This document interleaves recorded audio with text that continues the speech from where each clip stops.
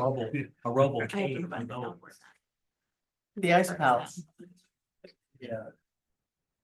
My issues are first world problems, right? This stays up. And then just switch it into that. There you go. Then you give a full professor 15 minutes if he's late for class. How much do you give an attorney? So see, Yeah. Well, we can move to another application. So. If you hear any good like noises, it something. If anybody's here for any of the public hearings, there's sign-in sheets up front. And there's also maps referring to those projects. So Capella Woods, Danford, and Roebuck, Roebuck. Okay, present here. With seconds to spare. 10-15. Well, we give you, decided we give you 15, full professors give you 15. You guys should be impressed by how I can home these. 59. With everything that I've been. You're closing my head, it's coming right. Oh, I'm sorry, I don't have to worry about it. Here's that letter I'm looking for. I have copies of the other thing. It's a real quick. I am. Well, I think I'm helping. Okay, let's get started. A call to order the January 13th meeting, 2025 meeting of the Town of Rochester Planning Board. Stand for the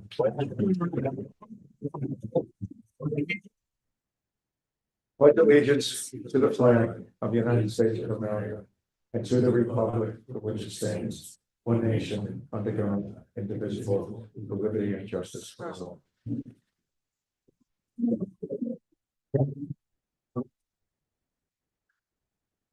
So, our official secretary was not able to make it tonight, Jasmine. So, our alternate, Robin Quick, agreed to be the acting secretary for tonight, taking record particularly of the motions, which are important, and the actions that we take. So, that's the first thing. Roll call, which I will do. Chair Jones is here. Member Nelson here. Member Pinsky here. Member Duda Here. Member Roberts. Member Farnwell. Here. Member Fesherin. Here. Alternate member Robin Quick and temporary secretary for the evening. Here. Dave Gordon, attorney. I'm here. Dave Church, our planner. And that's it. So thank you. Okay, before we're going to do the minutes of the last meeting, we'll review those at the end of the meeting. I just wanted to tell you what you have in front of you in terms of, there's a lot of paper. And some of it we may use tonight. Others of it is just for your reading pleasure. So the first one is an introduction to environmental law, SEQA law, Environmental Quality Act law.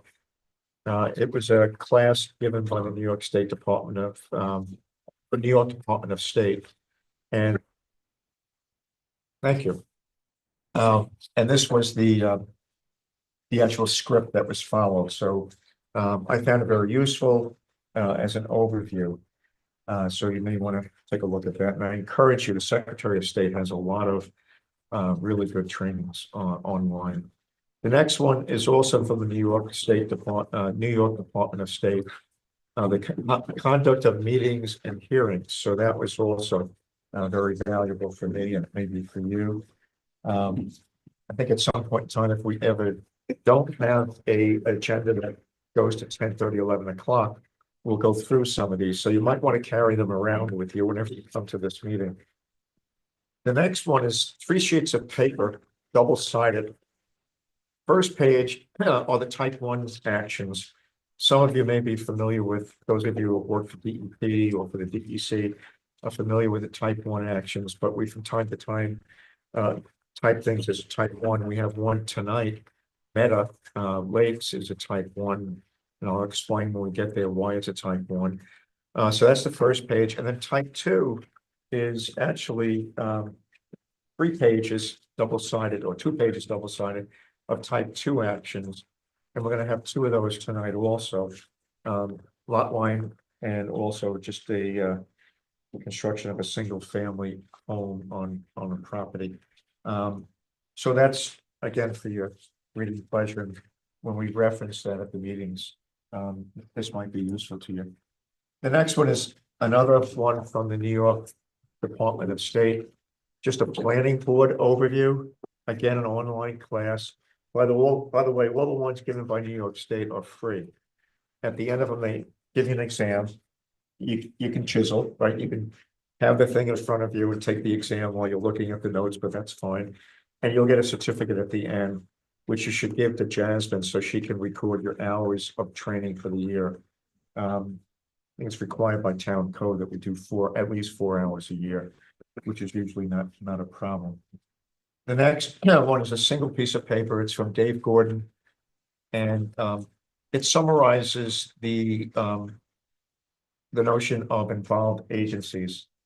Tonight, we'll be declaring ourselves lead agency in some cases. In other cases, we'll be circulating a letter requesting that we be lead agency, but we're referring it to other involved agencies. So Dave summarized what it means to be an involved agency or a lead agency, and what that means in declaring ourselves a lead agency or circulating to declare ourselves a lead agency. So we may refer to this also during the meeting. And Dave, of course, is here to elucidate more if he so chooses. The next one is actually a memo from the town board, two-sided, 2 pages, two-sided. And they're asking us to comment on some thoughts that they have and some proposals they have as to how to handle escrow in the future. So there is a whole section of escrow in the town code. The town board is not all that happy with the way it's working right now and would like to make some changes. So they want our input on that. We'll discuss this at the workshop meeting of January. It'll be on the agenda to discuss and to give them some written feedback. They'd like the feedback within 30 days of receipt of this. So if we have it on the workshop, we'll make that deadline. All right, so that's take a look at that. And the last page is a single page it's a letter actually, dear applicant or applicant's representative. And I sent this out back on December 12th, and I just want you to have a copy of it. I've sent it out to you, I think, at least once. You'll have to excuse me if you've gotten it twice from me. But it just tells them that we've changed some of the town codes. And it doesn't describe the changes here, but it suggests that they have an opportunity to either meet with myself and our planner and another board member separately to discuss their project, or our planner, when he reviews the project, will indicate to them if their project has been affected by the new town code. So I wanted to make sure that they had notice of that. And of course, it's online, they can review it themselves. But I just want to give that to you again. All right. Then I have one more letter, but when we get to that project, Capella Woods, I'll hand that letter out. I just got it in the mail or in the email. Okay, so the first application is actually for CRAM. If you remember at our last meeting, we had a public hearing for CRAM LLC. And we closed the public hearing. It was a 2-lot subdivision on Terradon Road, 15 Terradon Road. I have the decision here, which we're going to do tonight. There were 2 remaining issues that the board pointed out last time. One had to do with the septic approval by Department of Health, and the other one had to do with the RMA. But first, let me say hello to everybody. Mark, how are you? Nadine, how are you? And I'm Jack Robinson. How are you? Jeff, okay. The issue with the septic permit was just to get a dated septic permit, and It's in the mail. I know Yep. check's in the mail, so. And the decision is written in such a way that that's fine. Just needs to get us a dated septic permit before I sign the maps. The RMA, if you remember our discussion of last time, Mark was not able to make it, but Nadine was representing him. And our attorney pointed out, and I pointed out as well, that the RMA that's in existence didn't seem to protect the town quite the way our attorney felt it should be protected. So I had some discussions with him. He wrote a letter to the applicant indicating what he'd like to see. The applicant wrote back to us. And I think all these letters are, not I think, I know they're in the Google Drive. Applicant wrote back to us. And so I'm gonna leave it up to the board. I'm not ambivalent. I know what I would like, but I want to listen to the applicant or the applicant's representative in terms of why you feel the existing one is fine. And then I'm gonna let our attorney chat about why he would like something different. And then we'll make a motion. We'll decide what it's gonna be. I have it written that the RMA needs to be delivered in a fashion that's satisfactory to the board. And so we'll discuss the Planning board? It has to be delivered satisfactory to the planning board or the town board. planning board. Correct, 125-29 S7 says road maintenance agreement approved by the town board with the advice of the attorney of the town shall be required, making clear that the town is exempt from all responsibility for the maintenance of the same. Evidence of satisfactory shared agreement for ownership and maintenance of this shall drive shall also be provided. The planning board may require the creation of a homeowners association, and plat notations indicating the RMA shall be included on the final plan. In 2005, this subdivision was completed and done by this board and approved by the town board, with the current town board attorney approving the RMA. So the RMA that is in place, active and working, has been approved by this board, the town board, and is still in place. So to ask for a new RMA on a minor subdivision that was declared by the CEO doesn't make any sense. How can we take an existing RMA that is in place, working, and approved by this board, asked to be changed? I don't even know, and I asked my attorney to come tonight to represent, because we don't even understand the process of how a new RMA would be filed if this board declared that they needed it to be changed.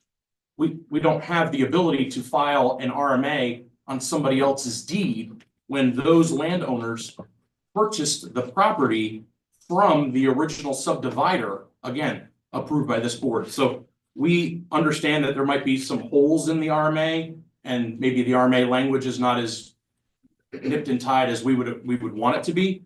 But we have a road manager, we have a yearly meeting that we handle. I mean, this is probably one of the best roads for a private road, especially for somebody who lives on a private road. You understand that this is probably in the best shape of all the roads and private roads in our town. It's been recently resurfaced in the last 12 months. We have all of our drainage and everything is cleaned out on an annual basis. I mean, I don't know what else could possibly want legally that would help when it's already in place. It's outstanding. And I'll just remind the board too that submitted with the application, you know, ahead of the application, the highway superintendent did inspect. I can't hear you, Nadine. The town highway superintendent did inspect the road and is in agreement that it's adequate and It's in shape. And it's in shape. And all the neighboring landowners has agreed that this is approved by them. And I know that Mr. Gordon mentioned in his email back to us, you know, wanted to confirm that the map and the RMA was actually filed with the clerk. We have all those map numbers, and that was submitted originally on the actual application with the map numbers and the filing numbers at the Ulster County Clerk. So if we need to provide that, we can do that. Okay, so let me just interrupt you for a second and let me backpedal on what I said to the attorney. I didn't know you were an attorney, so Sorry, sir? I said I didn't know that you were an attorney. Oh, I'm sorry. Okay. Did anybody know he was an attorney? No, okay. You asked me who needs the RMA. We eventually needed the planning board in the files in order for me to sign the maps. That's going to be one of the conditions.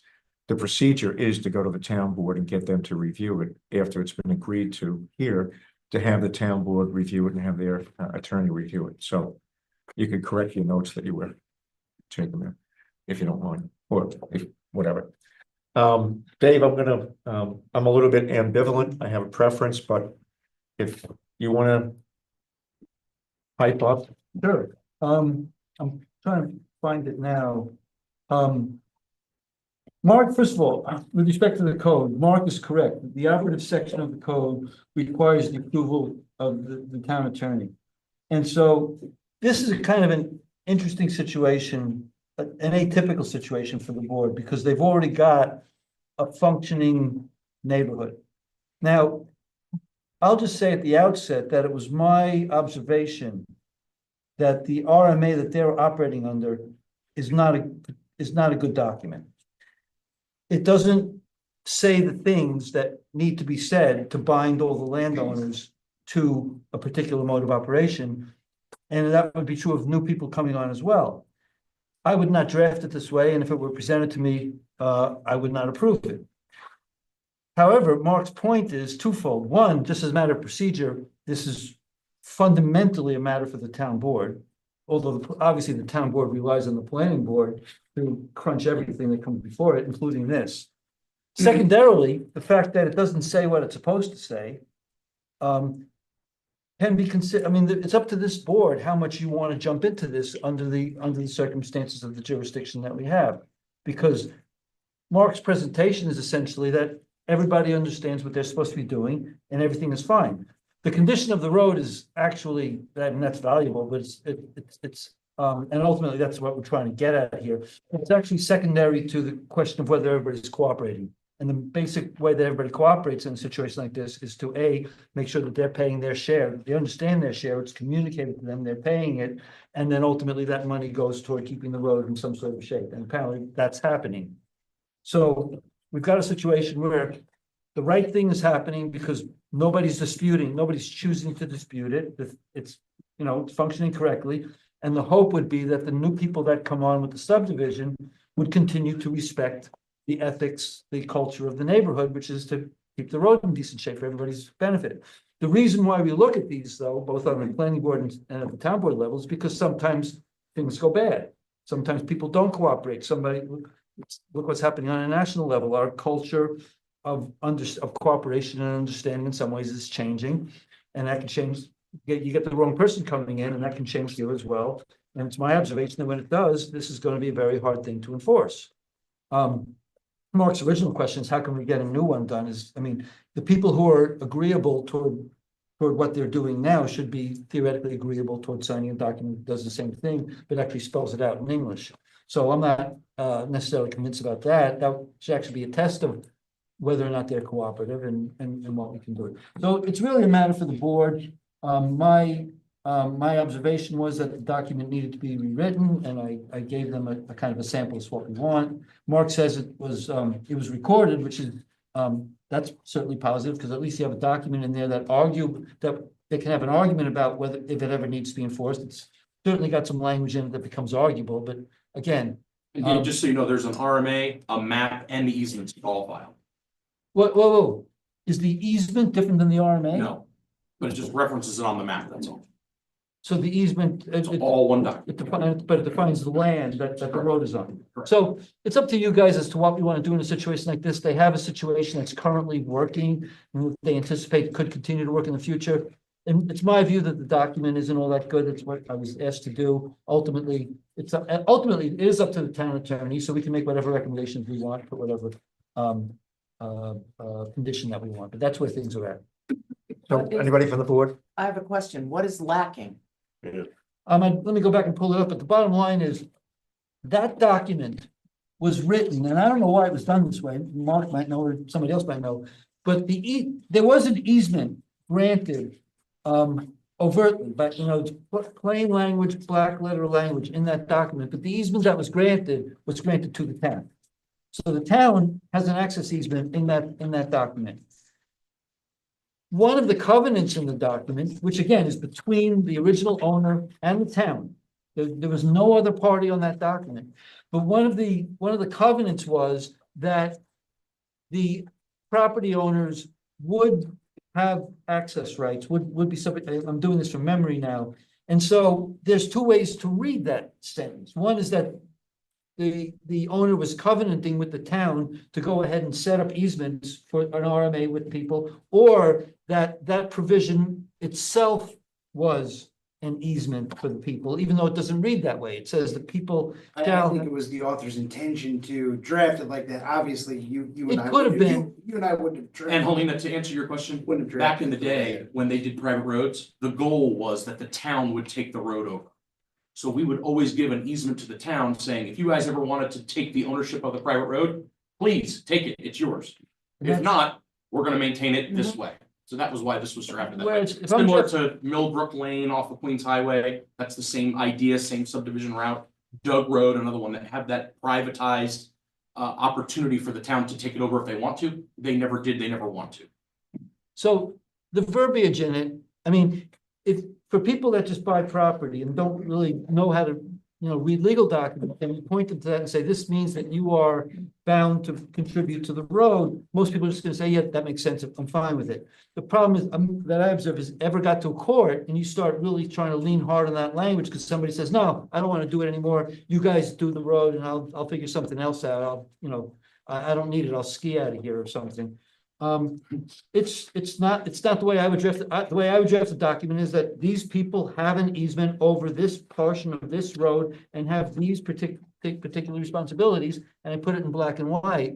But basically, they've got a document with a bunch of words that they're saying is fine and will be fine in the future. And it would not be it would not be the form that I would pull it up. And I'm trying to find it and I can read it to you, but I sent them what I was doing. They don't want to do it. So that's where we're at. All right, so why don't we, anybody else? And we're just gonna put it to a vote, a motion on the vote. Is there a way to easily amend it to satisfy? No, you need to do this. You can't This amend it. document, again, let me be clear. This was a grant of an easement from the grantor to the town with a covenant that the people who would buy the property would get an easement. That's fundamentally what it is. And so, I mean, you could try, no. Easement to the road, easement to the. Yes, an access easement. And so, no, that's not the way you draft things. You draft things to tell people what their rights and responsibilities are. Does it hold up as being defined as a RMA? I didn't think so, but Mark's point is that it's been interpreted for 20 years by people who don't. As an RMA, that would be my question is, we require an RMA. And does this hold up, to be defined as a RMA? I'm gonna restate Mark's point. He's got a document with words on it. Yeah. That comes close and that he says has been respected for 20 years as an RMA. If it ever got into a court, I think they'd have some problems, or they might not. I mean, it's not, but it's not the document I would draft, but Mark would say it's an RMA because it's been respected for 20 years as that. And also what he's saying is it's really for Mary Lou to decide, and she's probably not gonna come down against what she did 20 years ago. Exactly. Well, Jen, you had a, yeah, we talked. Jen, you had a comment? No, I had the same comment is, legally speaking, would there be any benefit to having the current landowners become additional signatories Yes. via an amendment to the existing RMA? That locks it in. And because the concern here, to be frank, is depending on what this board wants to do, obviously these folks, according to what the presentation that the applicant is saying, are getting along and are contributing and they realize that it's for everybody's good. But again, the next person may not be, may break the norm because again, we're starting to see this at various different levels and that can happen anyway. You get the wrong person involved and he's going to come and say, no, this is, now you have an aggressive lawyer saying, no, this doesn't bind anybody. It certainly doesn't bind me. And it doesn't even say what it needs to say. And there you are. And So, is it in any way binding to the signatories? yeah, it's fine. That's, So Signatory Here's is idea what? of- Signatory is the what? signatories they've signed this as an addendum dated later on. Well, actually, what they've given us is a separate letter. Right, that's a document that was created because the planning board needs, I get it. Yeah, just in order on a recently. private road for everybody to agree that this is subdividable and that they are okay with that happening. Obviously, costs would now be shared 5 ways instead of 4. At what point, you hold things together with, with duct tape, at what point do you take it down and do it right? So again, this was not the document I would want, it's not the document I'd recommend. They're saying that it's fine and that it works.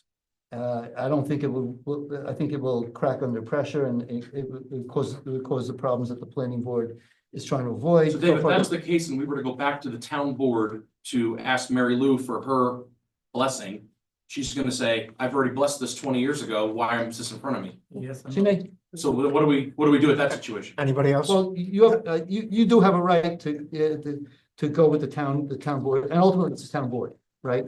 Town board can choose what they want here. Yeah, they're gonna, Well, we would make wait, hang on, we would make a recommendation to the town board. And then, of course, the applicant, depending on what we recommend, would have the ability to speak to the town board. If the Yeah, existing Hans? RMA would stay in place, is there any risk to the town? Yeah, that's what, it's the risk I described. A new person comes in, doesn't want to play ball. But how does that affect the town? how does that affect? the- Because the whole purpose of the town review of all this is that we want to, the reason why we look at RMAs is because the planning board wants to ensure that we're not permitting something that's gonna blow up in our face later on because the neighbors are fighting over whether How would it the come road back to gets you? maintained. The road doesn't get maintained and then somebody can't get out. Are you looking at RMAs when there's not a subdivision before the planning board? I mean, No, it's part of the subdivision, it's part of the subdivision review process.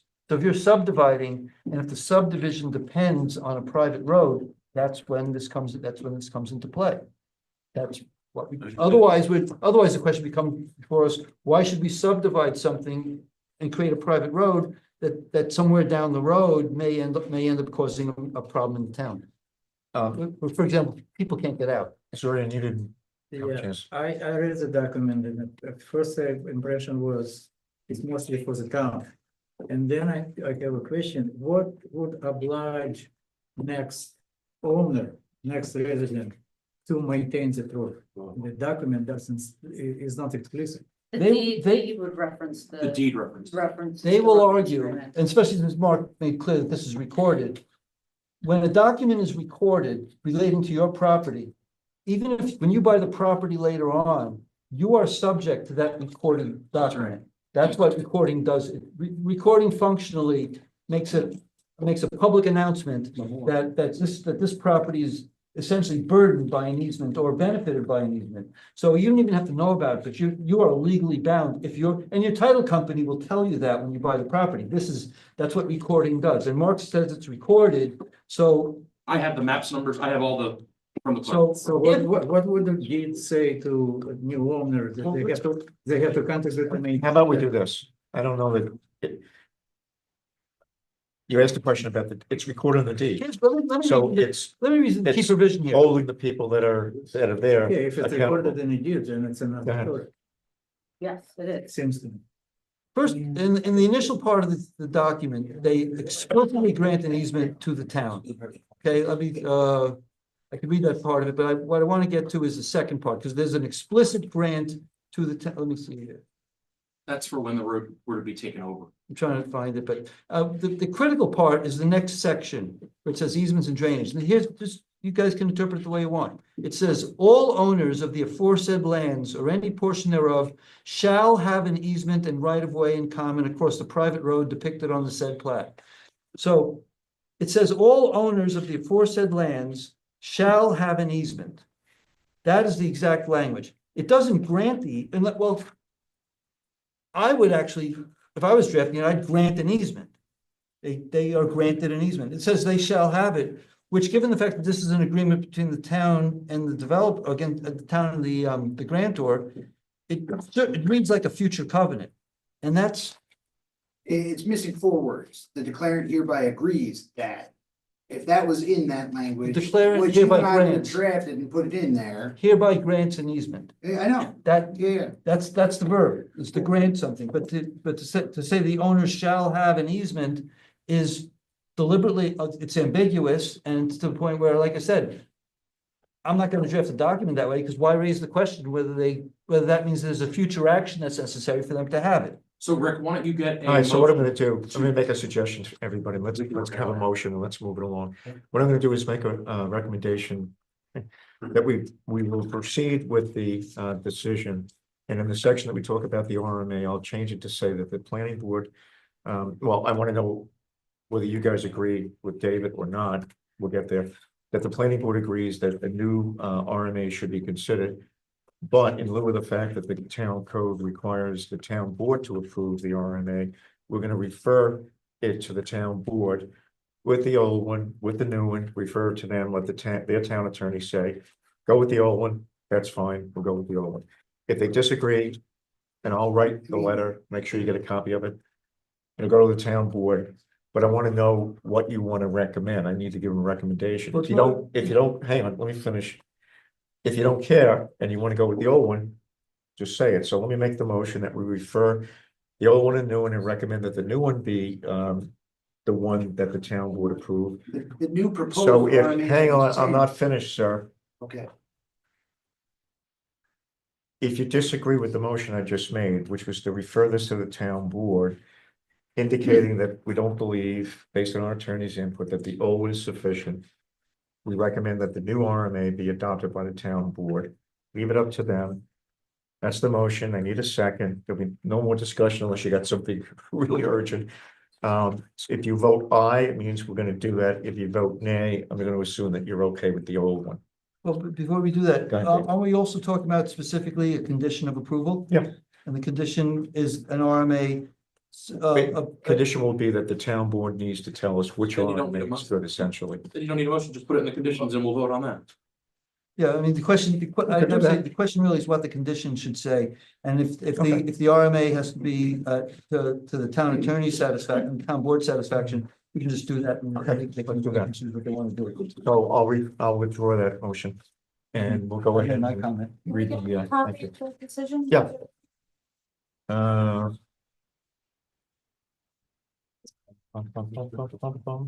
You didn't get a copy? I only have a red line copy. It's not. Do the board members have copies? They have a copy. Mark, Thank you. That one. when they do a title search. Yep. On this, This comes with it. is that title search show this? Absolutely. this When I responsibility? purchased it, this whole easement and the map and everything came with it. Okay, That's why it's here. It's hard to change it. well, it's not that it's hard, it's easy, you can change it just because everybody signed a new easement. It's in But the existence. point is, if it's already being interpreted Yeah, appropriately, then I guess Mary Lou will approve it. I would assume so. Okay, so let me just get to the decision online here. Rick, when you Nadine, spoke earlier, you mentioned you wanted to get the approval from the board to make a decision as the chair to go over this conversation with Mary Lou and others. well, no, you had a good suggestion, which was, we'll just go through it in the decision.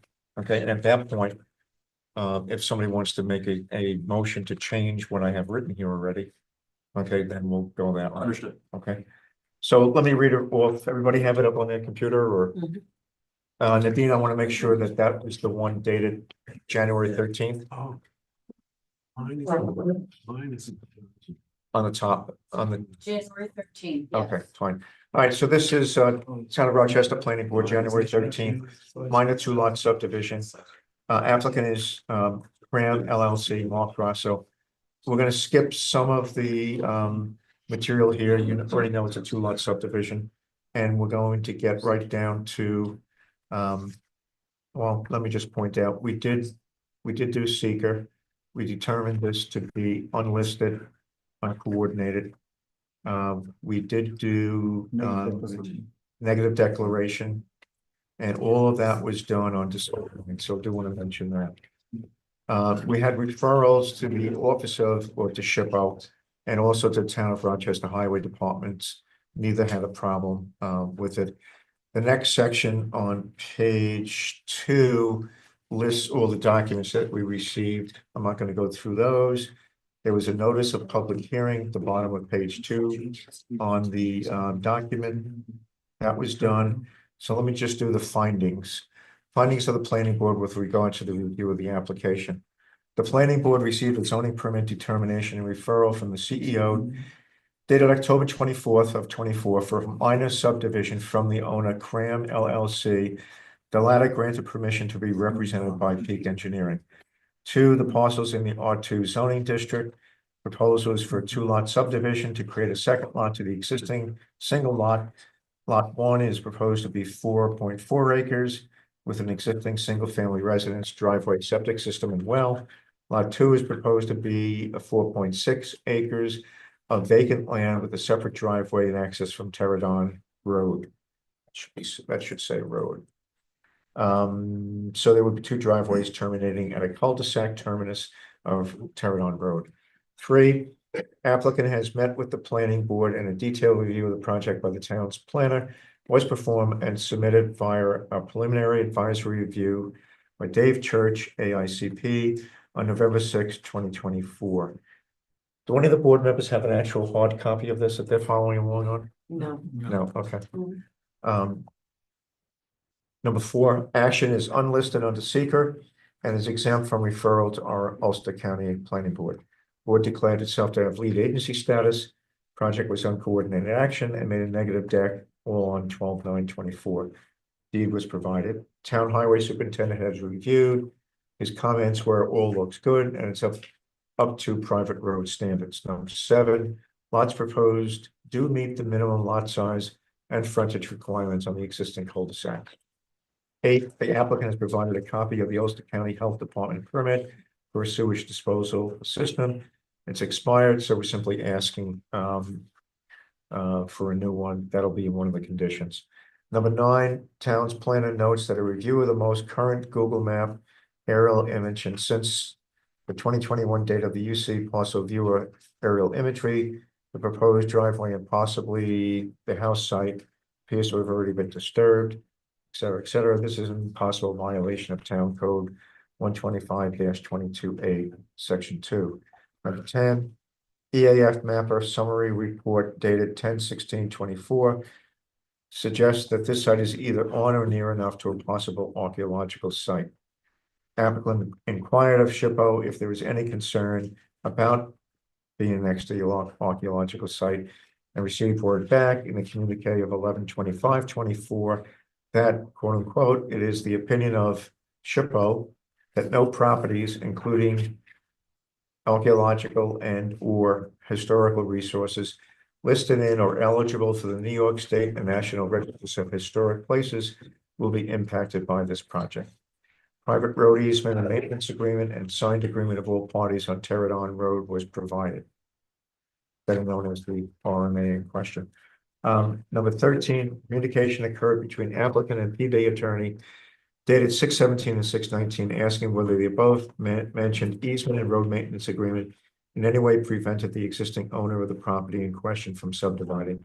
Planning board attorney replied that as to the ability to subdivide, there was nothing in this agreement preventing the added subdivision.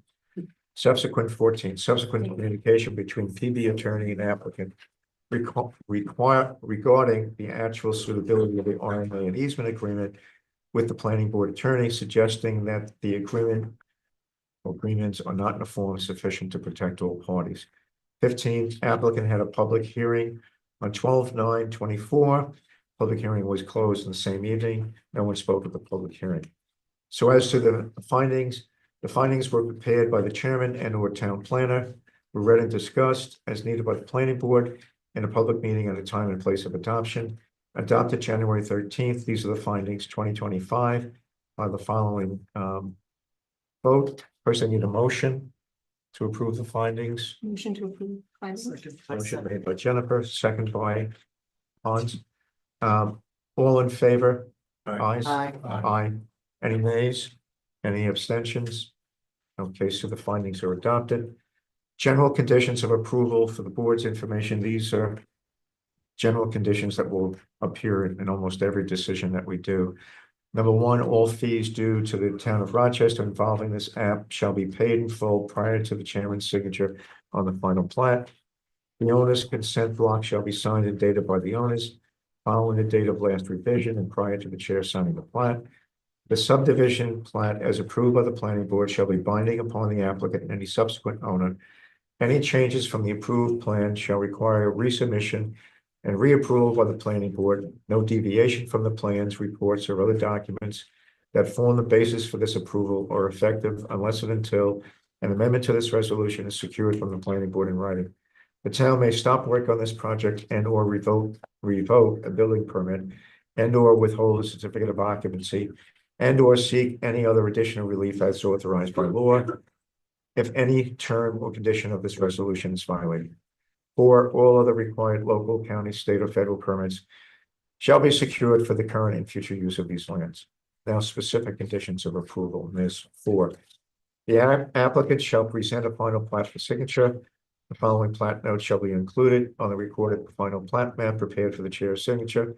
No future shared driveways will be allowed off of any cul-de-sac as per town code. This is the new town code, 125, and I don't have the entire new section. So no future shared driveways are allowed under the new town code. So that'll have to be filled in. Sorry for that. Any further subdivisions of land shall only occur with the approval of the Town of Rochester Planning Board. 2, the applicant will provide an up-to-date copy of the Ulster County Health Department permit refuse disposal system prior to the signing of the maps. 3, the applicant will provide an easement and road maintenance agreement in a form acceptable to the planning board attorney prior to the signing of maps. So this is where we need to make some changes potentially. It should say, well, let's continue. 4, all these conditions of approval for this project shall be recorded on the final subdivision plan submitted for the chairman's signature. So, why don't we stop at that point? And does anybody from the board want to make a different motion regarding number 3 and the easement and road maintenance agreement?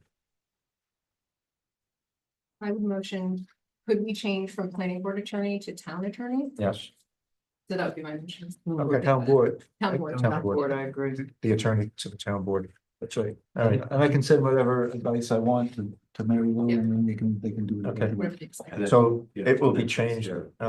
That's a motion. Do I have a second? I second it. Any discussion? None being had. I'll take well, let's continue, and then we'll take a vote on the entire decision. This conditional final approval shall expire 180 days from this approval date unless the final plat is presented and signed by the chairman. This period may be extended for 2 additional 90-day periods upon application 2 and resolution of approval by the Town of Rochester Planning Board. The Town of Rochester Planning Board further grants minor subdivision conditional final approval, permitting the subdivision of lands upon satisfactory completion of specific conditions of approval, and grants the authority to the chairman to certify that these conditions have been met, at which time the chairman is authorized to sign and date the plat without further resolution by the planning board. The effect of this approval: 1, the owner shall file in the office of the Ulster County Clerk such approved plat bearing the chairman's signature and any other related documents within 62 days from the date of the chairman's signature, or such approval shall be deemed to expire without further notice in accordance with New York State Town Law, Section 276.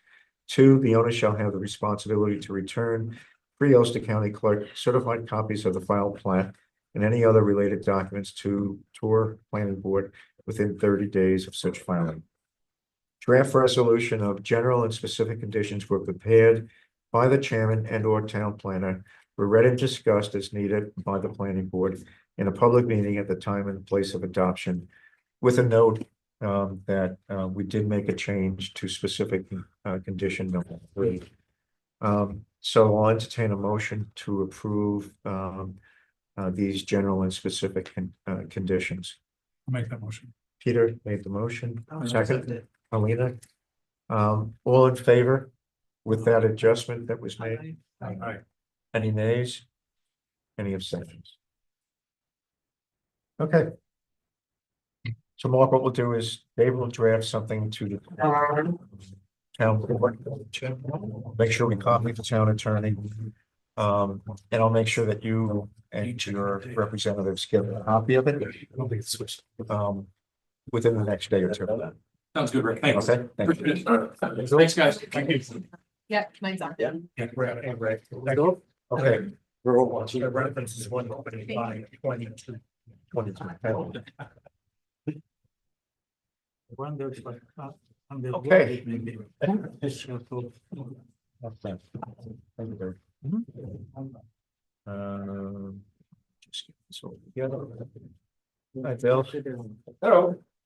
I think I know which one you're here for. Okay, so this is Capella Woods. Oh.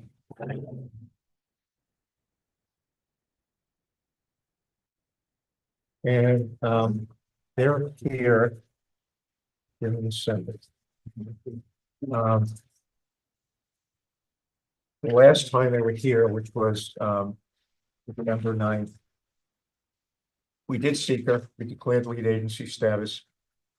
We declared it to be an unlisted, uncoordinated action of the seeker, and we also did a negative deck at the last meeting. I prepared the decision for tonight.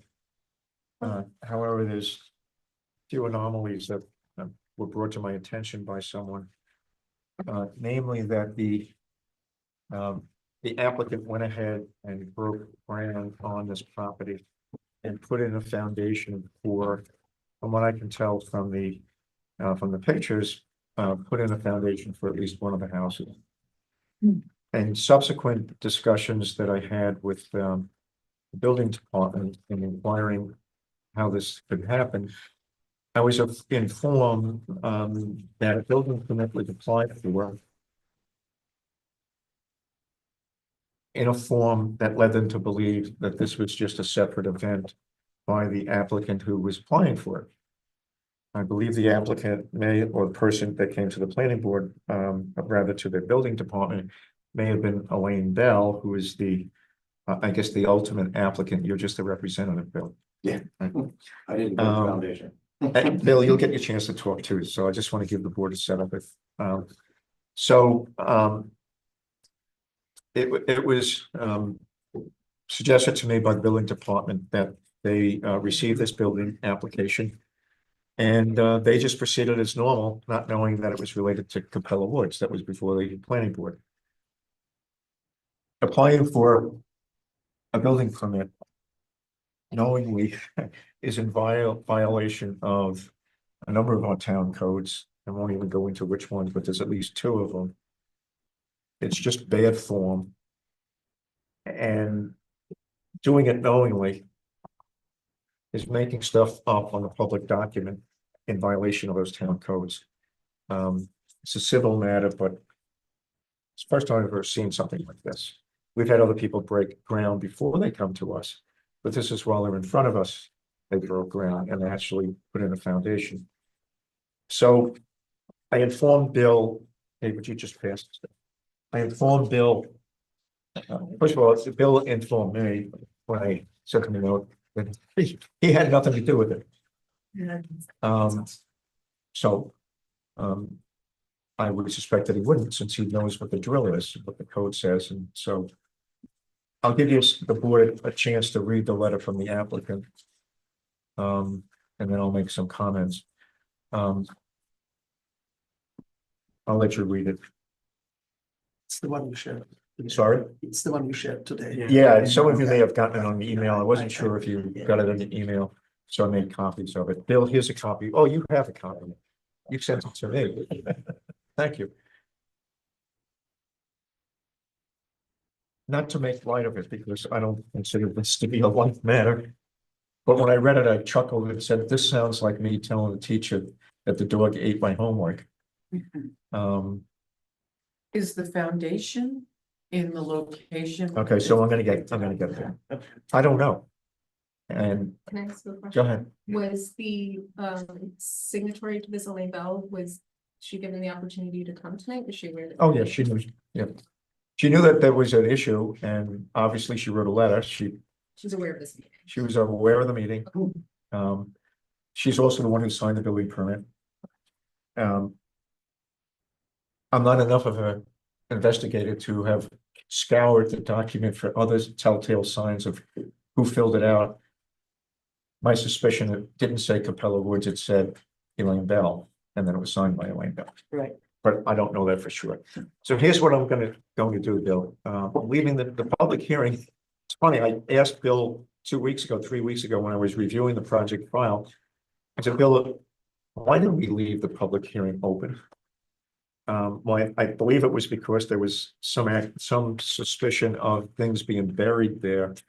And I still needed to ask some questions of our attorney and other people on planning what to do about it. And the decision that I drafted included what to do about it. But what I'm going to do and I don't believe I need the motion of the board, but if my attorney tells me that I do, then I will. But what I'm gonna do, Bill, is I don't know to, member Duda's question, I don't know if the foundation that has been put in, and it started somewhere at the end of November, through December.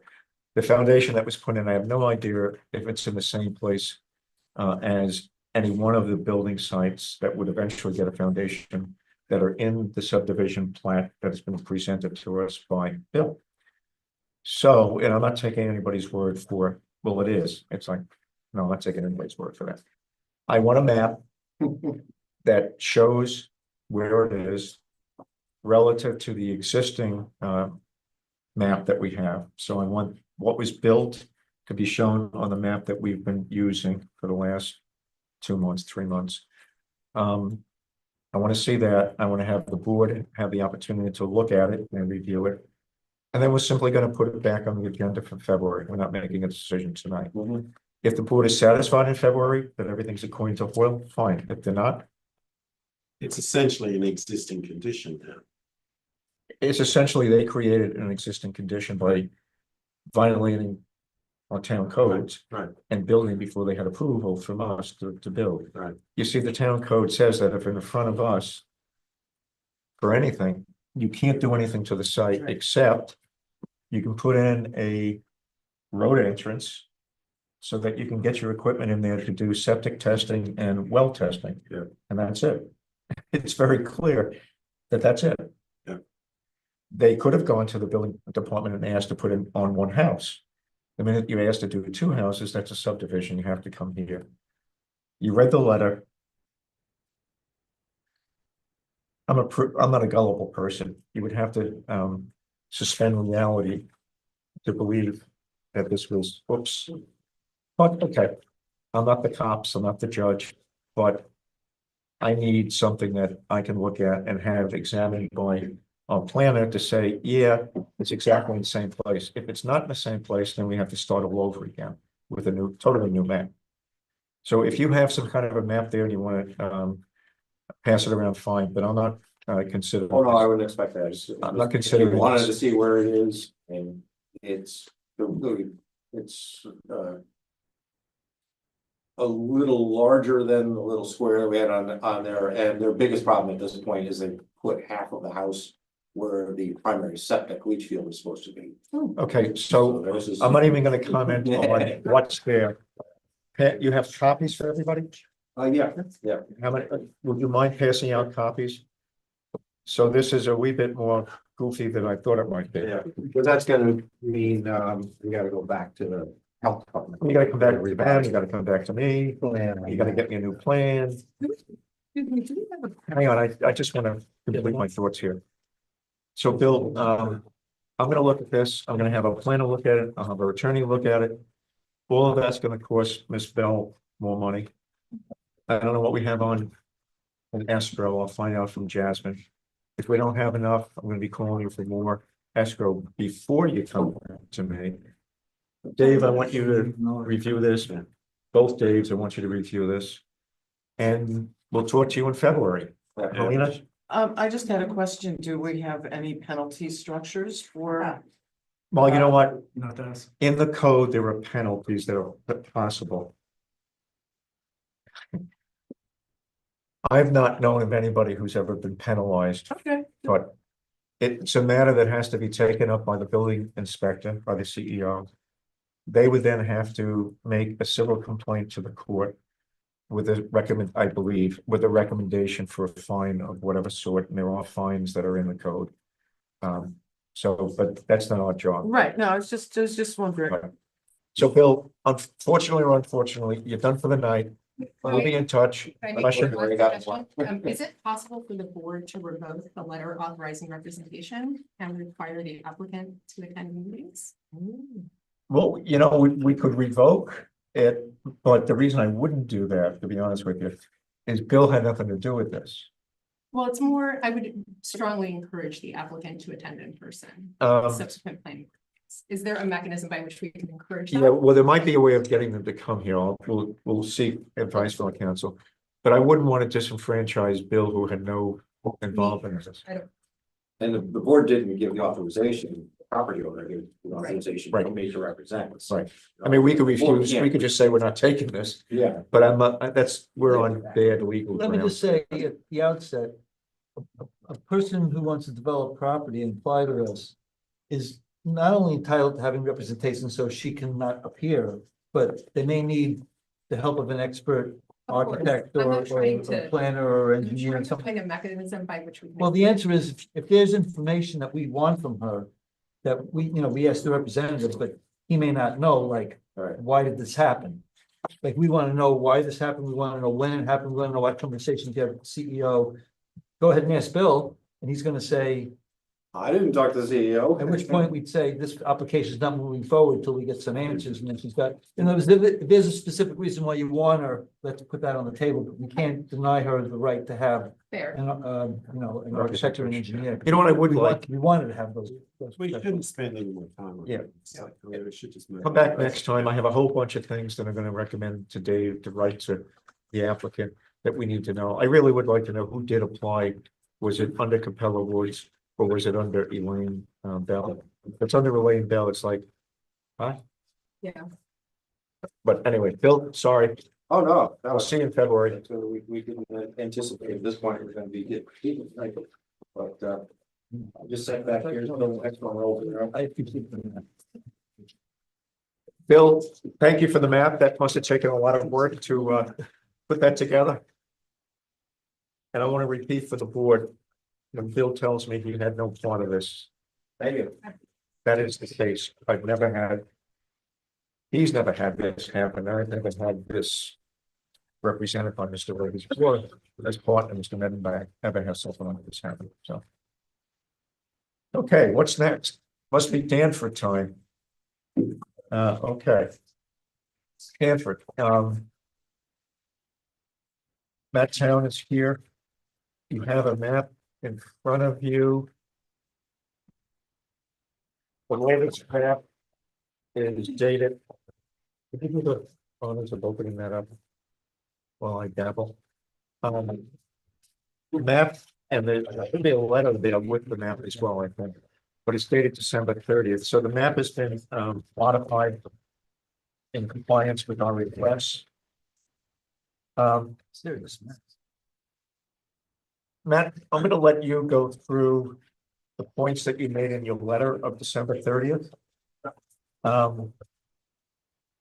In response to our letter from earlier in December 12th, I think it was, having to do with the reorienting of the conservation area, relocating the houses and then because of a letter that we got from one resident concerning site distance. And also in terms of the wetlands. So why don't you just take the board through what you've done and then we can proceed from there. Sure. So the map was revised. First item is the driveway for lot 1. It's shown on sheet S1, but it's more clear on S2. And it shows the driveway and paved for the first 20 feet. And it's switched away from the road to 2%. So those to address grade fullness, stabilize construction entrance there too. But basically it's to keep runoff from going from the driveway onto the road or from any gravel going onto the road. So, I think that satisfied that comment. The next conservation signs. We talked about putting them every 100 feet along the boundaries, so they are shown every 100 feet. It's a pretty simple one. Those are the dots, the black dots that you see along the outline of the conservation area. Yeah. Okay, Yes. next one, Matt. Next, so. I think you guys wanted us to reach out to SHPO because there was something, I don't know what it was, something down the road in the vicinity. Well, no, there wasn't something down the road. Let me just elaborate. Actually, it was flagged by SHPO because the house on lot number 3 is considered to be, I forget the exact terminology they use, but a 19th century example of XYZ architecture. And so what they requested was that there be shielding in terms of foliage to make sure that the house is protected. So that's the house of the applicant, correct? Yes, that's Okay. the existing house. So if you look at the map and the squiggly lines that show the tree lines, the house on lot 3 is indeed protected from all the other lots by the tree line that you see on the map. So that's, SHPO was correct in asking for that. I'm searching all over for the address, then realizing they're talking about the house on lot 3. Yep. So It's the a comment is view- taken care of. View I protection. can't hear you. View, protection of view, or what? Yeah, yeah. To protect The the separate. view of the house from the new houses. So it's Yeah. fine, it's done. Yeah. And not by plan, but simply by the way you designed it. But yeah, well, where the existing house is located and the fact that we're removing minimal trees. Yes, okay, keep going, Matt. So that, the RMA will be forthcoming. We don't have that yet. Dave Dave? Gordon, do you have an example of one Sure. that you'd like to see that you can provide? Yeah. Okay. I'll send you up one. Would you make a note of that, Robin, somewhere? Or we have 2 members, by the way, who have volunteered to take semi-minutes, since Jasmine is not here, that we can then consolidate and make sure we capture all the comments. So we just need to make sure that we send something to Mark by way of an RMA. Go ahead, Matt. All right, the next item was a comment from concerned resident, I believe across the street. They were wondering about their view shed. So I mean, what I had done, I moved the homes a bit further away, they're kind of down the hill a little bit, but I also just wanted to note that we're meeting all zoning requirements. It's consistent with the predominant community character of the natural landscape. The town of Rochester hasn't identified this location as an aesthetic resource of local importance through an adopted comprehensive plan or zoning law. So the project does not have a visual impact per se in secret terms. But like I said, we did move the homes down the hill a little bit further away. So, you know, you don't want to disrupt any neighbors, you know, or at least mitigate as much as possible. But this meets all zoning requirements, so no reason to not put a house there. So you won your point when you said you moved the houses. Yeah, You know, if you get as far as China, stop digging. The house that complained, or the applicant, the neighbor that complained about the view shed was the one noted as Weissman and Duff. There was a letter in the file about that. So Matt agreed, and when he chatted with them, he agreed to move the houses to lower points on the individual plats in order to ensure that the applicant was complying with or trying to be a good neighbor by moving the houses. So that did occur. If you look at the topo, I think you'll agree that he did a pretty good job of doing that. Right? If you don't agree, please say so, but thank you for doing that. yep, so that was that, and then the last comment was Wetland validation. wetland validation. So we had a comment, if you recall, from one of the members of the public that they were concerned with some standing water on lot, if I recall, lot 2 and lot 1.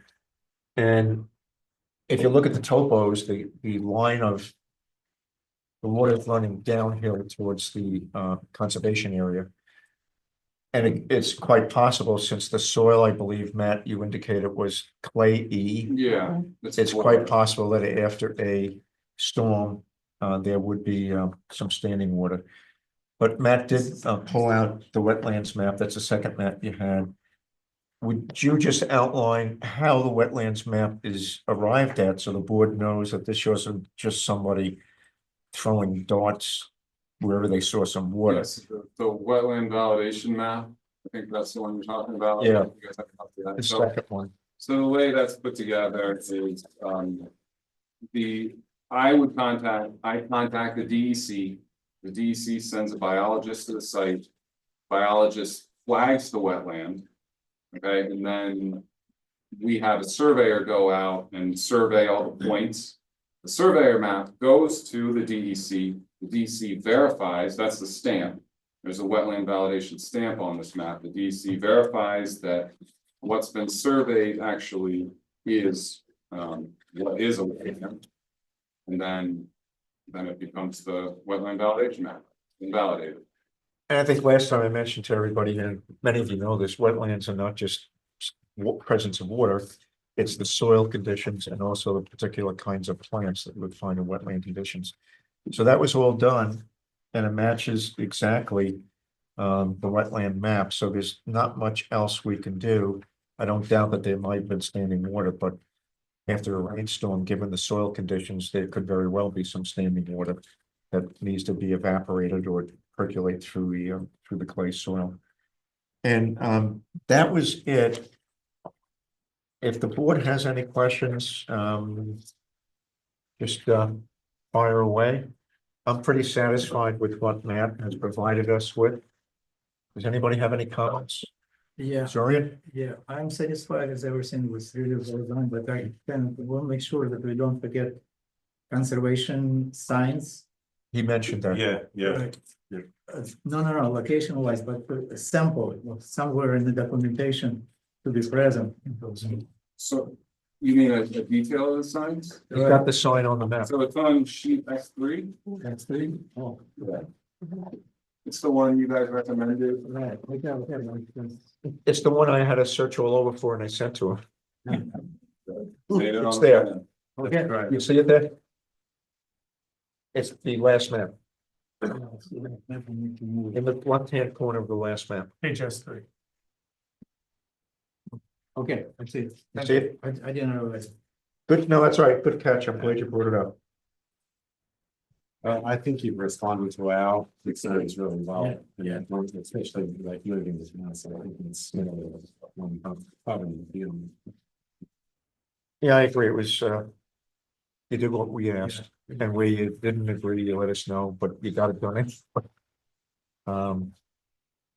Okay, so at the last time, I had to check my notes. The last time we did, I had mentioned, we did do seeker. What we didn't do was close the public hearing. So the public hearing is still open. So we have all the comments from the board. Any other comments? Okay, so I'm just going to announce to the public that the public hearing is still open. If anybody from the public would like to speak, I'd appreciate it if you would give us your name and your address. And you keep your comments to under 7 minutes is the number we've been using. If you have anything in writing that you'd like to submit, that would be equally perfect. So is there anybody else who'd like to speak on the project known as Danford? No. Okay. Yes, ma'am. Barbara now, and I'm questioning the violations that were made on this property before, unfortunately, this young man purchased it. Like cutting all the trees along the stream. Are they gonna have to replant all those trees? They violated code there. Are they gonna have to fix those violations? I think you're talking, I think you're talking about. I think you're talking about, Meadow Lake. yeah, no, this is a different project. This is, 120 Whitfield. you're gonna have to wait till about 9 o'clock for that one. Sorry. And we have a totally different set of facts there. Okay. Okay. So this is Danford. It's on, 120. what's the address? 120. Upper. Upper Upper 120 Upper Whitfield, 125 Upper Whitfield. Anybody else from the public?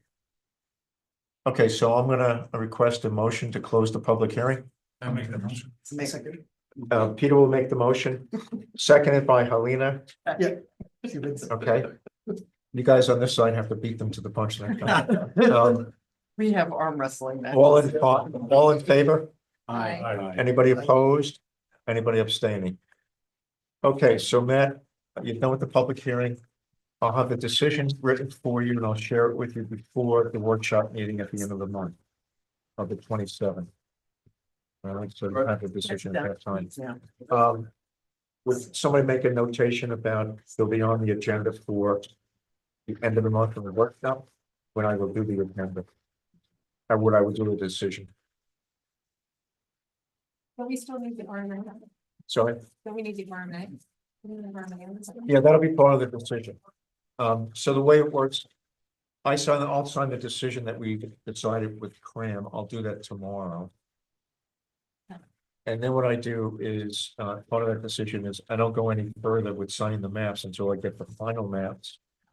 Until I get all the conditions. So in that case of Cram, the condition was the up-to-date septic approval from the Department of Health and a decision from the town attorney about the RMA.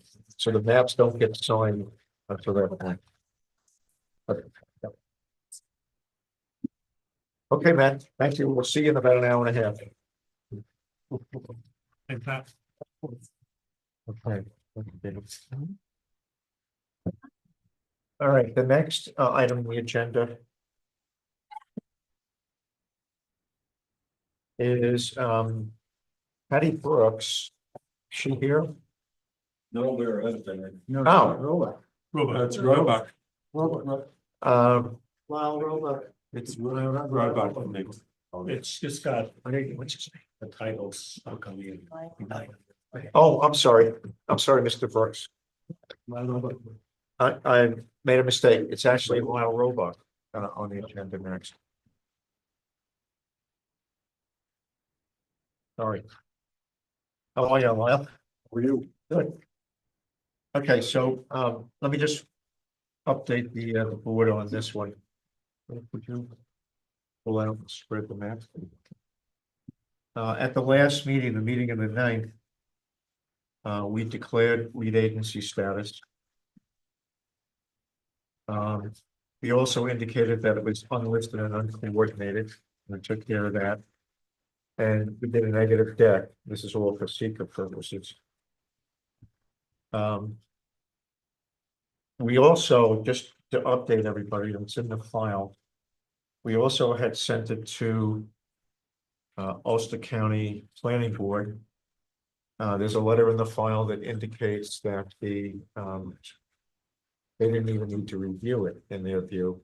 And so they sent a letter back, an official letter back saying that it's not only they didn't have any problems with it, they weren't going to review it because it didn't qualify for a review by Ulster County Planning Board. Lyle, as I told you, we're not going to do the decision tonight. We're just going to do the public hearing. And I'm going to leave the public hearing open. All right.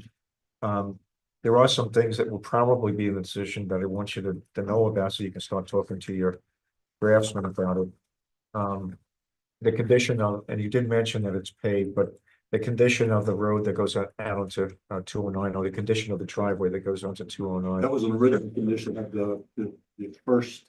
Site plan. So it was paved and has been repaved since.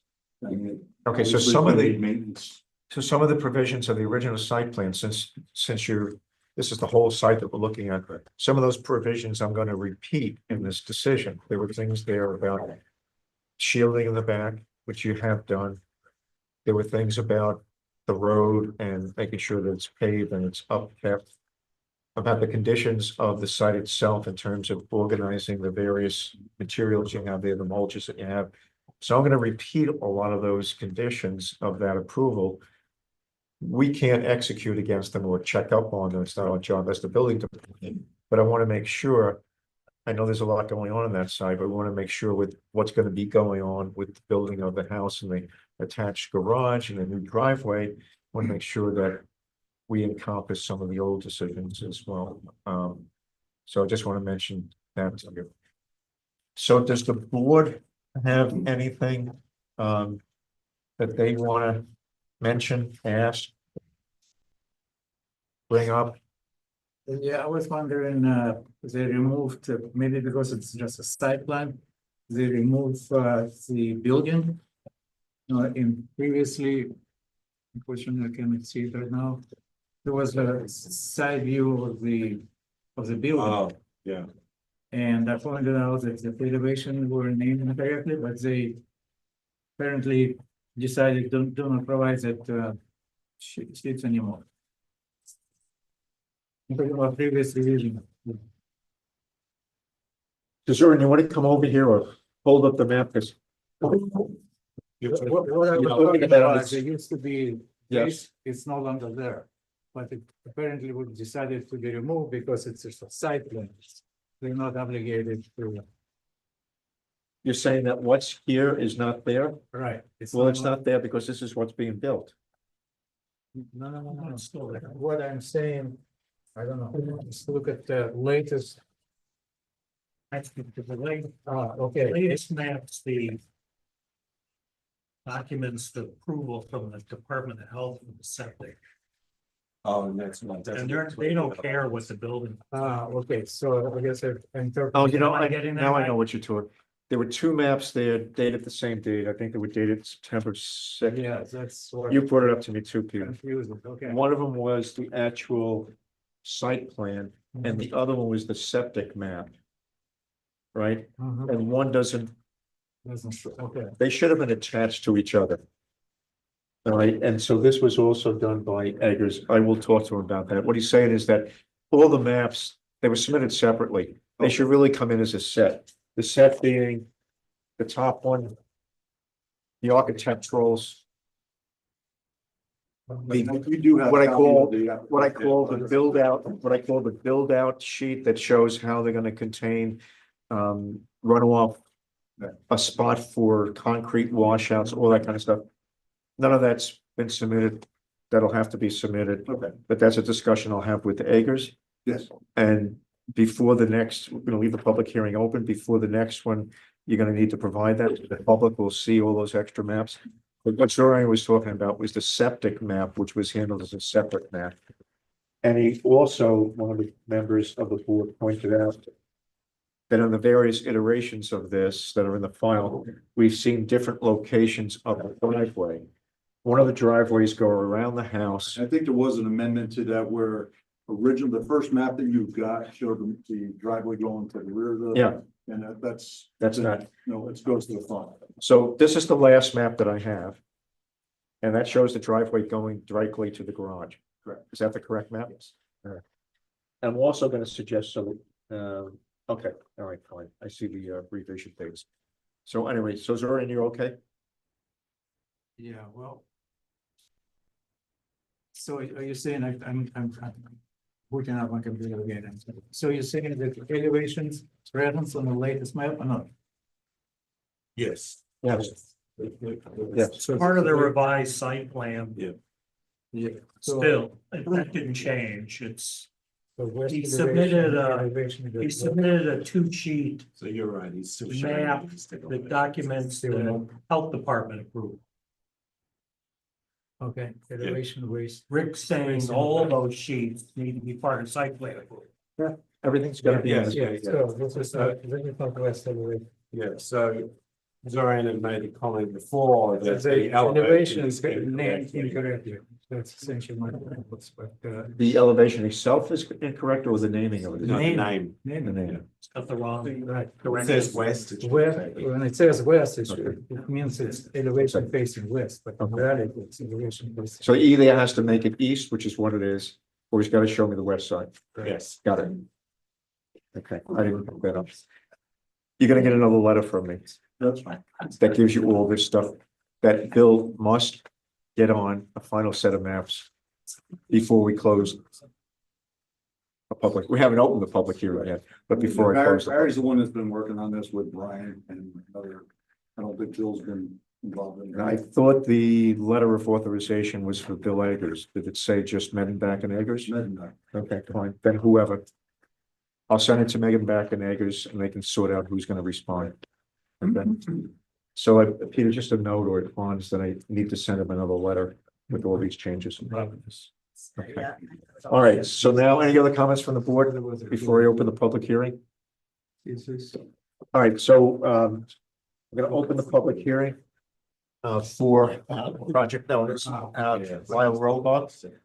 And same rules as before, please keep your comments directed to the board, not to the applicant. By the health department. Right, yeah, but I still would approve. please direct your comments to the board, not to the applicant. Try to keep your comments to specifics, things that we may have missed that you're aware of. And keep your comments to 7 minutes or under, and you can certainly deliver any written comments. Because the public hearing is going to remain open, so you have time to submit written comments also. So the public hearing is now open for comments from the public. Would anybody like to comment? Yes, sir. May I have your name and address? I am Gregory Kruger. I live at 8 Queens Highway, Cohasset, Okay. adjacent to Mr. Roebuck's property. We have lived there for 29 years. I am asking the board to ask Mr. Roebuck the proof of the recension and revocation of 2 easements that are attached to his deed and ours. We've been trying to get this enforced, and through a myriad of just diversions with the town have been misled repeatedly. I am asking the board to look at the easement documents we have that verify that we have a easement. We are the dominant grantors in our title chain. We do not want him using that property for anything except for the easement that it was originally designed for. And I have an easement with the state, and I have an easement with the original subdivider. Okay, so let me understand what you're asking. You're asking the planning board to ask the applicant to prove what he's asserted to you in writing or verbally. Is that what you're asking me? No, I'm asking for proof of the revocation and recension of both easements. Okay. If he can't provide that, I'm asking for the immediate recension of his application dated in 2003 and 25 for a special use variance. So, and our lawyer will have to correct me if I, well, first of all, it's a public hearing and I appreciate your input. I'd be happy to tell you that we're not going to ask for it. But we'll stop there because there's no easement on the map.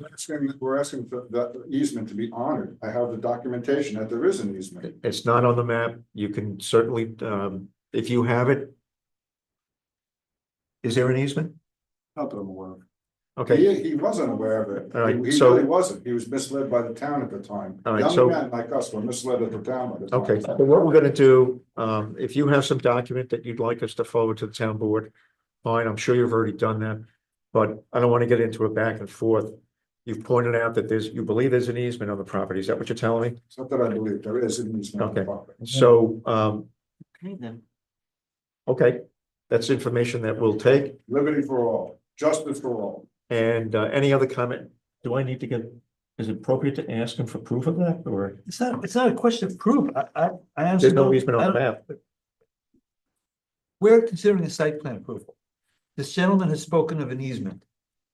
We don't know what it is. We don't know where it is. We don't know why he's asking for it. We don't know. It's if on his deed. It says it right in his Sir. deed, in his Sir, document. in order to complete your comment, we need the information to understand whether or not it affects our site plan approval. I strongly suggest that you reduce your comment to a written comment that includes the easement. It would also help for you to explain why you believe it affects his site plan approval. And if it does, and if it's a legitimate easement, we will take that into account. If you speak to any, we don't know we literally don't know what this is, or why it should be rescinded. And you also asked for it to be rescinded, which I don't begin to understand what that means or why, but it appears to me that you believe that the rescission should be a condition of site plan approval. So we need to understand not only what it is and where it is, but why it should be rescinded and why it should be part of site plan approval. I wasn't asking for the recension of the easement. I was asking for proof of the recension of the easement. In other words, you cannot change an easement unless the 2 parties who originally documented the easement are agreed to that. So that was, there is no But we documentation. don't, the point is, you may know what you're referring to, but I do not, and the board probably does I'll not. give you the proof, no problem. Okay, so, Not only proof, but the background, the explanation, the context as to what it is. I'm good with words. all right, so I mentioned before, we're gonna leave the public hearing open. Right. So you have time between now and the next meeting, which is in February. You have time to get us the information that you're referring to. And I'll have our attorney take a look at in the context of the action that we're considering here. the attorney that was involved with the original special use variance approval, or this attorney? Our attorney. Thank you, Yes. okay. Tell me what it is we're talking about and show me the documents and we'll figure it out. Anybody else from the public want to comment on this project? Okay, look, Lyle, you have any comments? Just that whatever information you're requiring, if you could just forward that to Cindy, attention to Okay. her or Barry. I'm sure Alright. they'll get all the paperwork. It would be, and Barry was here, it's always useful to have those people here, because I can tell them real specifically, you rattle it off. But I'll send them the letter to let them know what I need in order to get this thing done, or to move it along.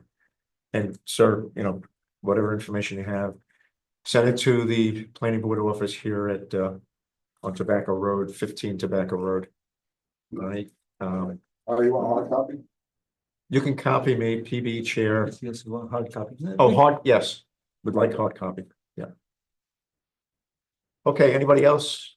All right, I'm gonna leave the public hearing open while, I'll talk You to, got a copy of the health department. we probably have it in the file. Okay. You gave it to Jasmine, right? You sent it to her? Well, we gave it to her initially. We couldn't locate it. We sent you another copy. Okay, so you sent it to her. Yeah, like, actually, I think I gave it to Peter. It's in the Okay. file. So, We've got it. Yeah. She's out today, so yep, understand. it's probably on her desk or in the pile of stuff that I have. Thank All right, thank you, Lyle. Thanks, Lyle. Okay, sorry about trying to go out of order here. The next one is the project Gary Finger and the open space, either Institute or Conservancy or Institute LT. So this is Mr. Brooks, your first name is? Rick, Rick Brooks. the only real good name out there. Yeah, it's a popular name. So, does everybody have that file up in the map? Out? This. So, gonna need an explanation based on the map, but, what you're trying to accomplish here. Yeah. I was a little confused when I first looked at it. Yeah. I was trying to figure out what you're trying to transfer. And it's this, it's, by the way, it's a lot line, right? Lot line, right? Yeah, lot line adjustment. So the transfer that's attempting to be accomplished is this little squiggly line that goes through the middle of the map. Is about 1/8 of an inch thick and runs about 6 inches down the page. Oh. They want to change the lot lines to encompass that as part of the other lot up on the left-hand side there, the north side of the map. And it would be useful if you explain to us the transfer of different properties from Mrs. Finger to OSI, then Mrs. Finger to her husband, Gary Finger. Son, thank you. And then all of the need to do this, because I guess some of these lands are now going to be given over to Minnewaska. Correct. And they won't accept anything that has some sort of an easement. Well, they can accept easements, but this one happens to be a water supply easement. Okay. So, this is a 20-foot wide strip of land, of which centered on it is an above ground, water line. Running out of a spring and a small reservoir, at the, end of it. It's about 1,200 feet long and 20 feet wide.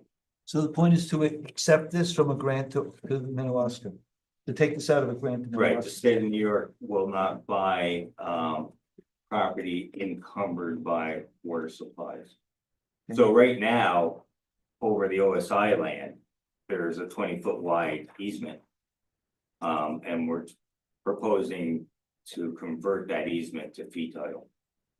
Combined with the other. With the Gary Fingers property, correct? So Gary Finger's property is the one that says lot 1, 8.5 acres. Correct. And the parcel A is this easement that has the water line on it. That's 0.82 acres. Correct. And the other lot called lot 2, 340 acres, that's the OSI. Correct. Okay. Now, if I may, Rick. Yeah, sure. There was confusion in the application package because the entity purchased the land, trust arm of Open Space Institute. At the time was, Open Space Conservancy, Inc. There's been a corporate name change filed in the Department of State, and I've added that to the, application package. It's now known as Open Space Institute Land Trust, Inc. So Conservancy is now Land Trust. Yes. But you'll see on the map, I have revised maps, by the way, I revised the name and I put a note on about the certificate of corporation.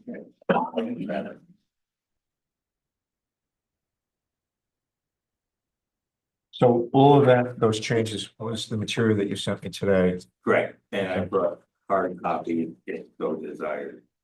Yeah, if you have multiple copies of that, I do. why don't we just distribute it amongst the board, just to. I have map copies and application copies.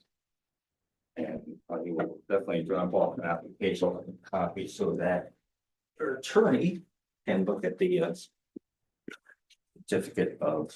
Thank you. Corporation. That's right. Oops, I know I was gonna do that. Yeah. So board, I think I had prepared a lot line decision form for this, but it has all the wrong legal names on it. And it was at the point of filling out the forms that I discovered that there was multiple names: OSI, OSC, OSC Inc., OSILT Inc. And so I did my usual, it's time to have a beer. But I don't drink, so I just had another cup of coffee. So I think what we're gonna have to do here, I believe I understand it. I'll take these. Thank you so much. Okay. I think what I'm gonna do, I'll make sure that everybody gets one of these packets. Let me do that right now, pass these out.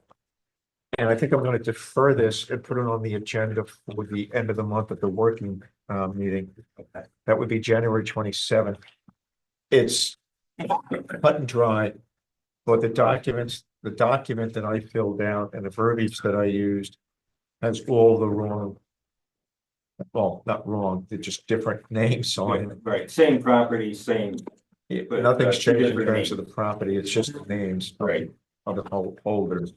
And you'll see throughout the application package, the Open Space Institute, Land Trust Inc. is part of. Within the original application, so there's a couple places where it recited the name on the deed as opposed to the current name. Right. So We need to know the applicant should be the current property owner. Correct. And there should also be obviously And that's what a we statement of corrected. a statement of accepting your representation signed by the property owner. And then from our perspective, all we need is the name of the property owner. And which should be the same as the applicant. And that's who's doing subdivision and. no, it's not a subdivision, it's a lot line change. Well, right, Lot line with change. I know Mr. what Finger. Right. And that's it. Right. So it's fairly simple from us. Once they Yeah. tell us who the applicant is, which has to be correct, then we can just, from our perspective, Yeah. that's who. You'll see the applicant is Open Space Institute Land Trust Inc. And that's the current owner. Okay, that's it. And you'll see that the letter of agent is in that name also. That's it. Those were the two Sure, big go ahead. changes. So I see, I understand the goal here is this spring, is this a surface water course? It is a pipeline. It's a pipe, okay, that answers my question, thank you. All They right, used to feed the houses down below, but there's a private well now that does that. But Okay. they use it for the swimming pools and stuff. how do they, just as for my own information, how do they prevent somebody from deciding they're gonna damage that line? I mean, is that hikers or? It's not underground, it's above ground? Above ground. Wow. So it's the Catskill Aqueduct. That's true, I hadn't thought about that. I think it's a secondary water source. Travel 208, right? It is now. It's still, it used to be a supply. Okay, so the board have any more questions? We'll put it on the workshop meeting to get it done, but the paperwork I prepared is not correct. So Rick, if I have any questions, I know where to find you. You do. And, okay, so I think You want me at the workshop? You want us at the workshop? I would like somebody to get from the workshop in case there's questions. There's no public hearing necessary. Right. And by the way, just, and I guess we have to vote. Oh, this is a type 2. If you look at the sheets that I gave out to you, listing type 1s and type 2s, it's number in the type 2 list. And this is a little bit of educating me as well as the board. It is number 16 on the type 2 list. Number 16 says granting of individual setback and lot line variances and adjustments is a type 1 action. So this is a type 2 action. It doesn't require anything more than, do we have to vote on it being type 2 or it just is type 2? Type 2, which means that we don't do secret. We don't do anything. No, we don't do secret. We don't do secret. Right. We still do the lot line. Right. So it's number 16 on that sheet. Okay. Good. Thank you, Rick. I appreciate it. Okay, thank you, Dave. I still have questions about this. That's beautiful. David was just saying that Minnewaska is getting a whole bunch more acreage. 400 acres. Oh, yeah. Then I'll have, outside. I'll have to hike it, Rick, and find that pipeline. I promise not to touch it. Okay, the next project, Matt, is MDS 5195 LLC. Helicondius flowers. So let me give you a little bit of upfront on this one, and also a caveat or two. This is a project that is the applicant here, by the way. He said he was going to try to make it. Marvin, is that his name, Marvin? Yeah. Okay, I guess he didn't make it. This is a project that actually the gentleman who was proposing it has been trying for 9 months to try to get on the agenda. And apparently during those 9 months, there was either lack of communication or misunderstanding of what it was he had to prepare. When I did meet with the applicant and I told him, your English is better than my Spanish, so I can understand that there might have been some confusion in the past about what you needed. He prepared a survey map. We didn't need a survey map. He prepared this, that, the other thing. What he needed was a simple site plan map. So what I did is I gave him the names of 2 of the people that we deal with, 2 of the planners and surveyors we deal with. One of them was not available in the timeframe that the applicant thought was appropriate. And the other one was Matt. He agreed to meet with the applicant. I met the applicant at Matt's place of business to make sure that there was no confusion as to what we needed. And I did nothing more than to say, Matt, you need a site plan. You know how we do site plans here. And just make sure that the site plan you give us, which you have in front of you, encompasses all the items that we need on a site plan to review a site plan and make a decision about a site plan. So I'm telling you that because I decided not to recuse myself. I wasn't there for the rest of the meeting. I just introduced them. I'm not involved in whatever financial arrangement they have. So I don't believe I need to recuse, but I do need to let the board know and the public to know that. So it was simply a referral. Been trying to get this thing done so the guy wouldn't be spending another 9 months trying to figure out what it was he needed for us to review.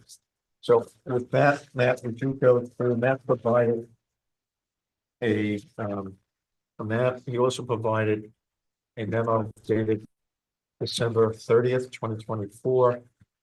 There is a short form EAF in there, which is appropriate. We don't need anything more than that. There is site plan and special use permit application that was filled out in the building department. Yes, I believe you got this approved by the building department, right? Yeah, it went through the. You went through, I don't recognize the signature, that's why. But you did go to the building department, right? All right. Okay, and you have that in your file. Oh, yeah, here it is. There's the determination letter from Jerry and from Alyssa. It's a principal permitted use with site plan review. In the, what zone? Business zone and district. Okay. And there are letters of authorization. One letter authorizes, so just so to give you some location. This is the auto shop that is on the. As you're going north, it's on the right-hand side, that would be the east side of East side. 209. It has new owners. And it's the corner shop as you proceed up the road. It's the first portion of the site. I believe there's pictures here of that. Maybe you didn't provide them that. No, it's on the map. Yeah, it is on the map. It's on the map. So it's the corner site. I'll let you explain the dimensions and all that, but it's the corner site. There's parking there, lots of parking. And so you have letters of authorization from the owner of the site authorizing the person who's going to lease that corner site for the flower shop, who is Mr. Gonzalez, better known as Marvin. And then there's an authorization letter from his wife, who is actually going to be the person that runs the florist shop, authorizing Matt to represent her before this board. So with that, those are the documents that you have. With that, I'll stop. Matt, why don't you describe what we're looking at here? Sure. Yeah, so it's, I mean, it's pretty simple, pretty basic what they wanted to do. It's an existing auto body shop, about 5,000 square foot building, and Marvin and wife want to lease a 12-foot by 20-foot section of this building to have a retail floral shop. Very basic. There's a commercial agreement that I think they filed. There are 3 parking stalls included with that. There's no water or septic proposed for this. There's existing on site. But it's going to be 1 employee. There's really no proposed changes to the site exterior. I think there's going to be a decal on a window, which is the sign. Not proposing any changes to lighting. I realize I didn't put the lights on here, but there's one at either corner of the building. They are full cutoff. I have photos of them. No, The one on the south side isn't working, but it's not working. It's full. Jeez, Local knowledge there. So you might want to I'll let tell them know. you might want to tell the owner and use I'll it let in them know. bulk. Yeah. But yeah, I mean, it's an auto body shop, so And remember, that's not what's on for applications, the floral shop. it's, yeah, it's the floral shop. For the And the agreement between the Okay, parties yeah. is none of our business. Right. Okay. Yeah. Our business is the site plan for the 20 by, what'd you say, 20 by 14? 12 by 20. 12 by 20. Yeah. Thank you. Is it gonna be separated with the wall? Yes. Yeah. Is the wall installed already? Do you know? I don't know. Okay, but there is gonna be a wall then. Is there an entrance? Yeah, there is an entrance right here. Okay. Yeah, the photo is down here. I don't think it was. No. Joe, What'd you say, Helena? Helena, what'd you say? that is, I don't believe that's in our file. Yeah. It's a. No, that's not in our file. Hold it up, Matt. Okay. We're gonna need a copy of that, Matt. Sure. Get it to Jasmine. Get a copy to Jasmine, so it's in the Google file, so everybody can look at it.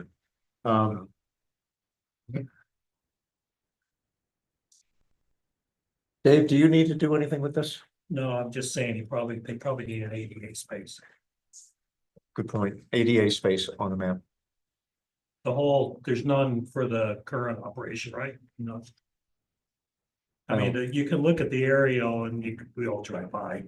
No, Yeah, a there's, lot of vehicles haphazardly on that property at times, right? Yeah, yeah, So code says you're supposed to have 1 ADA space. sure. get us an ADA space, Matt, Yeah. marked absolutely. appropriately.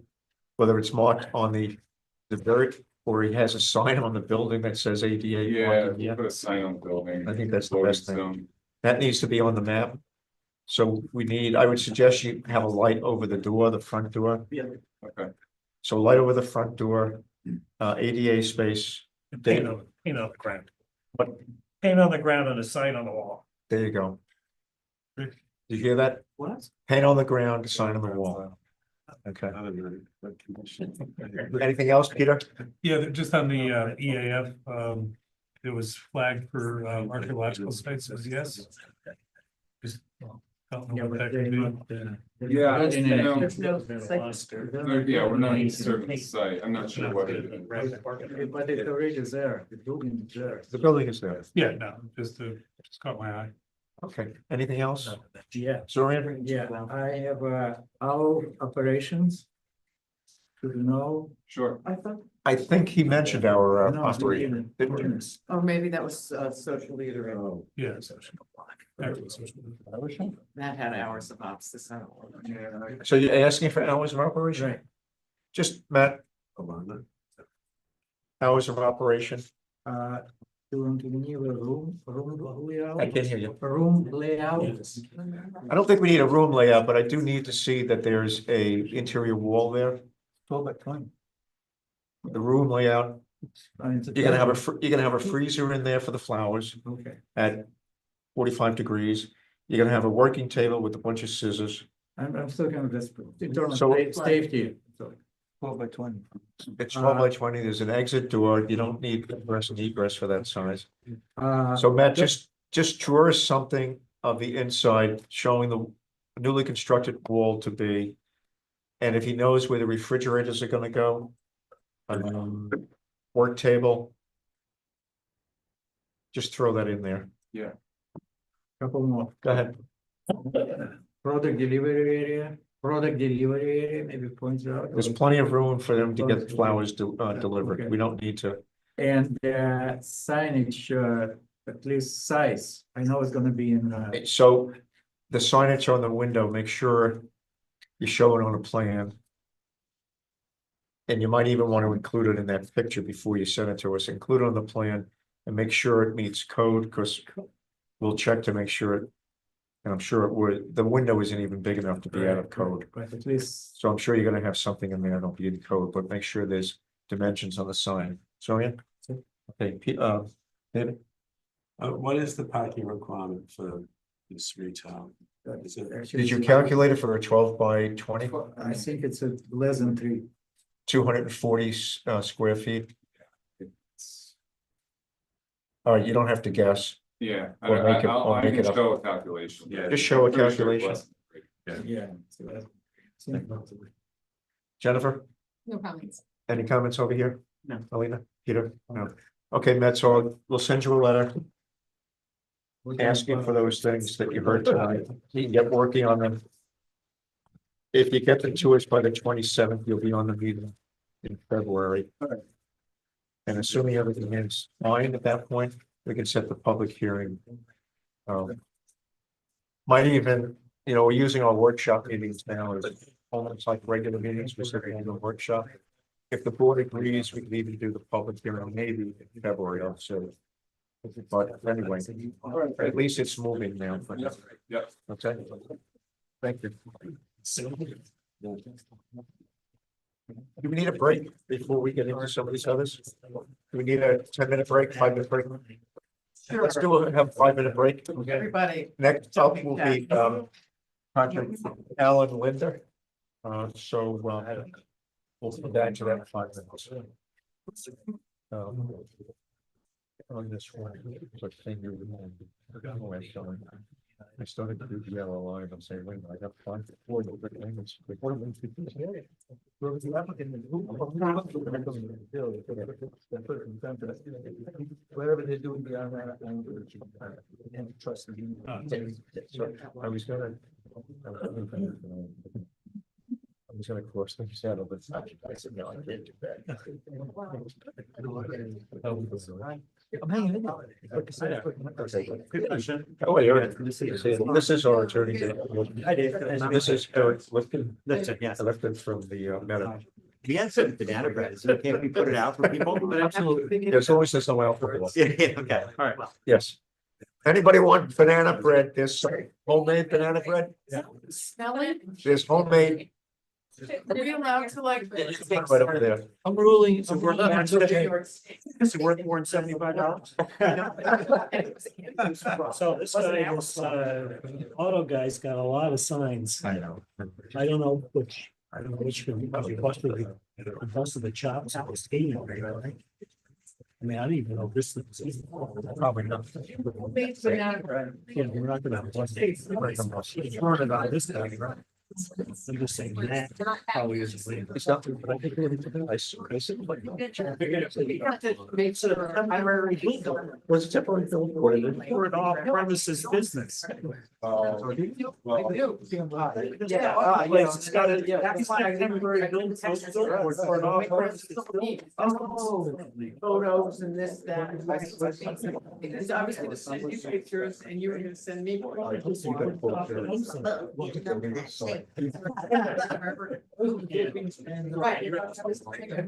stepbrother is. Huh? We're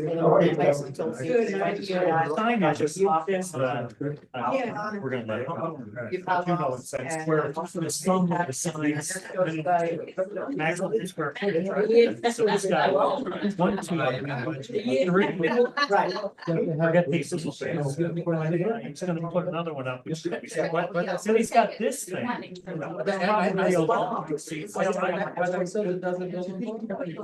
That's on separate parcels. I don't know. I could figure it out. I mean, it's right there. We can figure out which part of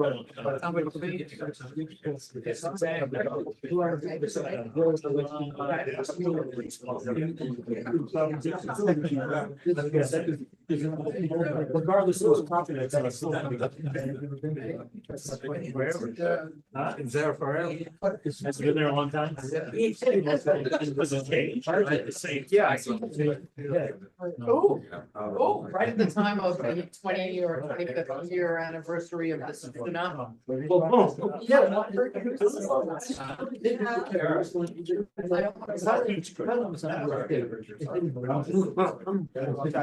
Robin, the cake is good. Need to do that, we can still manage, please. One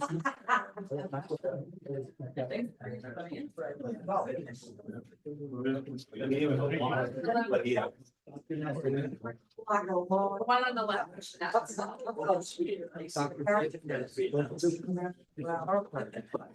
He does ART.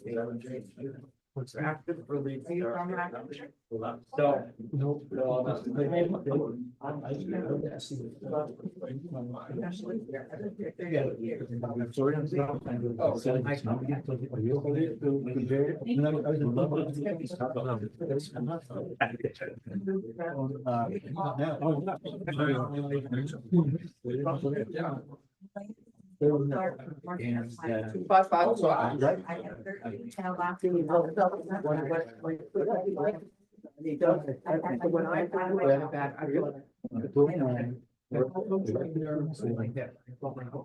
Standard. So I go down to access, they said, no, you're lying. He's amazing, amazing, and it's. Even in our West. What is solid? So I sent them, he's a Jordan guy, which is like. Yeah. You know, if it's legal, I go behind the bread, yeah, I don't do like a member of planning board. To go by the bread. I can sit from it. Well, people like this, but still.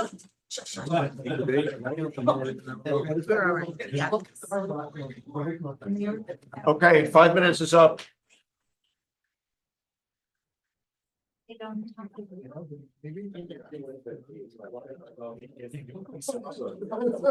need a gal.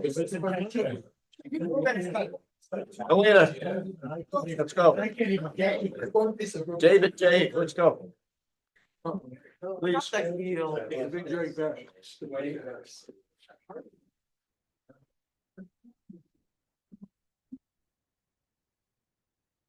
Eric, you and your wife can come to our meetings all the time, even if you're not on the agenda. Every time you get a building permit, you can come in, you know, we're here on the second Monday, just bring the baked goods. Thank you for that. Well, that's really good. Thank you. That's a hell of a power move. All right, the next project is Alan Linda. It's a subdivision, minor subdivision. And now they were here before, the last meeting, December 9th. And we sent Bill back with some things that had to be done. For those of you who may have forgotten, it's the Stonehouse Tavern. We had gotten a site plan approval from us about 2 years ago. And that separate decision is in the file. I believe she loaded it up into the file. But what they're doing is separating, well, what I would call the more residential nation from the larger parcel, and you see there a lot more is the what I would call the business parcel. So Dave Church did a review for us. It's in your file. It's dated January 2nd of 2025. So Dave, for this one, would you mind going through the salient points and pointing out to the board your questions, your concerns, and other matters that you pointed out? Well, it was already mentioned the relatively recent site plan amendment for the tavern. So the board asked for there to be improvements proposed, which I guess, Bill, are in progress, right? What's that? The improvements for the tavern that got approved are still in progress. I think we got everything. Because I don't know if the parking lot in the back's, yeah, it's not that important. Yeah, that shows on that gravel parking lot. Okay. Oh, yeah, that's. No, I mean, you show it. I'm wondering if they built it. Yes. Yeah, well, Um, this is a subdivision, not a Yeah. site plan. correct. So we But show the board- existing things. The board asked for those features to be on the map so they could see if it Right. conflicts with the subdivision, which it does not. Mhm. To my recommendation, the subdivision's gonna have no impact on that site plan approval. Right. It's this parcel got rezoned business, so everything's gotta be updated. When you say the parcel, everything, The including, entire part, he's subdividing a single parcel. right, so That parcel got rezoned business for the new zoning. Right. It's actually relaxes the dimensional requirements of the lots. So it doesn't have any impact on the subdivision proposed, but the paperwork's just gotta be updated. And I think we asked for the code enforcement officer to update the referral. all right, so as you go along, David, make these comments. I'll just comment on them, what I've done. Okay, I sent a letter to the code enforcement officer that you'd be coming to get a new determination with the correct zone. It's no Okay. longer, what was it, R3 or Yeah. R2? It's Yeah, it was now R2. business. So, and you don't come under any of the grandfathering possibilities with the new town code. So it's got to be retyped from the CEO point of view to business. It's just paperwork. Yeah. All right. And Dave is correct. It actually relaxes some of the setbacks a wee bit for whatever they intend to do there. Dave, before you go any further, and the question about the previous site plan, and was everything done?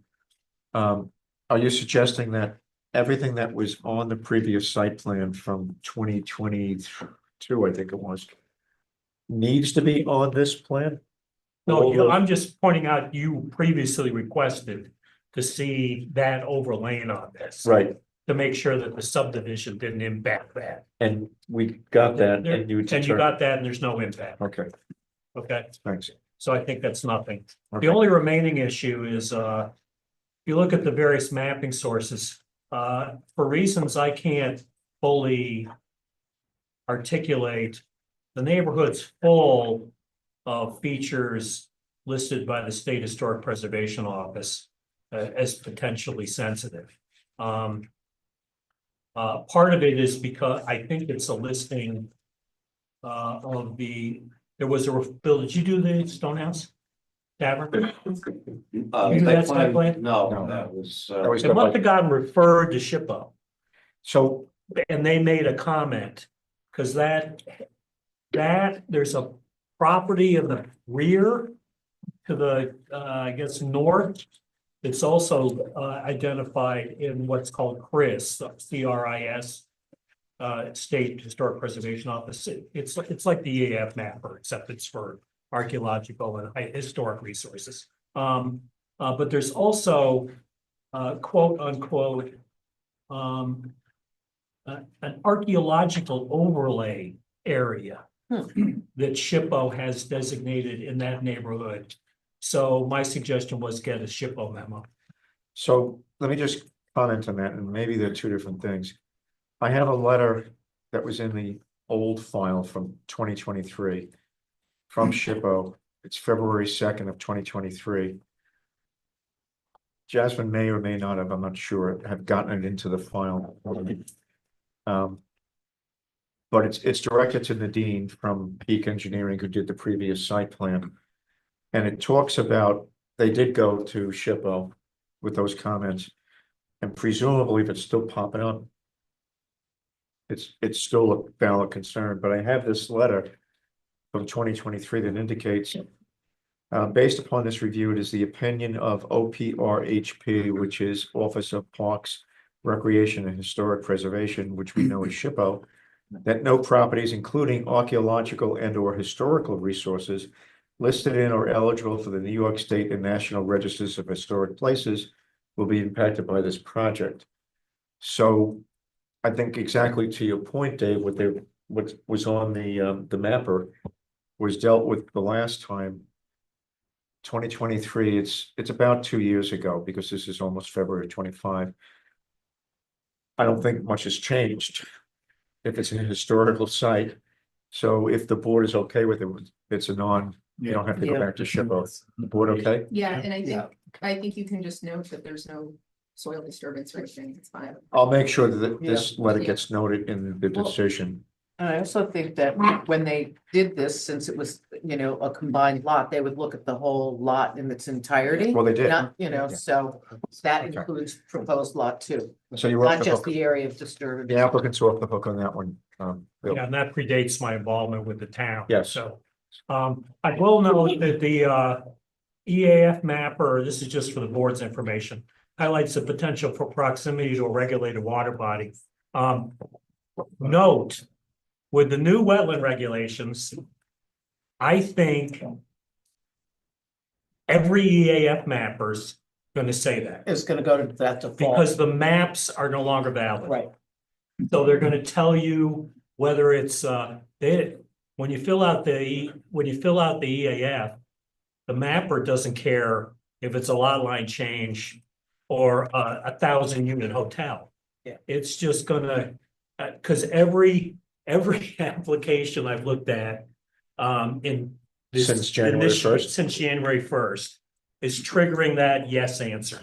I don't know what the protocol is for that. All right, so specific to this project, it was triggering It's yes. triggering it. There's nothing in the There's area. nothing anywhere near there. No, there's no, it's Sand Hill Road. Do we need Sorry. anything we have a motion? No. No. Okay, so we're just gonna ignore that, but we have a different problem with what do we do in the future? Does that mean there's some project Right. where we're not sure, we have to send people off to find out if there are wetlands there?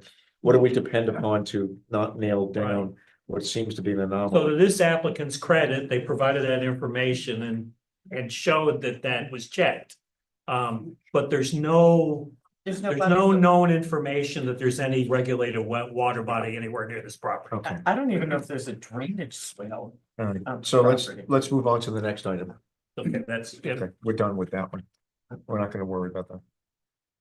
Go ahead, Dave. Oh, the rest is all straightforward. Referral to the town highway superintendent, if necessary, because lot 2 will have access via a private road to the town road, whether there's any comment necessary. And you'll need the health department documentation. Uh, We need help department. Yeah. What? You need health department. Is that a question or? Yeah. Right. There's an existing residence here with existing septic. and Oh, okay. Is it on the map? Yeah. It says reputed locations. Oh, I see, reputed. But you don't really know. Well, So it's occupied? It's occupied, yeah. Okay. It has been I occupied for don't need years. that. Okay, Where's the house? Right here. Okay. It's a mobile home. it's a mobile home. We're gonna need fire department referral. Fire department and highway if you want it. All right, so. Yeah, this has been existing condition for over 20 years. We're not proposing to put this house here. We're not proposing for them to use this access. This has been here. To them, if it's an existing. It makes no difference whether this is 2 lots or all together one. It's an existing. It's lot. already happened. Existing house. Oh, not. You know, if you come along and say, oh, this is not acceptable, what are we gonna do? Tell these people have to move out? It's an No, we're gonna existing tell them to build a condition. new foundation like the other one did. How's that? Well, I think we can. there is an issue because, I mean, suppose the owner one day decides to take down the mobile home and build a bigger home. I mean, Yeah. that's, you know, They do all the time.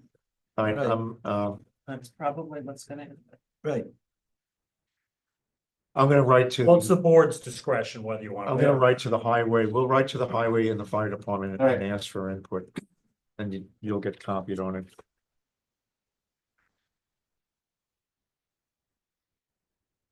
That's it. Okay, thanks, Dave. Let me just see if we don't have to refer this to the Ulster County, Correct. all right? We still need to do, didn't we do it last time? We still need to do seeker on this. No, it's time. Oh, yeah, 2 lots of division. And there's two lot subdivision. All right, so. I'm not setting public hearing yet. We'll get back we'll wait till we get the other information from fire and highway. And Dave, what else did you say? We don't need SHPO. We need a new determination letter. So I'll wait for those, Bill, and then the next time around in February, we'll get you on the February agenda. We'll set the public hearing then. And at that time, we'll do the seeker. Unless we can do it now. What do you want to do? Seeker, I want to declare it lead agency and Declare the agency? I'll make a motion that we'll declare lead agency. Well, first of all, there's no other involved agencies, right? There's nobody else. No. Right. Yeah, go ahead and declare it. Do we need a vote on that, on lead agency? I'll declare that with lead agency, that we're not gonna circulate. And that it's uncoordinated and unlisted, since it's not being circulated, it's uncoordinated and it's unlisted. The next time we will do the determination of significance. Yeah. All right, certainly before the public hearing, we'll do that. We won't do that tonight. I'll wait till we get all the information in. So unless the board has any other questions or comments about it, I have a question. go ahead. It's unclear for me how that 100-foot boundary, how we compute that protected by lot number 1, you know, somebody buys lot number 1 and do whatever they want in that circle. Well, if they build lot number 1, they're gonna have to come to us. Or they have to come to the building department. No, but they don't have to build anything, they may put something there that's not Dorian, start leaking. I don't have an answer to that. That's an existing well. Okay. I'm not gonna ask them to move the well. Yeah, I understand that, but. So it's maybe- an existing well, they drew the 100-foot. As far as what happens if somebody decides to build over here, they have to get the building department approval. I'm not It's saying- not a septic system. I don't know what you want us to do. What do you No, want I'm to just do? asking how to protect future owner of lot 2, that nothing gonna happen to the radius. The well is not gonna be. I don't see any way to protect. The fact that well is within, less than 100 feet from the lot line is not unusual. I mean, it's a pretty common. If you remember when we did the project right over here in Hackcourt, right, the granary. There were a number of situations where the existing well was. Yeah, and there's nothing. Yeah. So, To me, anything else, Orion? From practical, okay, what is the condition of that abandoned pool then? Can it be confirmed that it's empty, nothing's leaking? In the corner of the property, It's abandoned. that's it, it means. It's abandoned. Nothing? That building near it. The 100 foot for the well is not near it. It's I'm not abandoned. even sure that it's still there, actually, but. We'll find out if we go to the second corner. The problem was we couldn't find the property corner because there was somebody that was, you know. So when it says abandoned fuel tank, Huh? is it intact fuel tank? Is it a buried fuel No, it tank? was somebody had like some sort of steel tank and they shoved it right on the property corner. And is there any fuel? It's on the surface? Oh, it was just an old steel tank and somebody like, you know, So it's on the surface? yeah, yeah. Right. So we'll put in the conditions that you have to get rid of it. Yeah, like I said, I should go and look. I don't even know if it's still there. Well, it'd be good if you put it on the map. How did you? Yeah, well, that was when we did the survey, so. Don't be that quick, so.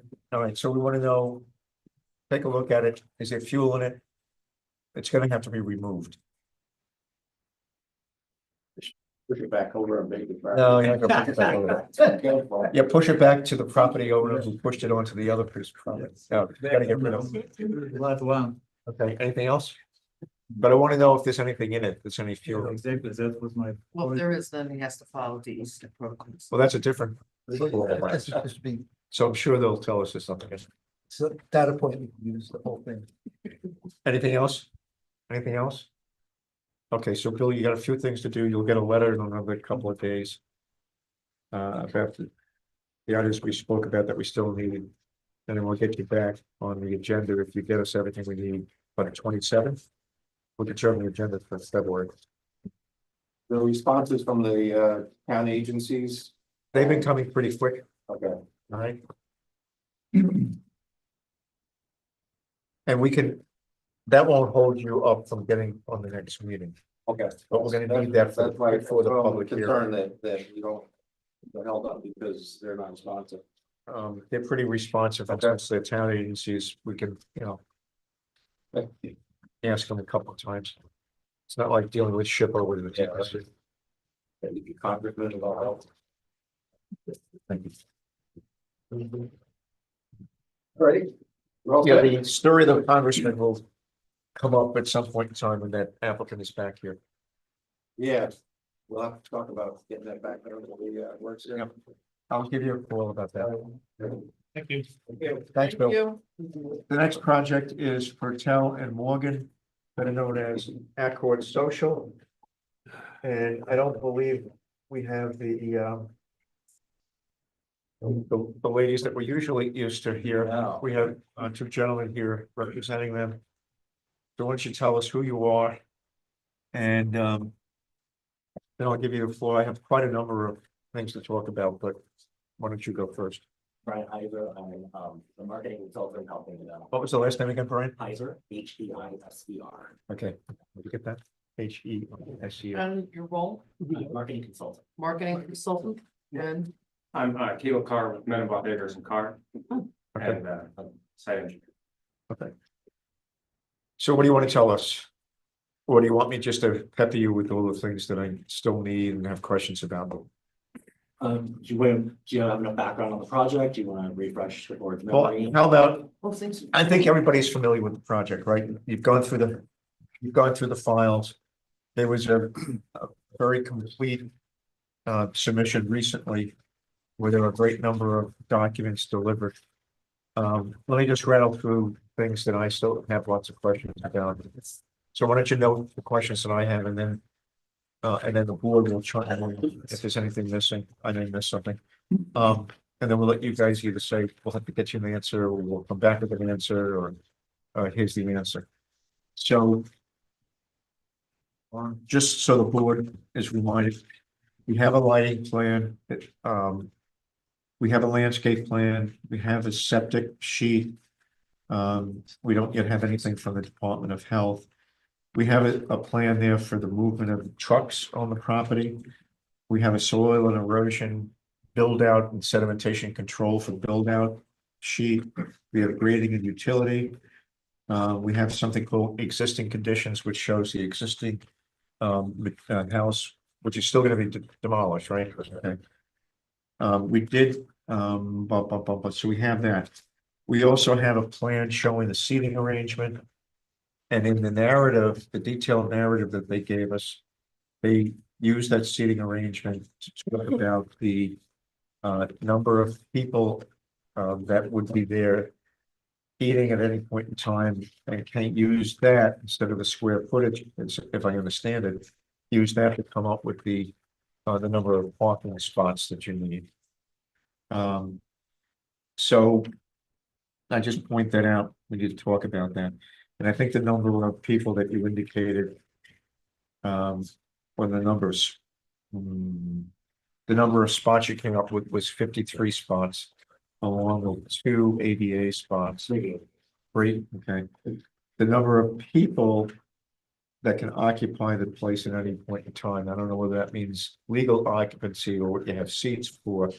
I think you gave us as 81. Correct. It'd be the number of seats. Number of seats, okay. So I just pointed out.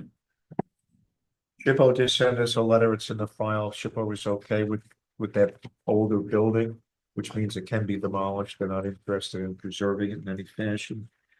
So we have an ag statement, we asked for an ag statement, they have the ag statement.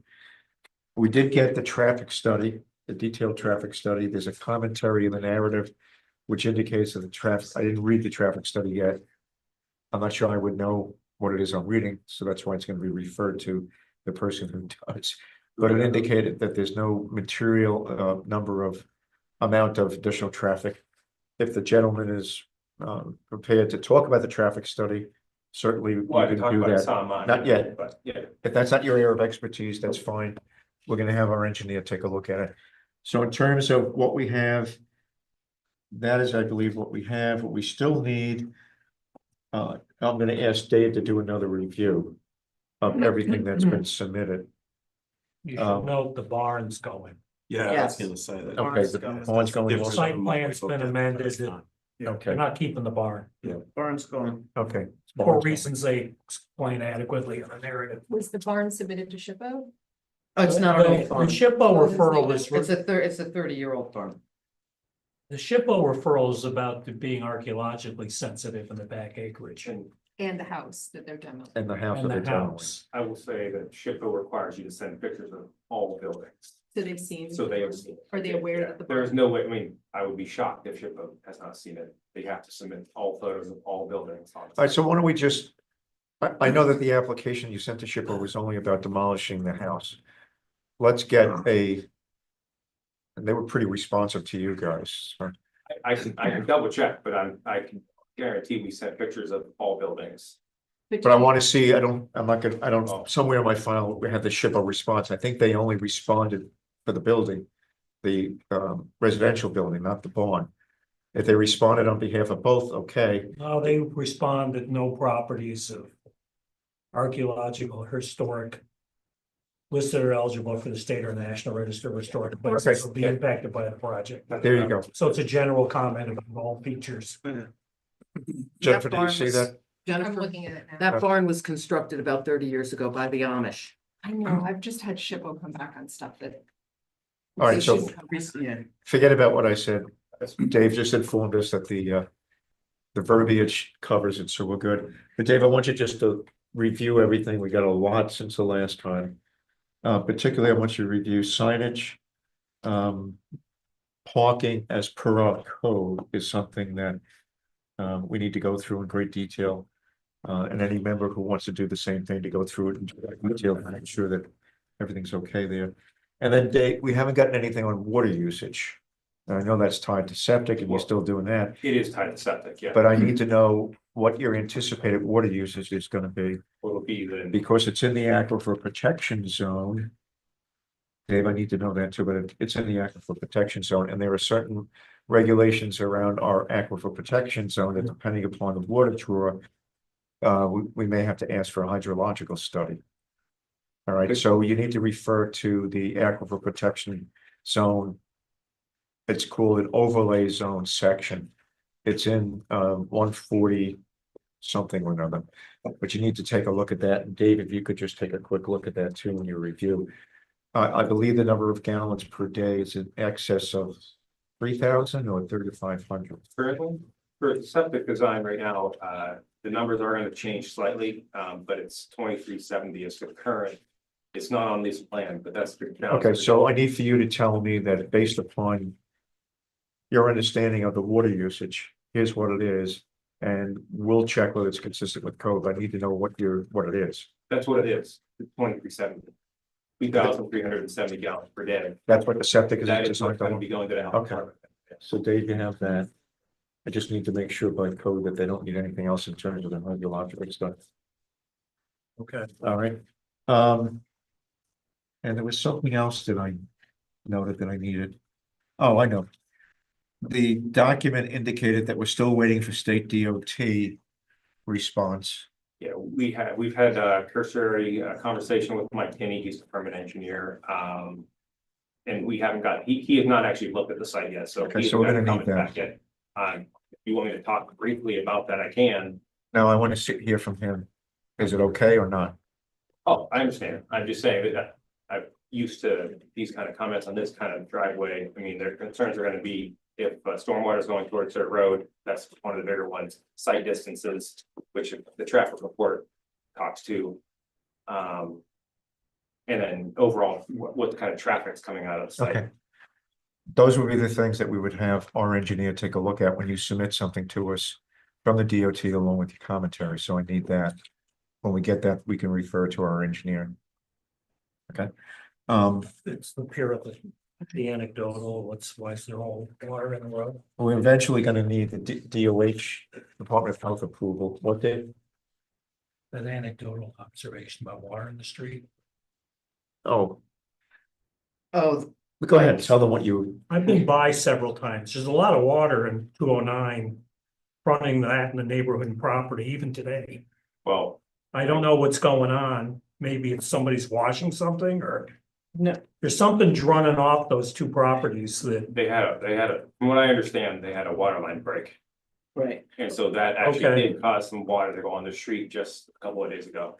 On Thursday. On Thursday. Thursday was like, okay, Okay. So quickly as possible. Okay. sounds good. It's not a drainage issue. No, there's a pipe. I think we're gonna need. Some sort of a fire plan or a visit by the fire company, not just from Mike Bannock. But by the fire company and Mike, whatever. For some recommendations or determination, do they have enough? Approach area for the trucks, is the turnaround area for the trucks, so I need something, maybe you can do it with the applicant. Peter's from a. I don't think we can do it until they're done Bill, but they're showing on the big truck. Traffic. Maneuver in the property. Yeah. They show, there's a diagram there, for the truck. Right. Diagram, which is Yeah. not the delivery trucks presumably. What I'm concerned with is, access for the trucks if there's a fire. Yeah, I don't think they will be able to determine that until the driveway's done or determine. I mean, but just based on the plan, it looks reasonable to me. Okay. But I don't think they'll be able to until the buildings are gone and it's. All right.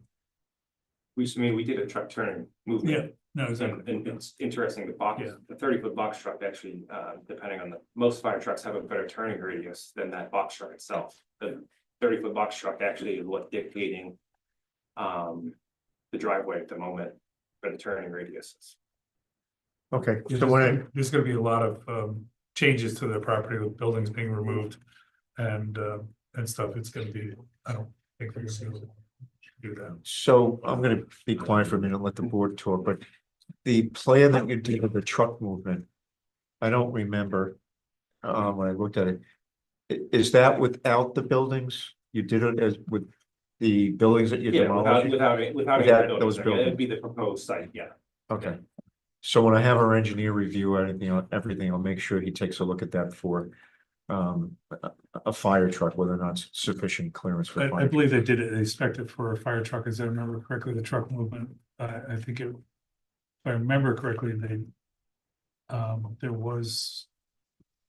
I don't have it right here, but the motion for 41 fire truckers. Yeah. Actually, On the very last page.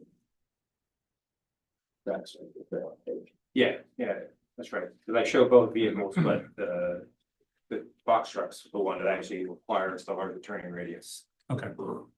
Okay. All right, so I'm gonna be quiet. Does anyone have anything? I do. Yeah. Go ahead, Helena, why don't we start over there? Just going into the traffic study. There was did you obtain traffic counts at that location, or is the note for the live traffic counts? The location that's 3.5 miles northeast of this location? Yeah, I don't know if they actually, I'm not a traffic consultant, so I don't know if they actually took that south, but it's not at that exact location. Okay, so. So because there Helena, is a- if you have that comment, make sure you get it to me, because when I talk to Greg, I want to get them all questions that you all have for traffic. Give it to him, make sure he Okay, covers it. because you know, just a location saying 3.5 miles northeast, they should identify what intersections they were doing traffic counts. So we can determine if if we're really matching apples to apples, you know, I don't know what intersection took this traffic count. But I'll give it to you in writing. if Just you'd give like me, that. send me an email. I was wondering about that myself. Any other question, Somewhere- any other comments? Oh, just with the construction, would you be doing fire suppression or fireproofing or in this kind of a building? I don't know if it's appropriate for a small building like this, What are you saying, sprinklers, you said? sprinklers or fireproofing or, You're on sprinkler drive. okay, it's just. Since Oh, we're yeah. talking about fire and access. Well, Okay. the kitchen would have to do. You it, have to. because it's fire suppression, But I'm not sure if the entire building would be required right away. Yeah, don't know. Okay, that's it. Next, who's next? Uh, Dorian, you wanna, well, go ahead, we're gonna give you a chance, Dave. Okay, go ahead. Go ahead. Oh, yeah, I see that you have a basement level and then seasonal seating in there. So how does that work? What's the, So the idea is that the outdoor deck that we have, we just want to move those seats into the interior in that basement space only when the weather is inclement and we have use that on the exterior of the building. so in winter, that would be usable space? Correct. So I'm imagining that you're trying to trade parking. The car parking numbers. How does that work out for car parking? No, it's just more of, we want to be able to have 81 seats year round. Just get So we want set to in. maintain the 81 seats year round. We don't want to lose that exterior Right. seating. So we're just trying to maintain the exact number of seats. Okay. So the parking you calculated under the worst of all situations when all the seating you've identified is filled. Well, no, and also we went back with the Department of Transportation, it's all in the document there, as well as square footage, and we went from that 38 that we had in November to the 53 we have today. I saw that, but are you saying that, in your calculation, do you include a gross floor area that includes the exterior seating and the basement seating? It's the total 81, so the 18 outdoor seats, we maintain that year round. Right, So- but in your calculation of the square footage, do you include those as a it's the- gross floor area? The as a- total space of 2386 of like selling space. Okay, all right. I'll just, yeah, I know I saw that, I just wanted to make sure that you weren't trading one area for another. Speaks about that in the traffic. Okay, I think on your calculation too, just add the accessible spaces that you need. I know it's on the map. But I know your calculation for the number of spaces then requires your 3 ADA spaces, is that correct? Yes, 3. So that should be in your calculation. And you included employees, right? 5? The 5 employees. That seemed kind of light. I mean, you're gonna have wait staff, bartender staff, you're gonna have a bar there, right? Yes, there will be a bar. And then you're gonna have sous chef, meat chef, I don't know, it just seemed, I'll have to take that back to the. you know, when I looked at it, I said, oh, this is probably 9 people working there. You have a maitre d'. Yeah.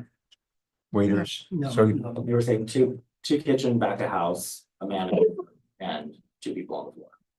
well, okay, but you need to give us a number with what they're doing. Okay. You left off the bartender unless Yeah. the waiters are taking care of the bar also. Yeah. I just want to make sure you said 5. I want to make sure it's not 10. Okay, or 8. 6, maybe we can live with, but 5 seems like. Yeah. Any other, Dave, anything else? That's all for now. yeah, Okay. yeah. Yeah, and Dave Church, again, when you do your review, the parking and how they came up with it, I just want to make sure that we have a good explanation Yeah. and that it works with the code. Yeah. Okay. And here the space. The concern here, like, we said last time, is that you're not adjacent to municipal parking. So this is it, and you can't afford to, force people to think that they're gonna end up parking, on an adjacent property or, something in order 209, so. In some of the other projects that I think Dave may be referring to, the site was tight when it came to parking. And the explanation was, yeah, but there's municipal parking close by. You don't have that luxury. So I just want enough said. Sorian? Yes, I will start with the building. Sorry to point out this application, but this, in order to better understand what it's showing, the elevation named incorrectly. Say that again? Elevation titled incorrectly, if you're trying to understand which way it's facing. For example, the main entrance, it's not south elevation, it's a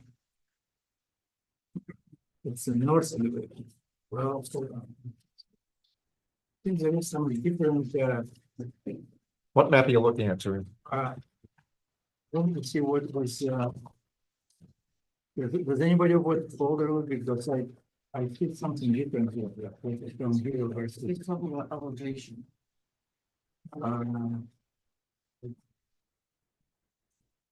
Is this a question about the inside of the building, the outside of the building? Outside. Outside. In order to better understand how It's sheets in the floor, titled floor plan in Dropbox. And they're moving that. floor plan on the sheet. It's in the floor plan. What is There's the the folder? third and fourth sheets are the elevations he's talking about. Dave, what folder is it? It's called maps and architecture. Map and architecture? Yes, maps and architecture, 2024 1030 floor plan. I think the elevation. Okay, you can see here, Yeah, that's just different. Oh, So I understood the. Yeah. Folder. What are you looking at? Yeah, I don't. I'm looking what the. he's comparing what we have here to what was in the folder. Where do we Can I- have that? Well, that's right there. We don't have, that was not in the folder. Yeah, it wasn't. It was given to us tonight. Ah, okay. That's fine. So this multi-doors, the folding doors, this folding doors, is that your main entrance? The main entrance. The main entrance. I'm sorry? The main entrance. Is on the north? Is on the north. Yeah, so it's a north elevation. Yeah. Well, no, it's more. The north elevation It's is a what's foot- facing 209. Yeah, Oh, I'm sorry. I'm talking east Correct. elevation. So it's the east elevation would be in front. so they need to be, they need to be renamed because if I look at if I look at where's the north, so this part, it's facing north, that's your front entrance facing north. No, The front end. Sorry? Doors are shown on the site plan as well. No, this Yeah. is the entrance. to the No, building. I'm talking about folding Not doors, here. multiple. That's on this folding side, doors. that's on the south side. Oh, those south, yeah, that's on the south. south. So it's in the back of Yeah, building? it's in the back of the building, yes. Right in the back, Okay, yes. because looking at this, Oh, I see, yeah, you see, you're saying the folding doors here. These are the- yeah. Okay, looking that's what not I- the main entrance though. What, okay, that's what's confusing, because looking at, This is the main entrance on the east. no, that's not, okay, this is. So. The main entrance is gonna be close to where the ADA parking is, correct? Correct. All right, I got It's on the I got to review. Okay, we already mentioned, we need to change, to check also capacity of the well affecting, neighborhoods. Is that gonna be also? Capacity of what? water consumption affecting the neighboring properties? If they're using less than, and this is what I have Dave Chairman, right? If the amount that the gentleman gave are correct, Dave's gonna check and see what our law is in terms of the aquifer protection zone. Okay. If it's under that number, which I believe is 3,000. They don't have to do a hydrological So, study. okay. If it's What over the- that number, what the they amount do. again? It's currently it's on the plan, I believe it was 25. And change, but we had to change the way the seatings are, so it's gotta get lower to 2,370. Which I believe is below the threshold. 2,000 or something? Yeah. Yeah, so it's gonna be a type 1 action. The new code says a commercial use, you drawing more than 1,000 gallons per day. On average, over a 30-day period is a type 1 action under seeker in the aquifer overlay zone. It's a new code. Okay, the type 1, and does it, It doesn't mean it's good or bad. I know, It just makes it a type 1 action. and do you have access right now to what the threshold is for the hydrological study? Yeah, I got it, but And I think that's 3,000 gallons per day. it's, no, you can, well, the aquifer protection overlay says, a hydrological study shall be required in mitigation, including reduction in intensity or denial of use as necessary, shall be made to protect water supply. It's oddly written. Yeah. It's This- that, there was it a- says the following uses shall be designated type 1. And then there's a sentence that just makes that statement. But A there's somewhere, hydrological study shall be required and mitigation, including reduction in intensity or denial of use as necessary, shall be made to protect the water supply. Then there's 2 uses listed. A residential, which doesn't apply here, and then B, any commercial mixed use or industrial use or activity with projected on-site groundwater withdrawals and or on-site sewage disposal flows over 1,000 gallons per day or more during a single 30-day period. so over 1,000, Over 1,000, and it you could requires, require a hydrological study Oh. on a commercial, So- on a non-residential Okay. use. I misstated it. It used to be with 3,000, they lowered it to 1,000. That's the new code. New code. Okay, so. In your report back to us, you know, give us some information. It sounds like, yes, you are gonna have to do a hydrological study. Question mark. Okay, the code seems to require it, but I need to, I mean, I'd like to see, I mean. Yeah, no. you guys- I mean, if the code says you have to do it. Now, if we have some flexibility, we can talk about it, but I think it's reasonable to believe that this It's. board is pretty it's conservative and council we're gonna have to makes do the it. Type 1 action? The town code, new zoning code Mm-hmm. makes those 2 uses in the aquifer overlay zone, type 1. Under seeker. Can you give them the code numbers? Yeah, sure, I'll get it in a moment. 140-22.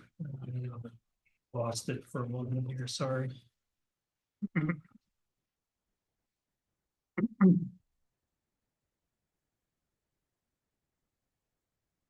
I'm glad we have a planner. But some people are.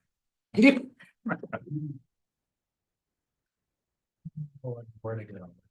If I had to look that up, you'd be here all night. It's On the either computer. 140 or 125. It's one.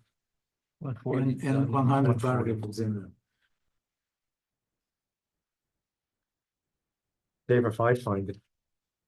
You you're find gonna it be- before you're me. gonna be embarrassed. racing. Well, it's there. It'll be in the letter that you get, okay? Dave, well, if you I'll find have it, it in a moment. fine. So I'll get you that, all right, more comments. Okay, just observation, it's after your hydrological, I'm talking about surface water. It appeared to me that by having just a collector fetch basin on the exit on the right side, water will continue around toward 209. What about just putting like a drain channel across the driveway? I'm talking about driveway leading Yeah, to and from we're gonna 209. bring the water on 209 is gonna actually come into the site. Into the site? Yeah, into the site, not out. So, The plan is to lower the elevation of the site, bring water in, oh, to not allow, because. because you know, right now, that's right now, probably DOT is gonna be number one concern. yeah, right now it's coming down. It does come down a little, yes. Yeah. There is a decent amount of grading he's done. Okay. To make that happen. Anything else? You ready on that section? Go ahead. 140-5.1 A3 of the zoning. 145.1. 140 dash 5.1 capital A3. Okay. Thank you. Jennifer? So a question about the traffic study. I want to look at the traffic study, but I'd be interested in seeing DOT's comments before I do that. Can we do that? Or do you want me to give you my comments separate from? It's up to you. I'm gonna send the traffic study to Greg Bolner, our engineer, for him to go through. We need the DOT input as soon as possible. I'm not gonna circulate this if we do circulate it before I get that. I'm not sending it to Ulster County before we get Okay. all that. So there's still a lot of information before we take some of the other steps. Okay, So it's up to you when you, okay.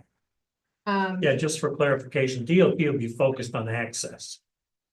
Well, Not, there's the not on Whitfield- traffic capacity. No, but there's the Whitfield Road and I'm thinking about site distance. I don't know what that distance is with Right. turning. Yeah, what But we there's left- an existing driveway there. So in my experience, DOT is not gonna deny a property owner access when there's existing access. They're just gonna, they Right. may want to redesign, relocation. Right, I just wanted to see if you Yeah. had comments on that They issue. do mention that in the traffic study, the proximity, Yeah. but mainly in terms of not requiring a third lane. Right. So I'd be curious to see DOT's If- comments. if you have specific comments and questions, get them to me. And when I talk to Greg, I'll make it. That goes for any of it. Okay. Again, Dave's gonna look at stuff and Greg's gonna look at stuff. Separation between the engineer and the planner. So the engineer is gonna look at it, all those engineering pieces. So I'll make sure he sees those so he can try to catch some time and not have to. When do you want those comments from the board? I'll be talking to Greg the middle of the week. Okay, So today's Monday, so by, tomorrow. okay. It helps. I just want to point out. that So if I blow a deadline. The typical parking space size is 9 by 18 on site plan, and it's, you know, a requirement by code is 10 by 20. There's been discussions about that, you know, about changing sizes of vehicles and so on, and so we, you know, we should just be aware of that and have a discussion if we feel like it's So that, necessary. that's a good catch. And what we've done in the past is we've actually gone down as far as 8 feet high. Yeah, But they need a variance and we need to have a discussion of that. yeah, So what you're pointing out is that the code is 10 by 20. yeah. And you measured it to be, you see it on the plan as being. Well, on the plan, they say 9 by 18. And then they have a number of compact parking spaces as well that are 8 by 18. What you're called cause a waiver. The planning board can waive it, Right, but we had, waive the requirement of the dimensions, for example. so we're gonna need a letter. But it has to be requested by the applicant. Requesting the change in the dimensions as required by code, which is 10 by 20. So if you're gonna go anything less than that, we need to get a letter, and that'll have to be something else that's discussed. So Dave, that's another thing to weigh in on that. Not to And go. by the way, any other dimensional, Any if other there's any other dimensional dimensions you want to play with, you can, the board has fairly broad authority to waive those. But it's triggered by a written request from you. I mean, some of our aisles are wider to accompany the truck movement, than what would typically be required. So I don't think there's any waiver there for like aisles or anything like that. So if you were to give us a letter that elucidated the number of spots you want to waiver from the standard. So if there's some that you want a foot waiver, you want another one, you need a 2-foot waiver, whatever you want waived, tell us what the dimension is and how many of them. And you might as well just tell us, are there any that you're actually complying with the 10 by 20? So of the 53 that you're giving us, they'd all have to be wavered because they're either 9x18 or they're compact, which is the 8x18. All right, so you need to ask for a waiver for that, okay? Anything else? From anybody? Go ahead, Jennifer. So maybe I missed something, so you can let me know. I noticed that there's a catch basin on this sheet, and I don't see it on the plan. So is that part of the design? Maybe I'm You're looking referring at- to the typical catch basin details? Yeah, Those are typical catch basin? is there a catch basin proposed? Yeah, there are several. What street, Jennifer? It's not, no. B1, One? B1? B1, Yes. number 8, typical catch basin detail. Oh, the detail. That Maybe I'm missing a sheet from stormwater, do you have a stormwater sheet? would be on grading and filling plan. You go there, we have 5 catch basins, I believe. So we're looking at D1, number 8, typical catch basin. Yeah, and then we went. And you're referring us to what sheet? Show Sheet sheet. Grading and utility plan. Jennifer, do you see that? Would it be possible to get a sheet with all of the stormwater controls in one location? It should be all on the grading utility plan. Should all be shown on that plan. Yes, I see it. So I guess my only other question is how do you propose to maintain the basins? Because those do require some maintenance. To maintain their. Yeah, well, I mean, typically in this would require a SWIP document as well with service, and that SWIP document will talk about the maintenance, will have to be cleaned out. So you'll be submitting that? Yeah. Yeah, okay, We don't typically submit that quite this early on, but yeah, that's fine. I just wanted to. Okay, so we're getting a SWIFT in addition to all the other things that were. it would be required. Yeah. For the disturbance in the commercial project. Well, So I'll- as part of the site plan and submittal to us. Yes, oh yeah, yeah, it has to be submitted to you, yeah, I'll hold further questions until I see that. especially if it's, I'm consider the type 1, which is different than what we kind of thought. And then my last two questions about the EAF, the short EAF that was filled out. Question 17, you indicated that stormwater will be discharged to adjacent properties. Well, currently does that as well. Right, and you're proposing that as part of this action, you will discharge stormwater from adjacent properties. Yeah, I mean, the soil on the site does not allow almost any of the water to be back bring back into the soil again. It'll discharge. The plan is to have it discharge at the same rate it discharges currently. So we're trying to pre to post. We match pre to post, and they'll have to be calculated, stormwater calculation. And that will be in the SWIP. Yeah, that'll be in the SWIP. That's part of the requirement of the SWIP. And then question 18, you also indicated yes, which is the impoundment of water. So, if our retention areas, they call them an impoundment, it's a little bit tricky, but yes, they'll hold water for a period of time, yes. Okay, But there's not like a dam or anything like that. So that was my question. earlier in the meeting, our planner informed us that he's the new code expert, that it's a type 1.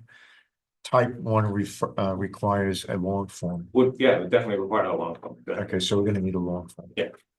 Okay, So we'll be able to get into some more of those details. okay, that's the end of the questions. Anybody else? So you don't envision any use on the site for the public other than just in the restaurant and bar? I'm just looking at, the green area behind. So that's not. Maybe not like a restaurant counter. Yeah, okay. Right. Okay, anything else? So we have a lot, there's still a lot for you all to do. And I owe you a letter in the next couple of days summarizing all the other things that we're looking for. Some of which you've already acknowledged. You found out today that it's a type 1 and that you need a long form. And I'm gonna be referring the project, now that we had the beginnings of the detailed maps, to our engineer. You don't have the SWIP, so that'll have to be another referral to the engineer to go through. But the things like the traffic study, all the detailed maps that involve engineering details, that'll all go to him. And then our planner, Dave Church, is just gonna give it another review. Fairly, not as detailed as the other one, just looking at everything. And knowing the comments that was made today to zero in on things like water usage. And it sounds like we found out we're gonna need to do a hydrological study also because of the new town code. So, We need more escrow. I believe we have enough, but I'll be asking the Aspen too. We did get the original. I don't remember what it was. I want to say it's 75. Involving the engineer, I just want to make sure we have that. Okay, anything else from you guys? If what time would it be appropriate that we could bring the soil in for the septic to do a freeze-thaw test?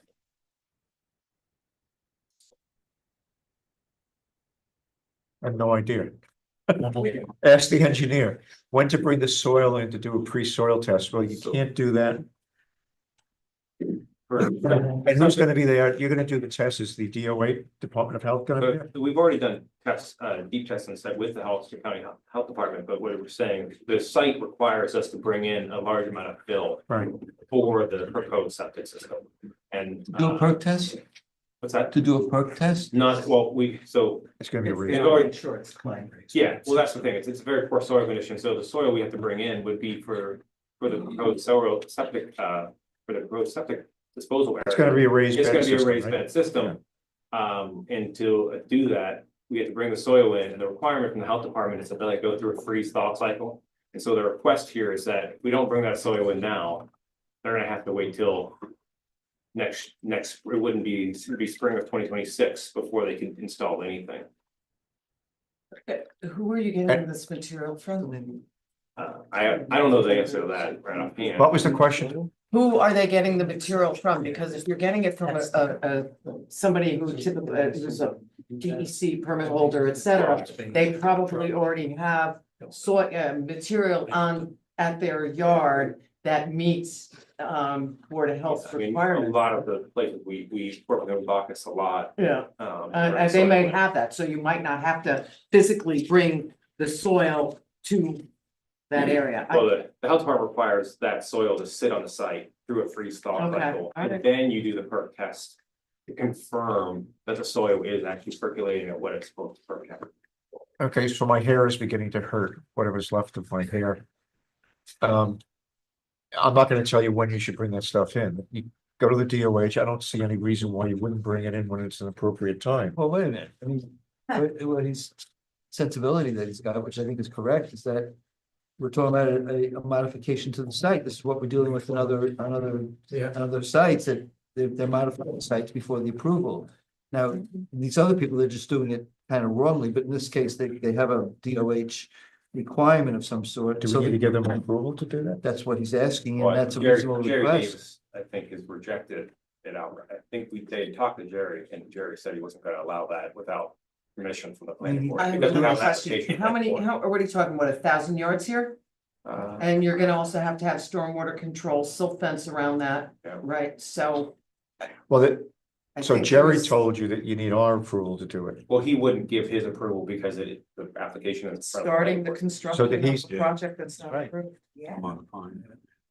Okay, so what do we do, Mr. Attorney? I don't think you're authorized. So Waits for typically, testing. Hang on, Well, too this many is- people talking at the same time. Jennifer, go ahead. Typically, my understanding is that oftentimes, actions that are studies or analyses to support a proposed action don't necessarily require secret review. So like if I was gonna go out and monitor something, I wouldn't have to get permission to install some monitoring equipment because I'm gathering information to support permits for proposed action. So would this fall under that No. line of thinking? Well, the No. problem Because is. they're bringing in The 1,000 disturbance. yards. No, but if it's temporary, so if it's, But if not it temporary. fails or whatever, and it's not gonna need temporary. stormwater I'm control. not saying it doesn't require stormwater control. Jennifer, here's the problem. That's a good analysis and that this is sort of for testing, but it's also a substantial modification of the site. Okay, And furthermore, it's a substantial modification of the site for what will be the ultimate development. They're gonna want to bring in amount, this dirt for the purpose of a permanent septic system. So it's not just like going onto the site and, bringing something and testing for a particular. it's not removed, it's not a temporary. No, it's not, well, even if it were, we would still have to, even if it were temporary, we would still have to confront the fact that we're giving them a temporary site plan approval of some sort. So that would be step A, but B, there's no indication that this is temporary, rather the indication would be that this is a first step toward the ultimate development. So it's, in other words, it's more it's deeper than what you're projecting. Gotcha. It's step one toward developing the project.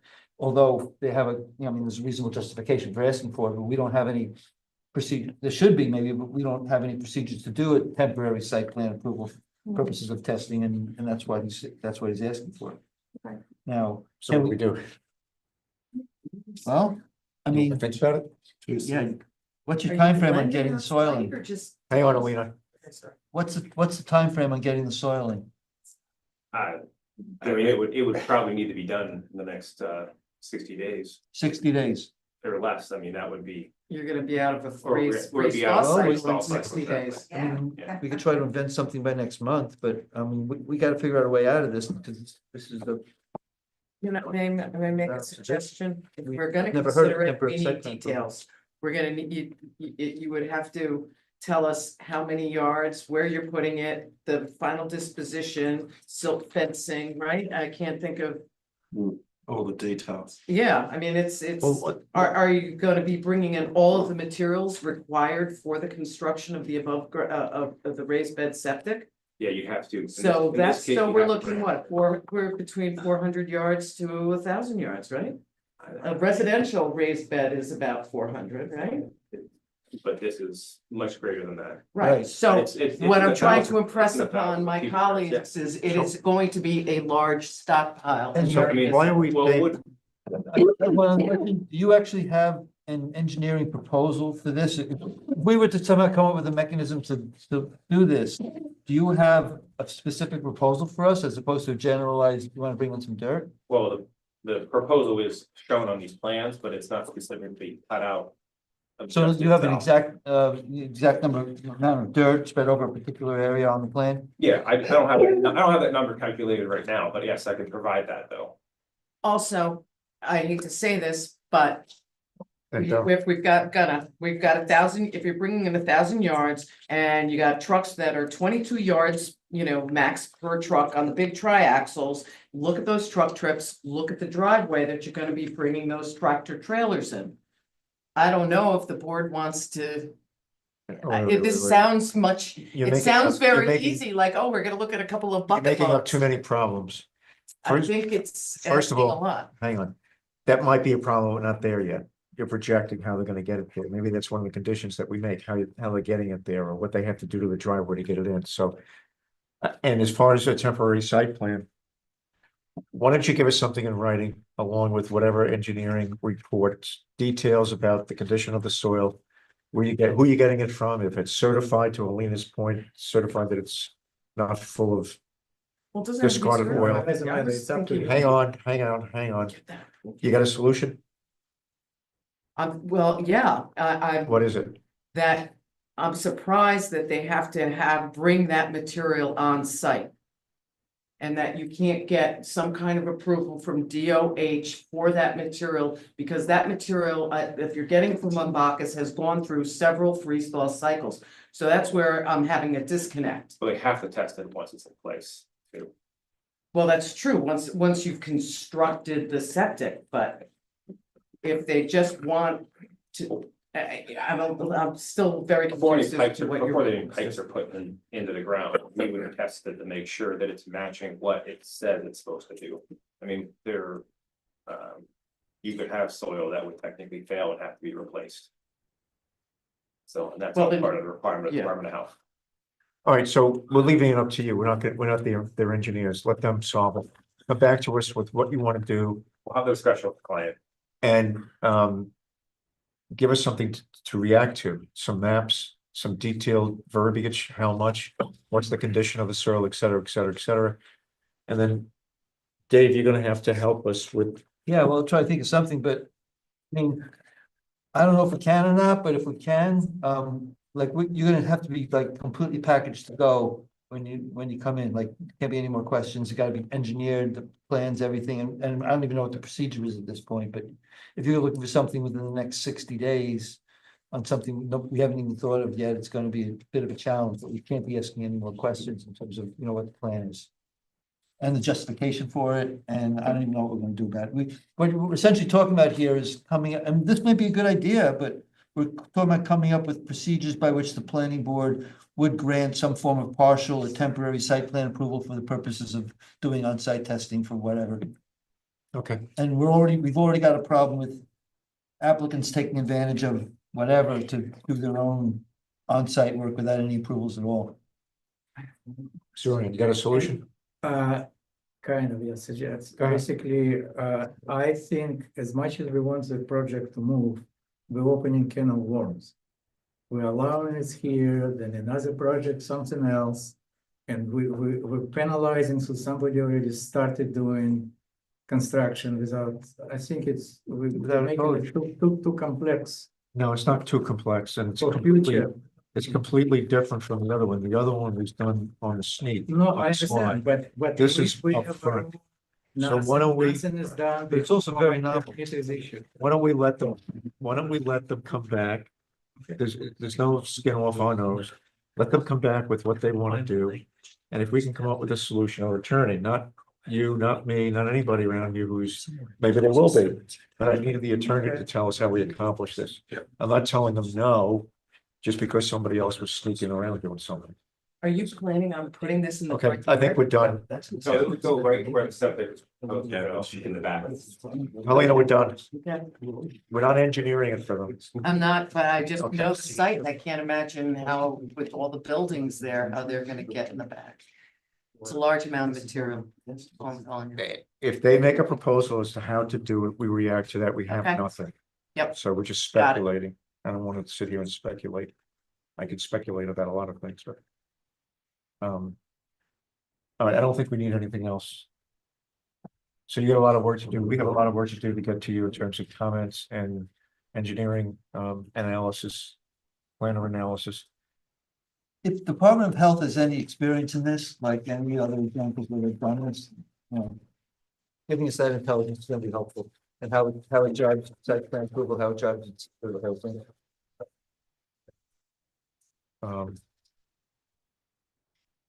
Trying to remember, we had a project. They must have some experience. The Jager project is a subdivision, So you gotta. but they had you've two, got the they had preliminary two, Final. they had two sites and we eliminated them, but they had two sites that they wanted to come in with fill. Actually, no, I think there's still one site. I don't know. They must have some experience, the Department of Health. Listen, they have experience on what to do with open wells on property, how to deal with those. An open artesian well, we have another project with something like that. And apparently the Department of Health has a procedure or protocol as to how to fill them in order to legitimize the ability to build on a particular parcel, something like that, so. Okay. Thank you all. Thank you. Thank you.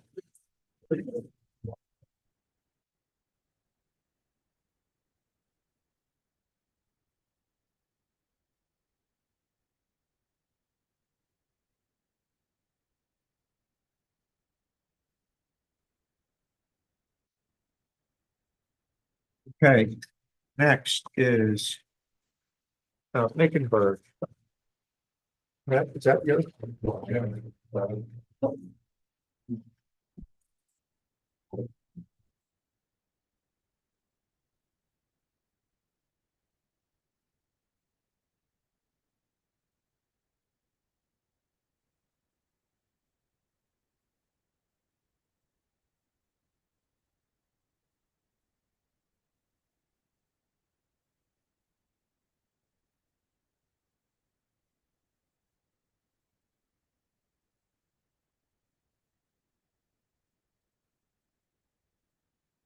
What do you have the Nickenberg project go? Yep. Okay. Matt, go ahead. Oh, you know what? I'm sorry, Matt, hang on. Dave, you did a review on this, didn't you? You want to give the board a summary and then we'll hear from Matt. I just want to know, I got the review after I submitted these, so that's why everything has been addressed. So hit me with that again. So that what we have here, you did. I Submitting submitted, it yeah, into this was a- submitted before I got Dave Church's. Okay. So I'm this goes back to, reviews in 2022. Correct? The first time it came to the board was back in 2022. Yeah. So in the, after the most recent appearance, you got a 2-point memo from the board. They want the core forest shown on the map. And they want some discussion about possible stormwater runoff from the new driveway, and the need for any details on mitigation to be provided. Have you seen that in advance? So Dave, Matt or not? before you, it's actually. Sorry. So something must have crossed in the mail. The letter that you got was dated December 11th from the board. And that's actually 7 points, Right, not 2. okay. All right. So we'll go ahead on your Okay. comments. You have the 1211 commentary. Yeah, right? yeah, I responded to And does those the board 7. have the 1211 memo from me? Yes, it's dated 1211. Is it in, It's in the post, it's in the file that says post meeting communications. Yeah. 12/9? 12/11. It's dated 12/9 on the. On the, document. okay. I don't know how the memo is dated after the date she put it there, but Well, that's, it's either 12/9 or 12/11, the 7 12/11. points, do you have it? We have. yeah, Okay, cool. So the points are the 7 points are the map showing the core forest, stormwater mitigation. Details related to neighboring property. Review the new town code. See if there's any implications. Resolution of the core forest placement. Which the 1 and 4 seem a bit redundant. Got a complete elevation markings, area disturbance. Well, and distance marker is the 5th. Relative to septic. DOH septic permits and escrow are the 7 points. So I noted back to, so this does not go to the county. There was a seeker form, but I think you did the wrong parcel on the mapper. Well, yeah. It's no big deal, because I haven't looked. Page 1 through 3, we talked about this last time, page 1 through 3 is correct, but. The EAF's somehow- fine. Yeah, somehow the last sheet, If anyone got confused, the map, Yeah. EAF mapper attachment is for the wrong parcel. oh, right, I mentioned that. you did. Yeah, last- And then it was like Christmas and New Year's. Yeah, whatever, but I did Thing catch about that, yes. but, yeah, But I looked at that. Footnote. Got another check, yes. It's in proximity of a regulated water body. I think it is, I'm pretty sure. I'm just saying it's so good, it's gonna happen every time now. It's when the adjacent property has a wet, that property or an adjacent property. has a wet. Right. But I checked all the resource databases and I couldn't find anything else. Which include the CRIS system, that's the State Historic Preservation Office, the DEC environmental mapper, the county parcel viewer, et cetera. I couldn't find a rationale for why that's checked. But it is.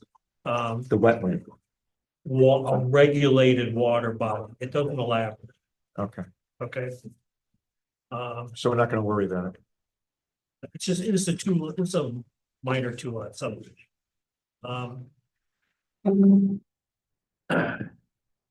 I think you have to put I don't know if you did that. The new code wants you to put the dimensional requirements for the flag lot on the map. There's like a dimensional requirement now in the new code. Okay. You've actually got to put the frontage of the map. I mean, I have the bearings and distances noted, so there is a 50-foot note for the Okay. front portion of the new lot. Okay.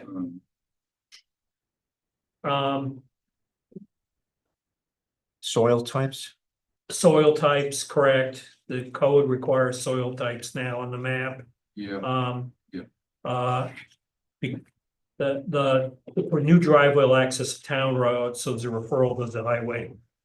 If there's actually a required referral, because it's a flag under on 125-22J2. Referral to who? What's that? Referral to who? Highway, town highway.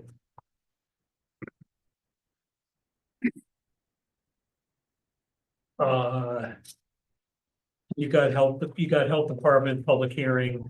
You can decide if you want to send it to the fire department or not. And that's the essence. Okay, so just a comment on what Dave has, and then, Matt, it's your turn. I'll send a referral to the highway department for you. We are gonna need the usual, septic. I'm gonna send something to fire because of the size of the flag. And also the terminus, if that's appropriate, according to New York State Fire Code. Peter, that's why I had asked you about the fire code, the turnarounds and Yeah. everything. So He confirmed with me that if he's just gonna say it needs to be built, constructed to the New York State Fire Code, and he'll inspect it after it's done. But they usually have an idea once construction begins, whether it's gonna be compliant or not. So he won't look at it until it's. So I have the New York State Fire Code, the requirements. I'll make sure in the letter that you have that. Yep. To make sure that what you've drawn here is drawn to according to Boyle, so that when it's inspected. All right, so I'll give you the fire code info, the New York State Fire Code. I forget, it's either 150 feet from the house that there's a turnaround for a truck of whatever size, 30 feet in length and with a turning radius of something. So in the letter, I'll send that to you. So just to summarize what Dave said, no county referral. There's no regulated wetland that we can find, even though it says there is. I'll send it to highway, I'll send it to the fire company. And all right, the board, well, Matt, why don't you go ahead and just give us some of the answers or some of an update on what you did here. Sure. So I did do soil testing with the health department at the site. That's one of the reasons that, well, I did it on the outside of the 4-4 zone, and the soil there seemed to be better than lower. So I think that kind of works out for everyone. I did propose some stormwater mitigation, just a little kind of infiltration area. It's going to collect runoff from the driveway and roof leaders. So efforts being made there. Did you do a calculation of what the flow is going to be? Is it sufficient for what the flow is going to be? So I did not do a calculation, but it's sized, just based on experience. What I would say, according to New York State law, nothing is required here for stormwater. There are no requirements. We're under an acre of disturbance. We're not in an area that has any special regulations for stormwater. So unless the town has any specific stormwater requirements in their code, which I don't believe they do, the DEC does not for this project. So I think the concern that we had wasn't so much, it was more the handle the overflow into the neighbor's property as a result of the construction is what we were looking for. Right, but that goes back to there are laws that regulate that. And we're not crossing the threshold of any of those laws. Dave? While he What's does, the level of disturbance? It has to be more than an acre? correct. Okay. I mean, he's got proposed infiltration system at the angle of the driveway to catch, you're proposing to catch it off the building, right? Yeah, and from the driveway And the itself. parking area of the driveway. Yeah, so it's a It's- good faith effort to kind of meet the board. Because I understand your concern, but at the same time, there's no laws requiring that to be But- there, is my but- point. This is not a type 2 action, right? No. Okay. Matt's raising an interesting point, which We is haven't that typed it yet, by the way, but it's not Fine. typed two. under seeker, the board has the right and the responsibility to look at any prospective environmental impact. Now, very often, the review of environmental impacts collapses into an existing regulation. Like for noise, for example, is it going to be too noisy? Very often that collapses into the town's noise regulation. And for stormwater, very often it collapses into a DEC requirement, et cetera. But there's no requirement that it does. In other words, if the board has, Matt's basically saying this does not fall anywhere near a particular regulatory requirement. And the same thing might happen with wetlands, for example. You may be impacting a wetland, but it's not until very recently a DEC wetland because it wasn't 12.4 acres.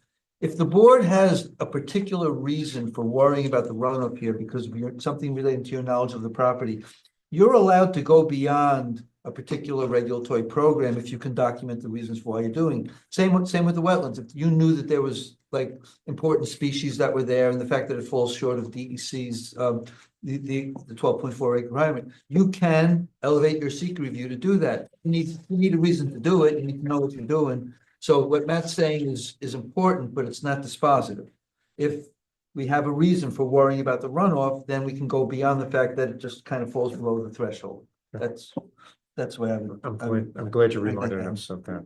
So, Well, to note though, the issue was raised.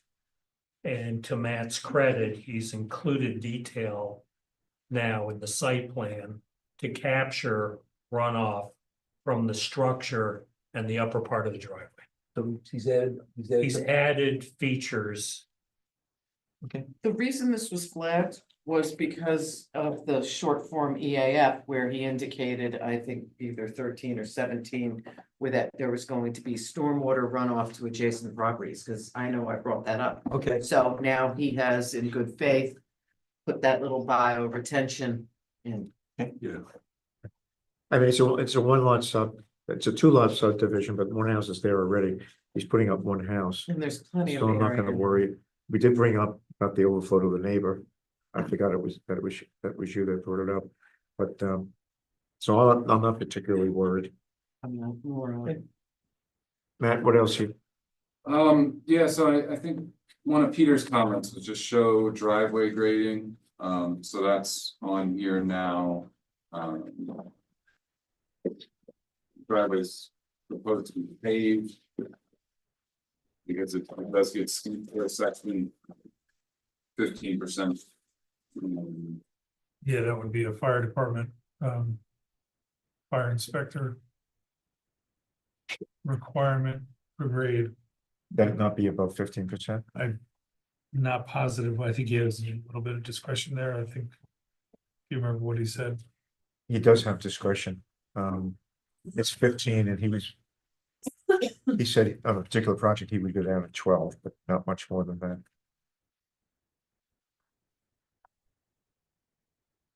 Yeah, so we should, in that case, we should.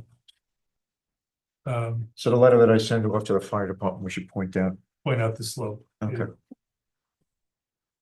And Matt, where the driveway comes out onto Ridgeview Road. It's actually sloping down, right? Not to the road, but the other way. That's right. So are you gonna provide, do you recommend providing, or do you see a need to have, macadam at the end of that driveway like you did for the Well, other project? So the whole driveway is proposed to be paved, and the driveway is sloping away from Ridgeview. Right, oh, you're paving the whole, Yeah, the whole, because when you get to 15% slope, you really want to pave it. Just because of washaway, it's just All a right. safety. that's fine then. But it's sloping away from Yes. town road. All right, does the board have anything else? All right, I'm going to suggest that that we take lead agency status for this. And it's an unlisted action, uncoordinated unlisted action. Lead agency. So I'll entertain a motion for for, I make a motion for the town to be lead agents and uncoordinated on and the not fifth, coordinate unless and it's, unlisted. and then the second for Jennifer. Alina made the first, second for Jennifer, and we'll do the assessment for significance, when we get closer to public hearing. So Matt, I'll get you a letter in the next couple of days. I'll take care of the letters going out to, highway and fire. Dave, do you need to do anything else with this? I don't think so. You don't need to review it again. And you got us the, escrow? Secretary wasn't around for me to check today, so.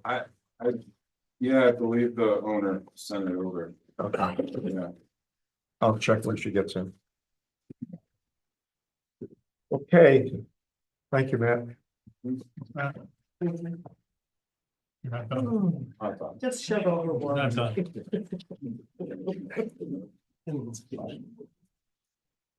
Oh, my God. Just as an aside, is the representative for Verizon here? Mr. Olson? Yes, sir. Okay, so we have one more project to go. We have a few other things to do. Albany, Huh? came all the way from Albany. I know. And he's gonna go back tonight unless he's gonna stay at the Roach Motel or something. I don't know. Gosh. All right. So what do we have here? Eric, how are you? Hi, everyone. Your wife? Becky, right? Betsy, hi. Betsy. I have to be. Matt, and you must be Mr. Bacon. Okay. Great. Welcome all. Let me get the file out. No. This is Meadow Lakes. In the file. So.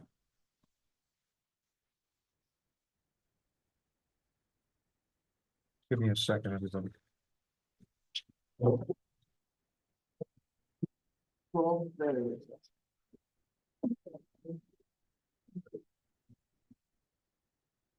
All right, so we all walked the site, correct? Oh, I can. This was the site Hold on. that, we walked, we talked, and, some major changes were made to it. The primary reason, being that the new town code, strongly suggested / in some cases required that there be some major changes made to this, to extend the size of the conservation easement, or to handle it more as a closer in, tighter project where the houses weren't so far afield, less acreage given to each house, which is allowed under the conservation subdivision. And for one reason or another, the town code required that. It also required not to have multiple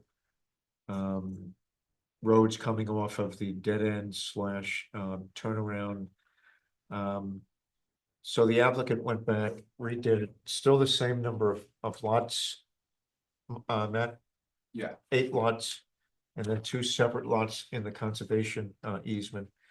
The lots that you're looking at are smaller in size than the original ones. That's allowed under the conservation subdivision.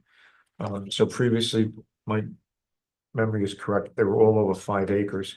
So now you can see it there. It's a range from the low 2s up to 4. And I think 1 or 2 of them approach more than that 6. Thank you. 6.31. So when I saw this, I was quite happy with the work that you did on this. Based on our input and based upon the new town code, so I really appreciate that.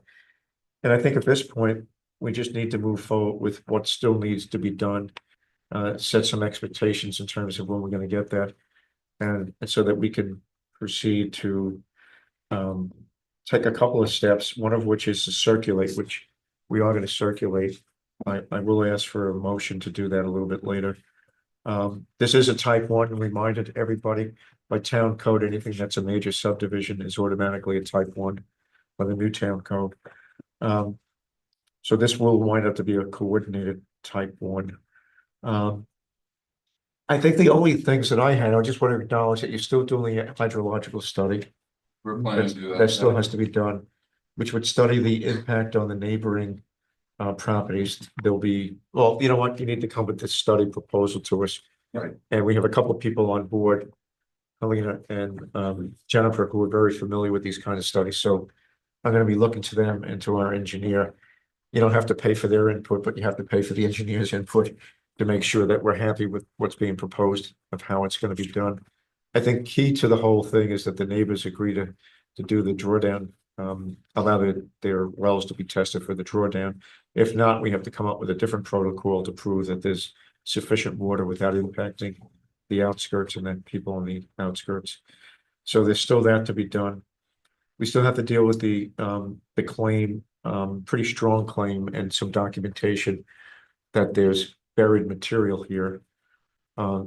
Just so everybody knows, Matt and I had a specific discussion about that sometime in the last week, about how that might be accomplished. So I'll let you talk about that, and or if you want me to talk about it, well, what I thought we came up with as a couple of options. And we had somewhat of an extensive discussion about the lake and what looks to be the incursion, you picked it up on it, the incursion of the Mombacas Creek and the wearing away of a portion of the, I'll call it a burn between the river and the lake. I don't know that there's anything that we need to do about that. We've pointed it out. There's nothing that we can permit about that. The only people who can do that is DEC.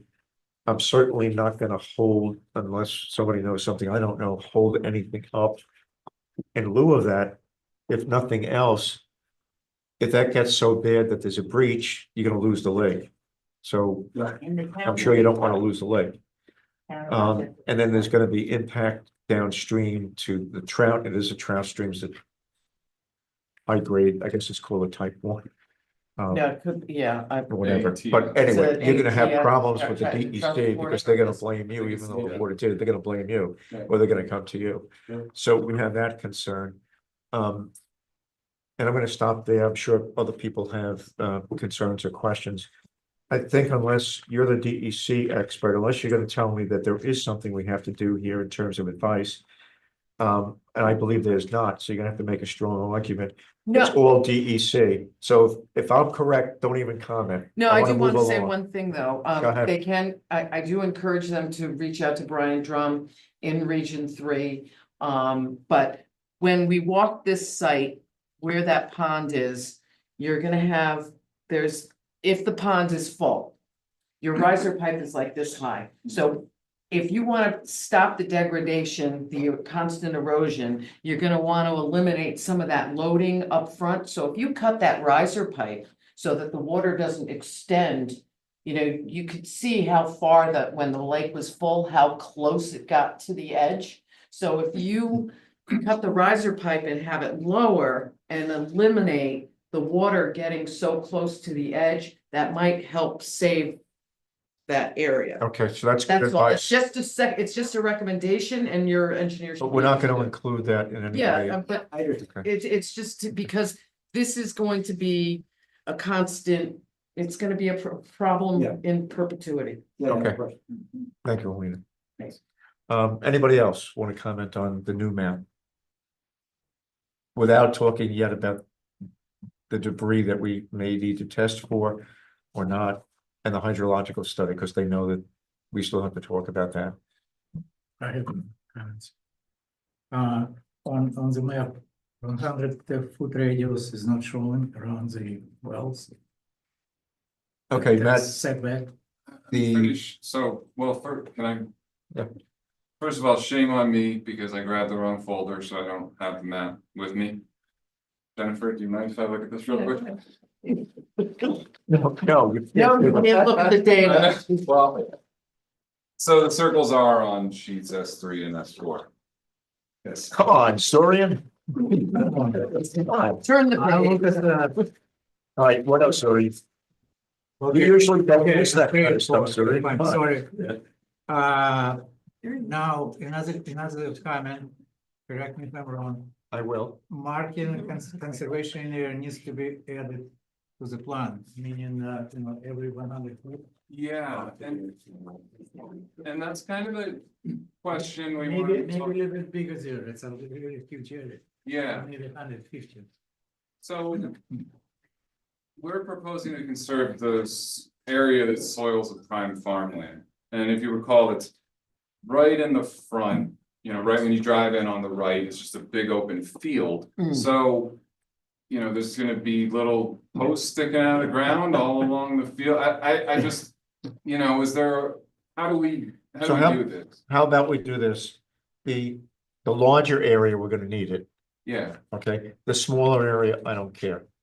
all right. As long as it's understood that the HOA alerts and polices Yeah. to make sure that it's not disturbed. I mean, it's an open field. You're gonna see if anybody starts building a house there. You're gonna see if somebody's throwing. After everything's done, this will all be recorded with Matt withdrawing. So I think Surian's point is correct. You wanna make sure that the 100-foot signs are there, but 150, it's kinda. So I'm not worried about that. Unless anybody else is. Anybody worried about it? No. So what you confirm? I'm sorry. They're not gonna put the markers here. They're gonna put the markers on the larger property, Okay. okay? Matt, you gotta put them on the map for the larger property, Yes. the larger You do conservation it, subdivision. is there a standard or something? What do they? It's a standard that we have, You Matt's know. familiar with it. It's a beautiful sign. What is it? That art, what it says, it's beautiful. Brass. Your beautiful It's brass. sign. You'll love it. Yes, Well, the strict new code- architectural review. Go ahead. You're gonna tell me about the new code?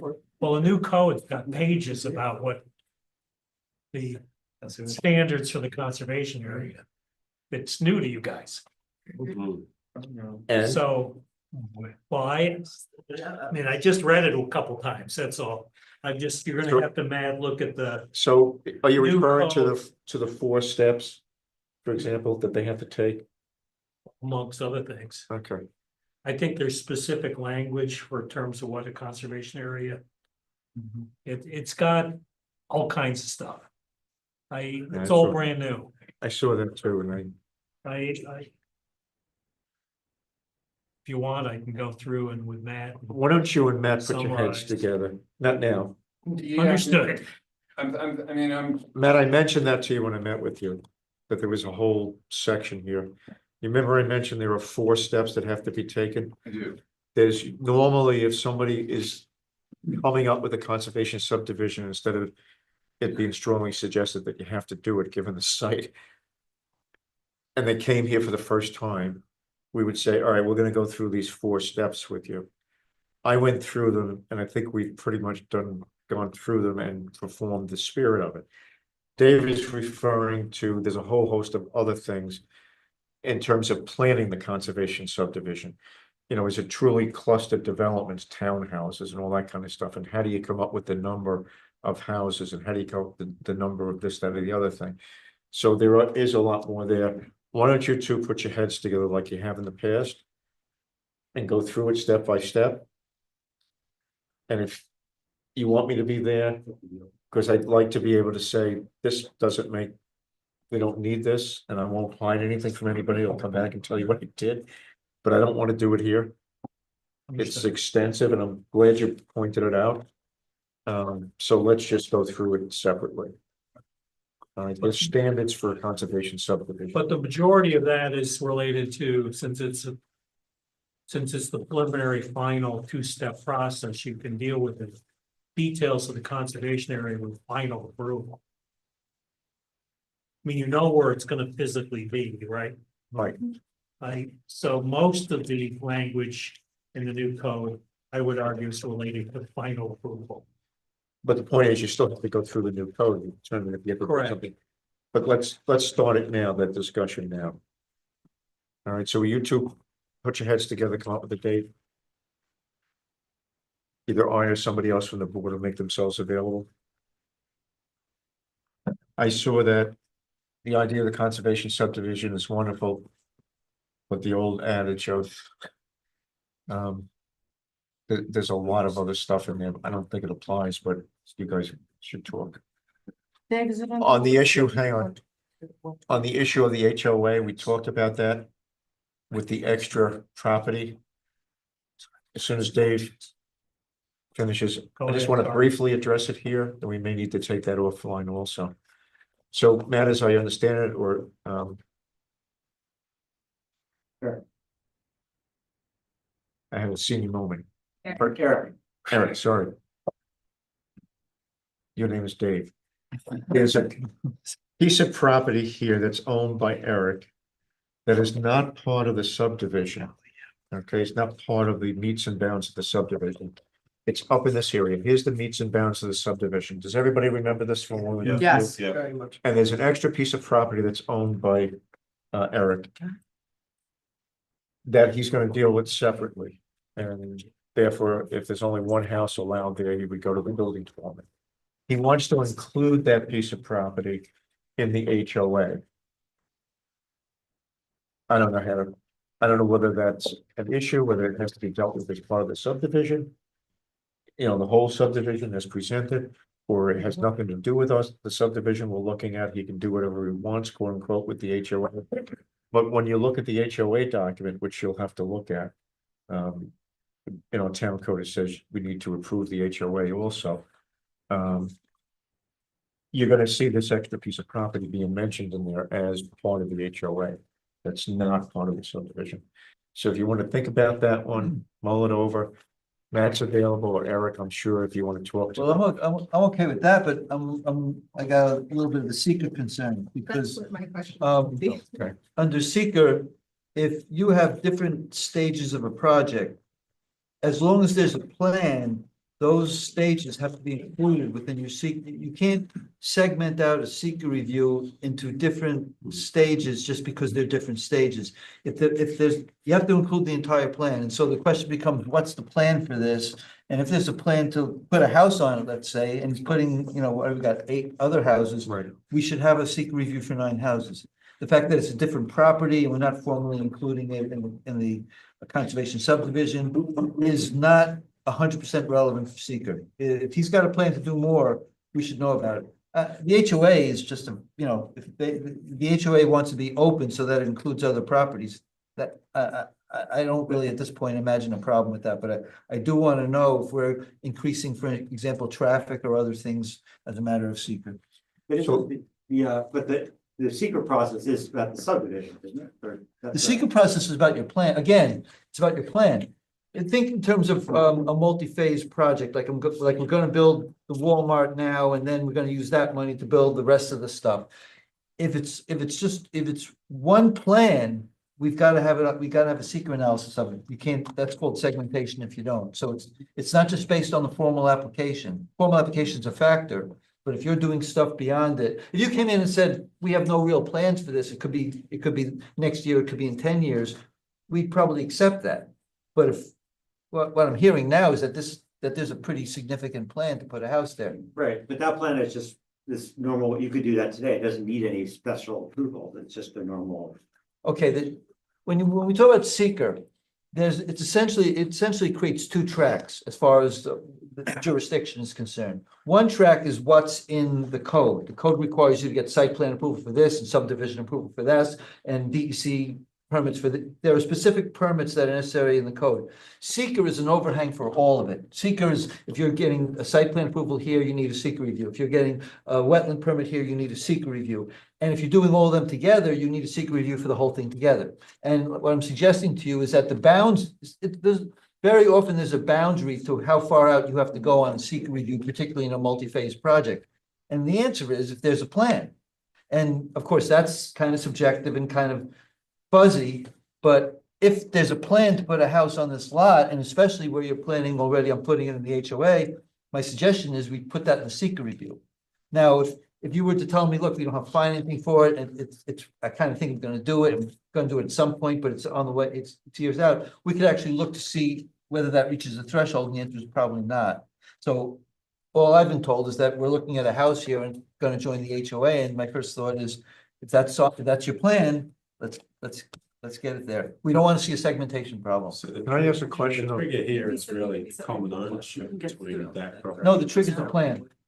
Yes, I mean, yes, common ownership raises the hackles, but the thing that really raises the hackles is they want to put it in the HOA.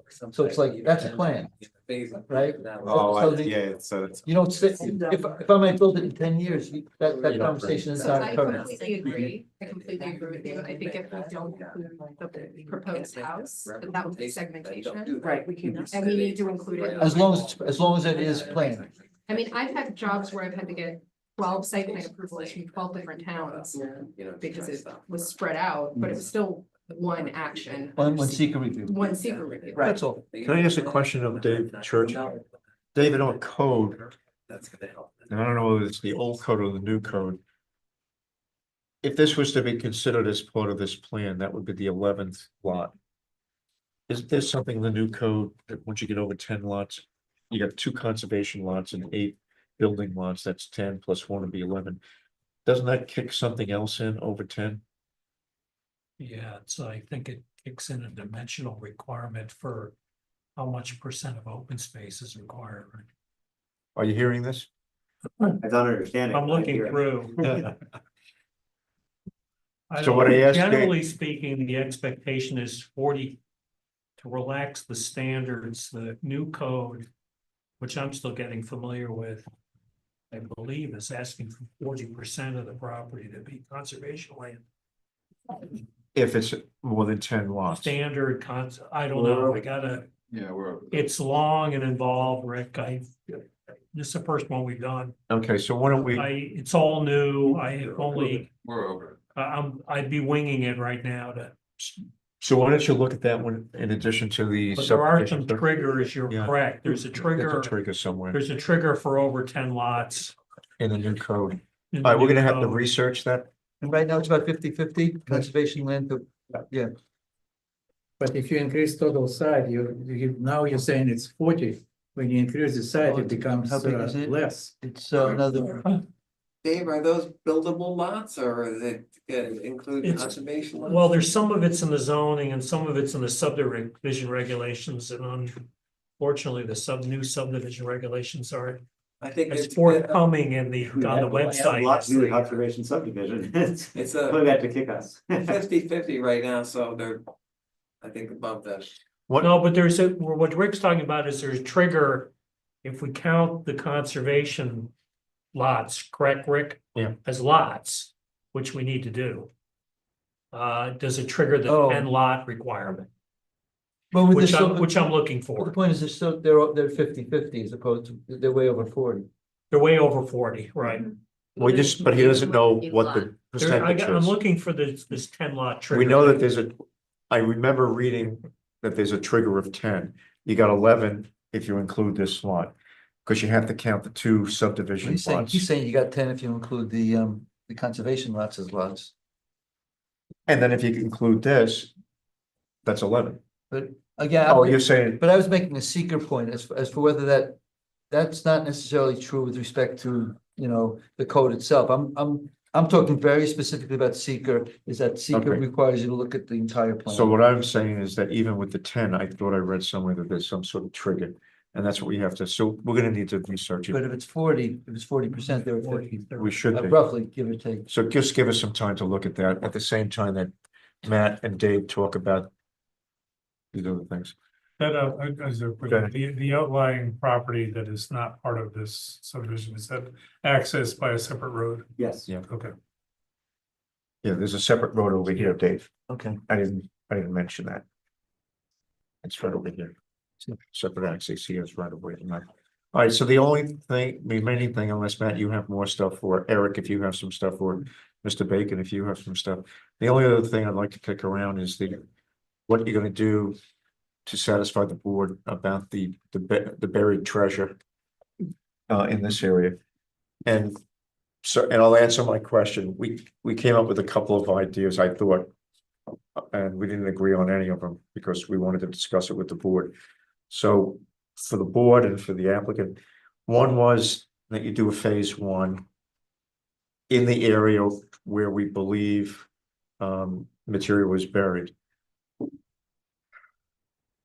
I could make available to you either the maps or the input of residents who are familiar with this area and have been familiar with it for 35 or 40 years and have a pretty good idea of where the material was buried. And in fact, I showed you a map that they did.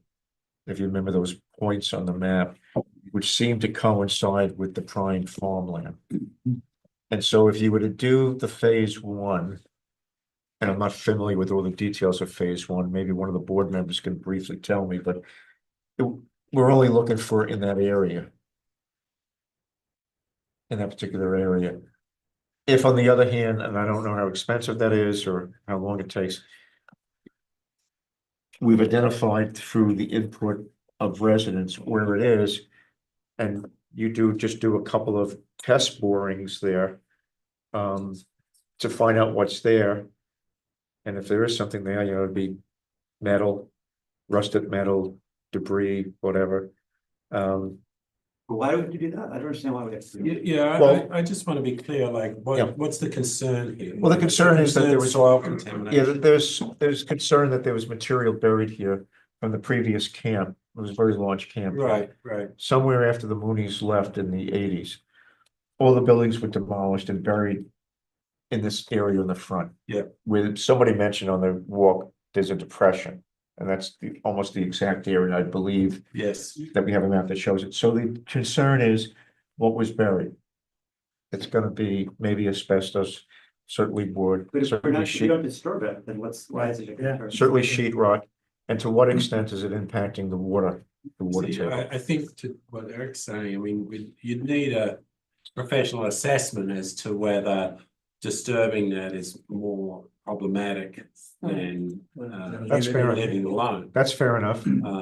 And so I don't know who that professional is, but I think that's, where we're at. It's not just identifying it, it's also saying, okay, this is what we is present and, Wouldn't you be concerned with, there might be something left down there that would damage the water table? There's a lot of situations where if you removed everything because there's something bad there, it's worse to, remove it. Why don't we just test the water? disturbance. Yeah, test the water, exactly. Jennifer, you seem to have, I just have a question. I recall someone saying that there was an area, but do we know? I don't know where it is. Is it an area of just? Matt is pointing it out So too. the idea, so maybe, I agree, usually when you have some kind of contaminant, you leave it, you don't touch it, you leave it alone. But you want to record, you want to know where it is so that in the future people don't go putzing around and dig it up. Put their garden in there. Has someone put that in the whereas, but has anyone gone out and made an effort, maybe that's what this represents, and made an effort to try and delineate that area? So you have a sense of like what you don't want to touch? So we really, one of the issues here is we're getting, the public telling us a general location, but I've foiled with the town, there's no records, I foiled with the DEC, we haven't found any No, records, that's, so. all of that is totally understood. I know, I'm just pointing that out to preface. I believe it's somewhere right in the middle of this conservation area, so it's already gonna be conserved, so nobody's gonna touch it Understood. anyway.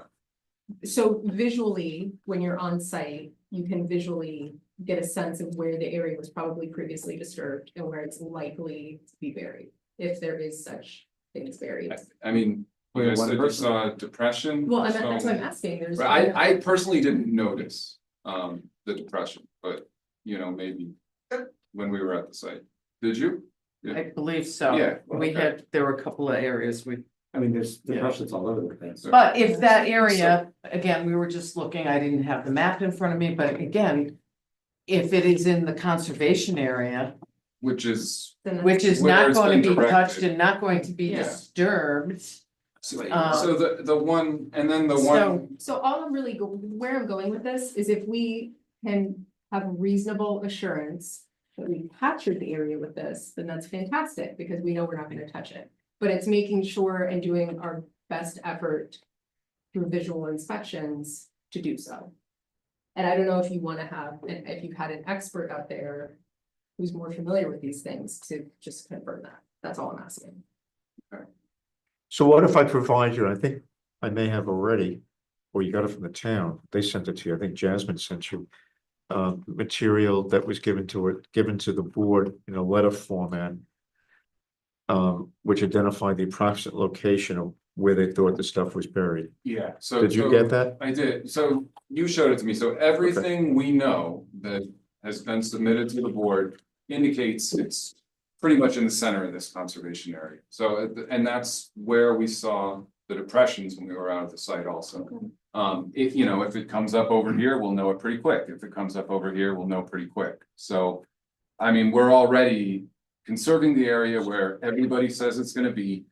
And just the other point I wanna make is when we do the water testing, the well testing on site, we'll put the test well close to where the debris is supposed to be buried. That'll tell us if the groundwater is contaminated, which, you know, everybody wants to know. We'll test for petroleum, we'll test for, you have to do the whole part 5, so we'll test for everything.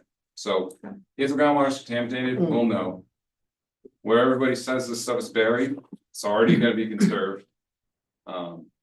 Okay, it sounds like we have a working sort of plan, but I Yeah. want to make sure everybody agree.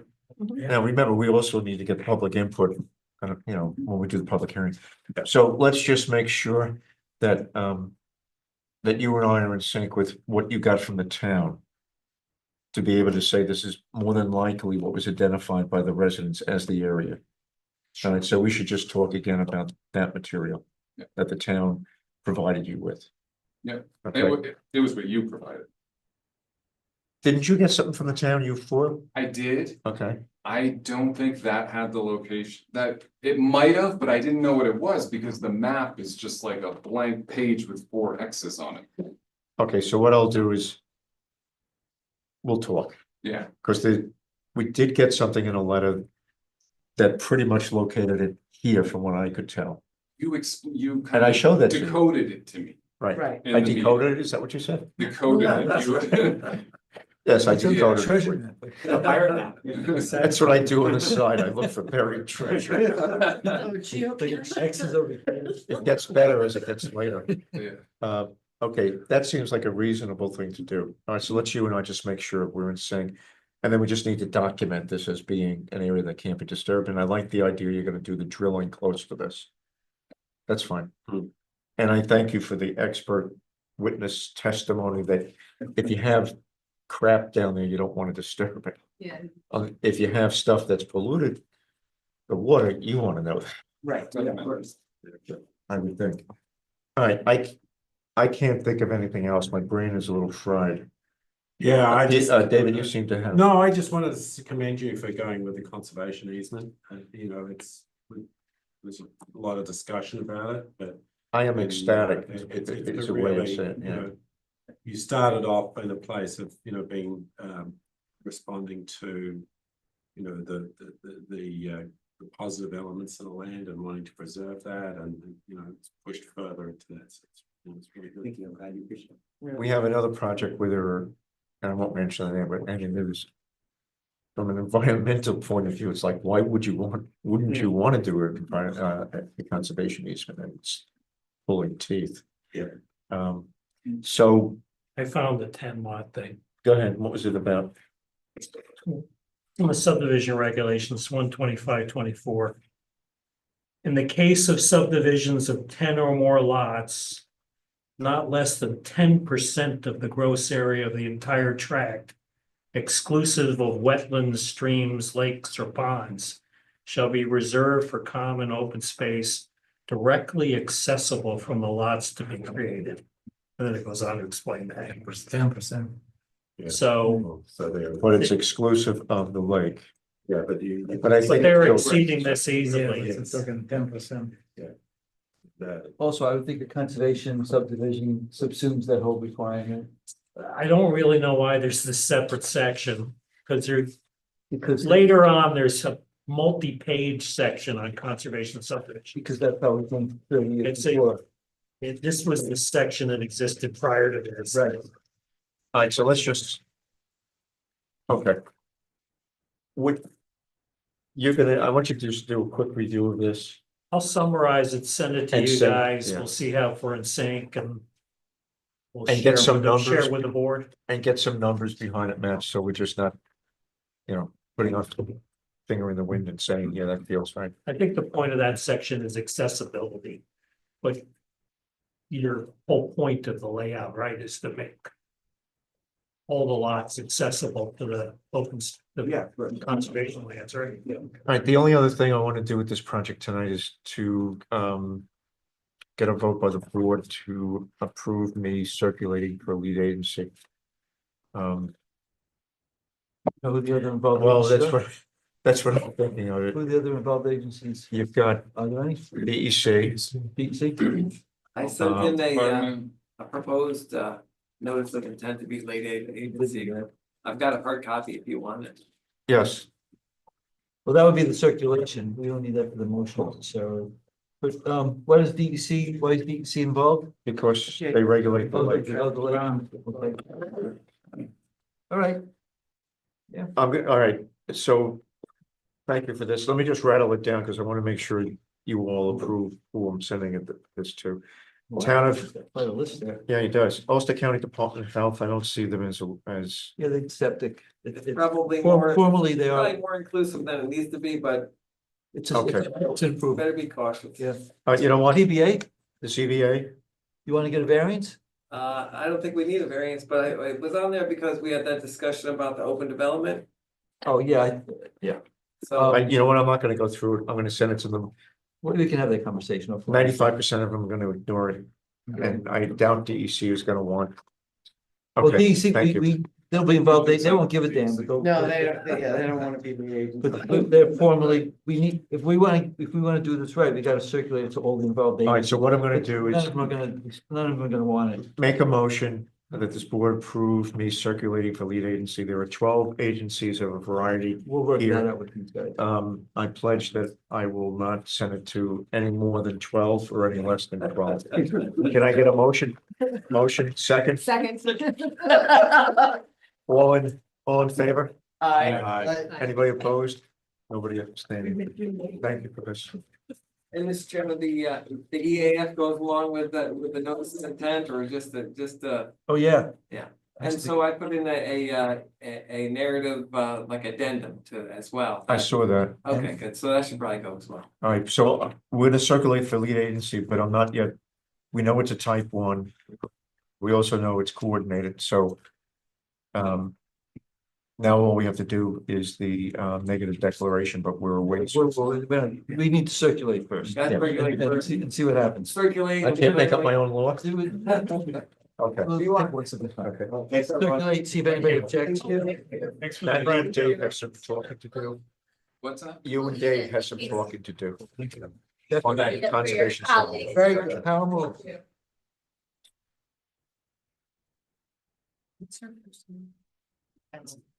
I wouldn't surprise. Gotta say hi to my own buddy over here. How's it going, Jim? It's been a while. Just give me 1 second. Thanks for a while. I suppose.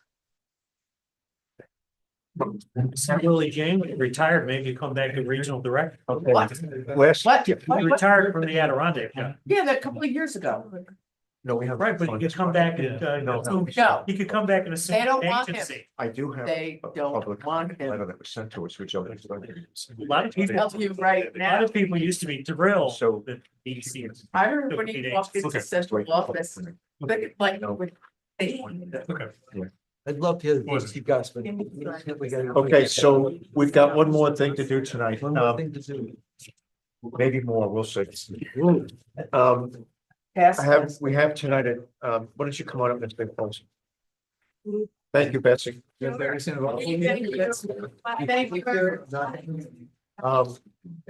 This is Scott Olson from law firm in Albany by the name of Young Summer. And I know we have in front, well, you don't have it yet, but you'll have it tonight. I'm gonna give you a 200-page document. Is that what that is? Yes. Would somebody mind helping just to distribute those, David? Just, there's 20 books in there. Both, when I say Dave, 3 people jump up. It's There's 20 books in there. If you could just distribute one to everybody. We only need 8 or 9, the others go to the ZBA. So we have a proposal from Mr. Olson is representing Verizon. And Verizon wants to put up a cell tower up by the old Granite Hotel. Okay. And so I'm not going into it. That detail, you can read about it. So the this came as quite a shock to me this past Monday when I found out that the 2 boxes that it was sitting around that I had never asked about, I was finally told that these were the 20 documents that for the new cell tower. So in any case, we have a number of issues, some of which I'll mention, others of which Mr. Gordon will go into, but a company like Verizon, when it comes to putting up cell towers, has certain prerogatives when it comes to what they do, when they can expect to get an approval, what kind of waivers they have, et cetera, et cetera, et cetera. At least in New York State, and it's something that the New York State legislature passed some years ago. And there's a clock, which they call the shot clock, which kind of regulates both how long we have to respond to the initial application and whether the application is complete or not, and when the 150 days from submission of the application begins to count to the time when they expect a decision, either yay or nay. Not going to get into the details why, but the Mr. Olson's firm suggests that we're about 49 days into that 150 days, which is 7 weeks out of 150 days would be 5 months. So you think out of 20 weeks. I've gone through, and Dave are looking at it. I've gone through and worked up a timeline, which I will make available to you. It might be in the Google Drive already, or maybe I'll send it to you. But I've gone through and done a timeline. I'm not the lawyer, but I don't agree with the how many days we've already lost, but that's something for the lawyers to sort out. The fact is we have to get moving, and there's a lot of work to do. And I'm just going to mention some of it, and then I'm turning it over to Dave's and comment from Scott. Things like we need to look at their needs assessment. There needs to be a needs assessment in order to qualify to have all these special rights, but why do we need another cell tower? Everybody wants better reception, but nobody wants a cell tower. By the way, this is not a cell tower that looks like a Christmas tree. This is a 145-foot cell tower, as I recall from the document. With monopole, thank you. And there's lots of reasons why, and that's one of the reasons why they also need a use variance from the CBA, because it's area variance, thank you. Maybe. Well, you're shocked today. Well, that's what you're getting paid for. You know what's going off a cliff. They need a variance from the CBA because they're over the maximum allotted footage that we allow for structures of one sort or another. So we need to look at the needs assessment and evaluate the needs assessment. We need to look at the view shed. That document contains a lot of information about the view shed, done by a firm by, I think, by the name of Tectonic, who evaluated from different positions where it can be seen, where it can't be seen from. There's issues that Dave has been filling me in on around radio frequency and the level of radio frequency and the degree to which the radio frequency might scramble our brains or not. No, I'm just kidding. That's a whoa, okay, fine. And there's a number of other things that we're going to have to look at. So I'm going to stop there. I think I can be excused. It's 10:30. You can. Do you want me to go through this real quick? Yeah. Okay. And you didn't hear any of that, by the way. We've got a 145-foot proposed 145-foot cell tower. The key thing to know about this is that, number one, it's subject to all the local, rules that we have, primarily site plan approval, special use permit. But cell towers are a little bit different than, than typical subdivisions and things like that for a couple of reasons. First of all, nearly every code has, most towns have a special code with respect to cell towers, and we do as well. So we're gonna have to apply both the procedures and the substance in our section on cell towers. Secondly, cell towers have a particular level of federal protection because it's important in the Telecommunications Act of 1996. And that is impacting here. We're going to talk about that a little bit. But the basic thing is that we're going to follow the basic town rules as overlain also by seeker. So this is the typical seeker review with a few other rules in it. Now, before we get to the issues that were raised by Mr. Olson and some of the timing issues, I just want to talk about the substantive things we're going to be looking at. In our cell tower code and in most towns' cell tower code, one of the key requirements is that they demonstrate that there's a need for the cell tower. And that's typically done by something that's called an RF analysis. RF is abbreviation for radio frequency. In other words, they will seek to show that there's a gap in coverage and that this cell tower in this spot at this height will cover significant portions of that gap, basically alleviate the problem. Now, like everything else, what they submit is going to be open to analysis and interpretation and rebuttal and fact checking and everything else. So both the board can hire its own engineer, an RF engineer, and so can the public if the public is concerned about this. And so we will go, it's going to go through the typical process, but it's going to be a little bit expanded in terms of the issues that we typically cover. So instead of looking at things like wetlands, for example, and runoff and traffic, we're going to be looking at things like RF analysis if we so choose. And the other thing that is ubiquitous with cell tower applications, and I'm sure it will be here as well, is the visual impact. In this case, we're going to have a 145-foot tower. It's also worth noting that one of the reasons why they require an area variance, or as Dave points out, perhaps a waiver from this board, is because our cell tower section has a maximum, and I forget exactly how it reads, but it's going to come out to about 95 feet in height. I think it's 50 feet over the 50 feet over the tree line. Nearest tree line. Right. So it's about, and Scott may know more about it, but it's going to be about 90 feet, and they're shooting for 145-foot tower. So that either requires a variance from the ZBA or a waiver from this board, and they've already applied for a variance from the ZBA as part of the same application.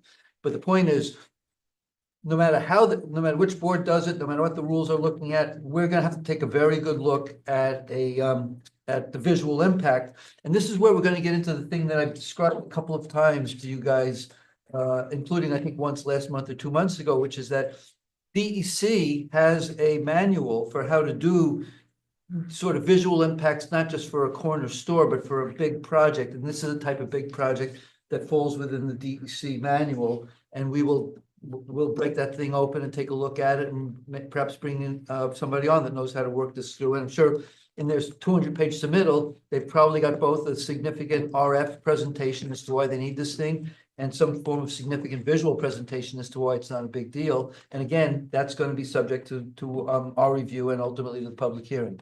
So that's sort of the quickie on the substance. Do you guys have any questions before I jump to the procedure? Do we know, did they provide a visual assessment? I'm sure they did, but they In accordance with the DEC's guidance? We will find out. Okay. I haven't, nobody's cracked this yet? No, because if you look at your code, your code specifically talks about balloon tests and the planning board's involvement with picking out locations for balloon tests. So we didn't want to be presumptive to think we know what places you want looked at. That's so super what we important. submitted was a view shed analysis that shows you with topography and vegetation cover where the visibility will be from. Okay. And I just want to preface that with, we do that all the time. It's a good tool to use then to pick locations to look from. And that's part, I think that's part of the DEC. It's a start, Right. exactly. So they're jumping on, they're getting moving on that, and we'll have to go through that. The fold out pages are all of those visual impact. Yeah, I just want to know if they followed the document, that's all. The DEC document? Yes. I'm sure that they took step one. But he said no. We So will. you No, will. it's because He said yes, but because your code has specific I requirements. understand. We took the first Got it. step in Got it. doing that. So they're doing what they need to do, and it's gonna be up to us to do what we need to do. Yep. Now, there's a little bit of a snafu here, because one of the federal protections, as Rick alluded to, is that there's a general guidance, and we may disagree on that, and that's part of what we have to hammer out today. There's a general guidance that the town's review should be done in 150 days, and because this was sitting on the floor for a while, the claim is that we've kind of blown the first 40 days of it. I'm not 100% certain we agree with that, because there were some irregularities in the original proposal. For instance, it didn't go to the CEO first for his determination. So the bottom line is, I'm hoping that the applicant is satisfied that we're now moving forward full steam ahead, and that we can just forget about this 40-day thing. And furthermore, I'm hopeful that once we continue moving full steam ahead, that we will demonstrate that we're doing this properly, and that if we don't get it done in 150 days, that we're going to get it done in a reasonable amount of time, and we're not going to be running to federal court on the 151st day. And this letter doesn't say that, we're going to work with you on this, but you understand that in New York State, we need to do seeker reviews, and we need to, this application is also going to involve 2 involved agencies, and we'll do this. Hopefully, if we get lead agency, we'll do the seeker review, then the ZBA will handle the variance, and it's going to come back here, and it's going to take the amount of time that it takes, but you will see progress, and you will see diligence in that regard. The letter that I sent Friday was really just a standard letter that we send if we haven't heard anything. It's just to advise the municipality of, just so you know, because it wouldn't have been really nice of me if I then. Good wake-up call. It's, We broke open the hey, box. this is what the law is, we can disagree on specific timeframes, but. And Verizon has a history of when, as long as the municipality is working with us, we're working with them. When day 151 comes and it's not done, we always extended the clock. Well, that's good, that's good to hear, Do we because need to have an agreement on that, or can we just sort of run things along and see how it goes? I gotta talk to my client about it. I haven't even had a chance because this came up quickly. But we're not at that point yet. Fine. So I'm happy to address it. So here's what I'm suggesting. I think we should do a motion to circulate for lead agency. We know at least the planning board, the ZBA is an involved agency here because they're applying for variance. So in order to get the ball rolling on this, and it was sort of on our floor for a while, so we do want to show that we're moving forward.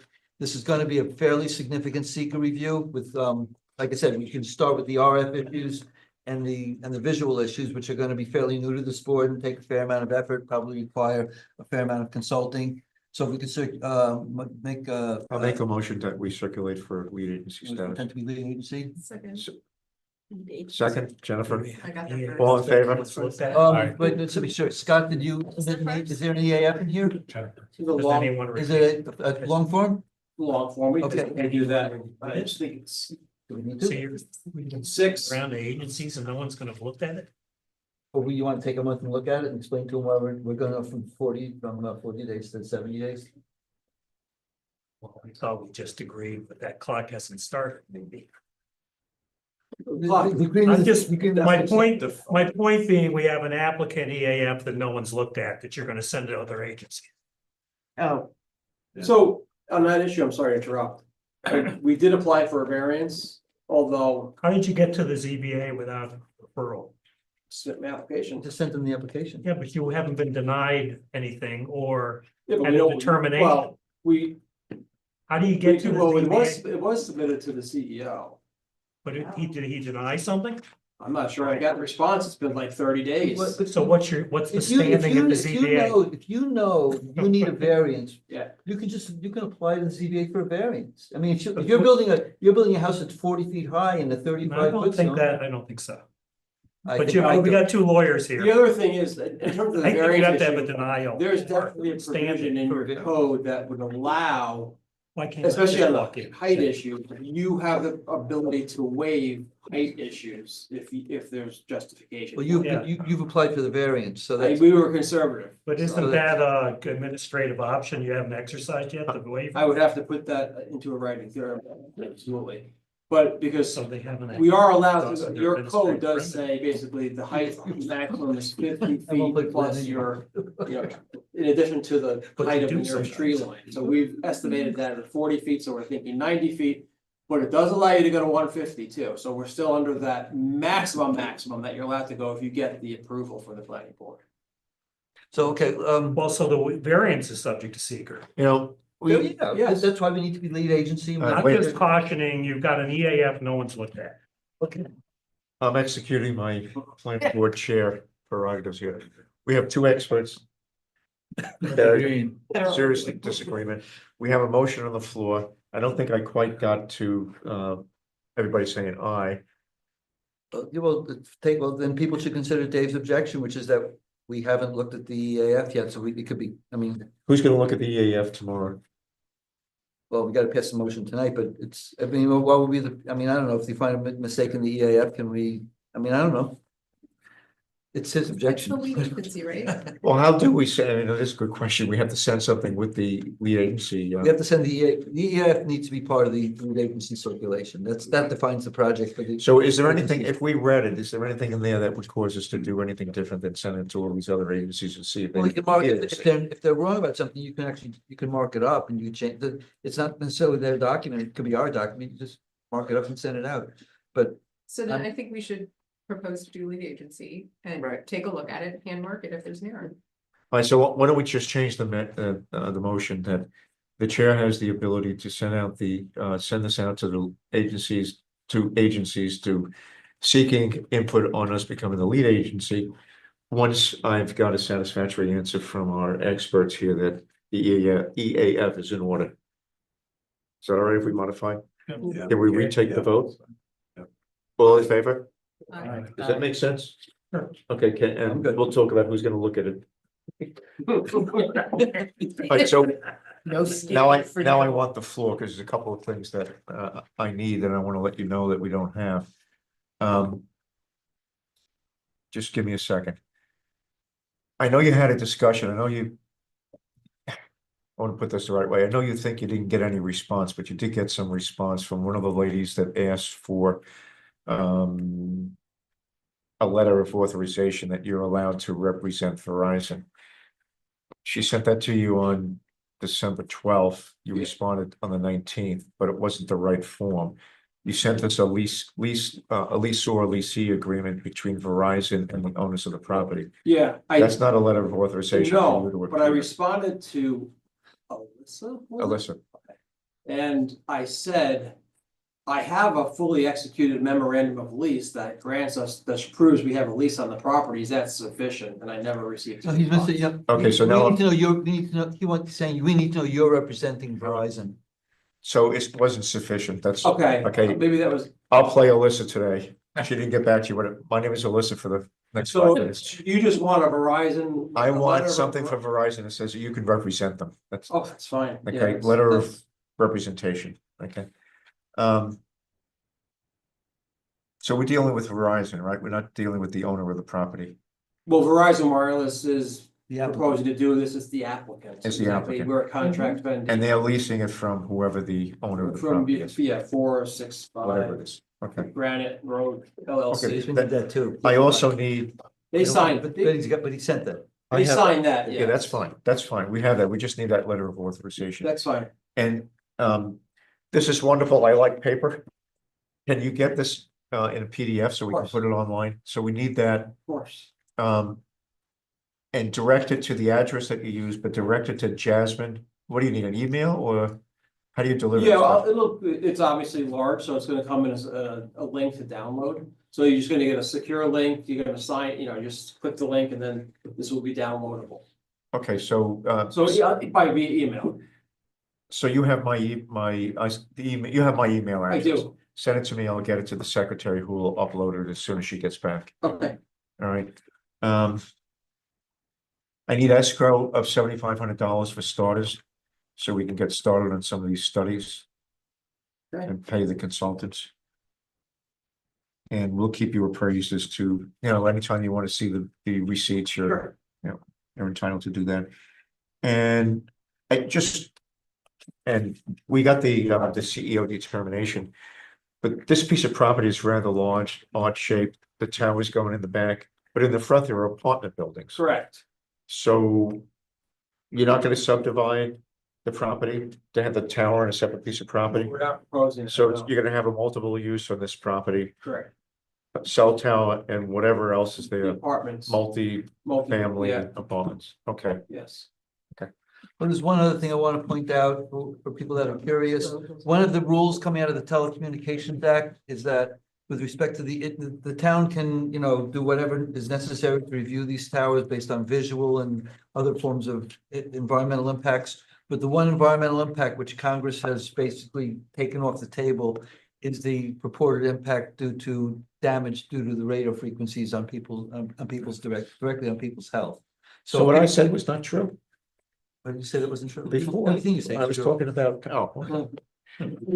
So I just want to point that out for everybody. If you're curious, we'll also may hear from the public. It's just one of the cornerstones of these applications.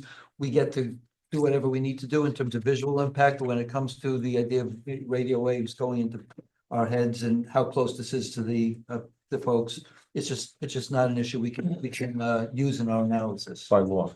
By under the telecom, I'm sure Scott would agree with that. Correct. But the others are on the table. Everything that any other seeker issue is on the table to the extent that it becomes an issue, including if it becomes an issue, a positive declaration and an EIS, if that's what we need. But obviously we're gonna need the assistance from consultants that know how to handle these things, particularly a visual impact analysis under the DEC regulations. And certainly if we want to get into the RF, if we're questioning whether their coverage issues are right, whether their needs assessment is right, we will just need an RF engineer, which is a fairly small set of professionals that kind of all know each other, and we'll just have to find one that's available to do it. Okay. Can I ask a question real quick? Is there, in this document, is there a justification for why you selected the site you selected? There's a site selection analysis. That's part of the RF analysis, because it can be moved 50 feet this way or onto that property over there, and that will become an issue. Great. Does this get referred to adjacent towns for, Not because of visual? necessarily, it'll get referred, I think, to the county, but no, it's not near adjacent, what this is near is the ridge. Well, And that's gonna become And an issue. Minnewaska State Park. Yeah, well, Yeah. the park and the ridge, so Yeah. that, and I'm sure they're aware of that, but that's good because they've done this in different areas, different towns Yeah. near the ridge, and that's gonna become something we have to look at very seriously in terms of the visual impacts and the places from which it can be seen. Yeah. But no, I don't think, I mean, the towns, any adjacent town can become part of the, come part of the review if they desire, but we don't need a particular referral unless it's within 500 feet of a town line. No, it's not. Right. Yeah, it's not. It's Brunswick County roads. It's Okay. County Planning Board. Yeah. This will be an interesting exercise for us in terms of Yeah. branching out in our seeker chops. Okay, So one thing that I would like to, I know it's getting late, sorry, propose or suggest. You're getting started with this, but a balloon test is going to be required. I mean, it's in your code. And like I said, we submitted kind of the first steps of that, but what we would typically suggest at this stage is we will have our consultants provide these maps again, but also with locations of the places that we think should be analyzed during the balloon. So places where we're gonna take photographs from.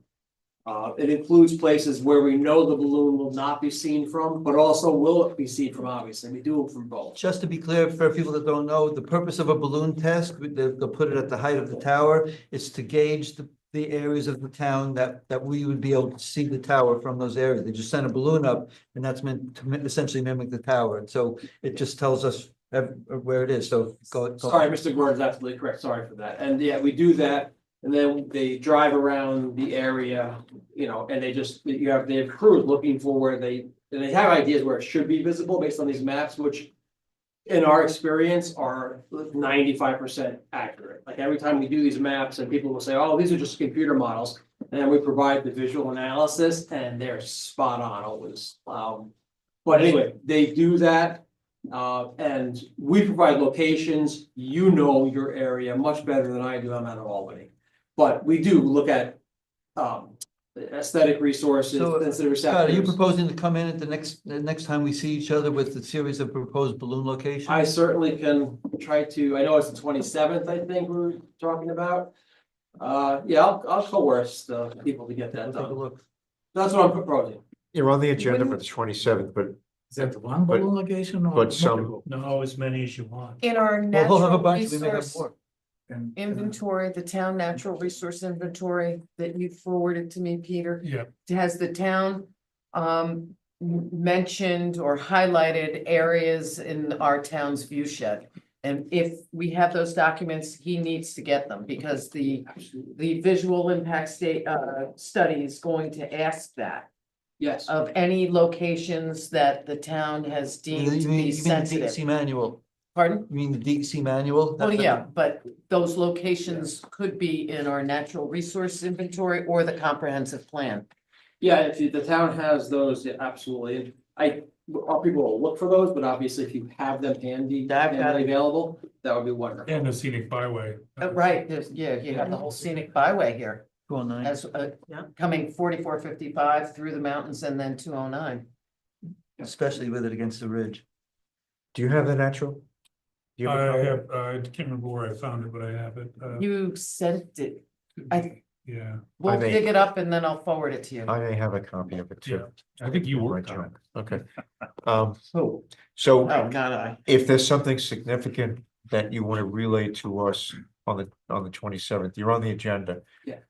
But obviously you don't want to come down just to say hello. So if there's something significant that you want to talk about, I don't know that Let- we're gonna let me have, suggest- hang on, I don't know that we're gonna have a lot on the 27th that we're gonna give back to him. We're gonna be doing our studies. We're gonna be looking for people to help us. So it would be more him relaying information. Let me or suggest asking this, questions. this typically, this very often happens with developers, but I think especially in this case, I'd like to see a presentation from them on their project, on their RF analysis. I'd like to see visual or whatever else and to explain, I mean, this will be new for the board, and these things are pretty informative and at this point, we don't even really know the parameters that we're gonna be necessarily disputing with them. And once you see this presentation, you will begin to get a sense of the areas of questioning that we might have, whether we think this is right, think this is wrong. At this point, most people in the board will not even know what they are, and you won't be able to really read this document with a sense of purpose. And if they give us a presentation, we will get much more of a sense of purpose and basis than what we have now. So I'd like to see that. How long Can I would use something that like, TV? What? Can I use that TV for presentation purposes? Absolutely. I think you Okay, can, I can yeah. connect into it? Yeah. Okay, good. how long would it take you to do something like that? Is that a half hour, an hour? Oh, not an hour. I mean, it depends on your questioning. I mean, I think, I'll see who I can get down here. the So you know what, engineer. I'd rather do that. And again, you need to give us some leeway in this 150 days, but I'd rather do that in February. Because the January workshop meeting is pretty crowded already. I'd rather do it in February, Okay, all right? and for purposes of agenda items, we're Cellco partnership, so if you do it by alphabetic, we should be good. Good luck. I'm kidding. We're not Verizon Wireless, we're actually Cellco partnership. Good luck. I know. No, if you wanna do it in February, I'd like to do it February instead. like so that we- mid-February meeting. I'd That's love to fine. have the RF presentation will explain to us why they think that they need it, and that's gonna be. I think let me just, I'll give you the date of the February meeting instead of doing it in 2 weeks. It's the 10th, Serena's right. That's better because, It'll yeah, give you let me, so what we'll do is between now and then, we'll get you what you have in terms of balloon test locations. But we'll work. We'll on look for the natural resource Thank you. I document. sent it to you already. Oh, I sent it to you already. Just now? Yeah. Okay, thank you. Can I ask a question just for my education, because I'm now confused with the balloon test. My understanding balloon test would be just one balloon where the tower is. Why is it multiple? so I'm sorry, I didn't explain it. Yeah, the balloon is flown at the location of the tower. Because you put it up at, in this case, it'll be 149 feet because it's a lightning rod, or it'll be 150 or whatever. You then drive around and see where you can see the balloon from. So that balloon is just to represent the height of the tower. So just one balloon, right? Well, it might, usually sometimes there are two balloons or more You mean for balloons. the same location? Yeah, Okay. so it's just one, But one location. one location because that acts as, that's what the tower Yeah, is. makes You might sense. have two Okay. because there might be an alternative height that's being considered. Yeah, sometimes- 145 or Right, maybe right. one But it's thirty. at one location. That's It's right. Not like a different location. It's drive around and see the balloon. That serves as the marker, Because this it's is a where the multiple tower balloon. will be. By the way, it's also public, so they'll announce the time and that allows everybody to drive around. So if they miss a spot, the whole town can be driving around and it'll be, it's almost like a public hearing. Because it'll be announced at a And people particular get on time. roofs and. The one thing we want to do, and we do have time, but boy, time flies, we just want to get it done before mid-April. The balloon test, because at that point, the leaves are starting to emerge. Right. And we would like to do a leaf off condition Correct. balloon test. Which is the worst case. Yeah, worst case, it's not, I don't think set forth in your law, but we're there, let's do it that way. No, that's more appropriate. All right, so hopefully, depending on the weather, hopefully sometime in March, Yeah, yeah, late March. yeah. We can set it in All right. February. So I think that's it. I got one or two other things. I know it's late, Are you just to ready? mention to the board, but that's. So, Mr. Olson, I appreciate you coming down. Thank you for calling me back. Sorry to bother you Friday night. Yeah, I don't, I I was wasn't out. sure, I wasn't sure whose phone number I had. It was what You was. had, came over, I think that was my office number, but it goes right to my cell. But I was, So you have my phone number. We'll be in touch. I do, I appreciate you adding me to the agenda tonight. Thank you very much. We're gonna move. Safe driving home. Thank you. Be Thank careful you, driving yeah. home. Okay, watch out for the deer. Thank you. Good night, thank Good you. night. Good night. So just a real, I had quite a few things, but we'll do them next time. But I did want to ask you to go through that document I gave you about escrow. Because we will talk about that at the workshop meeting. If you have any funny anecdotes about the letter that we got from Bill Eggers about, the dog ate my homework letter. Yes. I'd love to hear them. From his client, you mean, from the woman? No, I'd love to just hear some jokes about it. I was bouncing off the wall, so I need somebody to scrape me off the wall. Taping, we're done, we still meeting. What's that? We're still meeting, we're still taping. Yeah, it's all right. I'm not saying anything untoward. Should we leave? What else? Meeting minutes we'll do next time. Okay, I think that's it for tonight. I just need a motion to conclude the meeting. I'll make a motion to adjourn. Zurian's got 3 seconds. All in favor? Anybody Stay opposed? another hour. Yeah. What's another hour? Does anybody know how to turn this off? I will try to do it. Okay. Well, I guess I'll read. Thank you very much for also. I really appreciate everybody's input, the expertise. If I cut you off, it's because I don't want to become the applicant's engineer. All right, so this goes where? I looked at the person that they got for the food protest He's not gonna bust you. for medically. Yes. What are they gonna do? Great guy, so it really is Wait, Oh, 5 okay. months from That's now? good to know. Sure. Yeah, no, he's very well known. I was a little skeptical when he told me that. I was like, oh, yeah, sure. But no, he actually. Pass the product.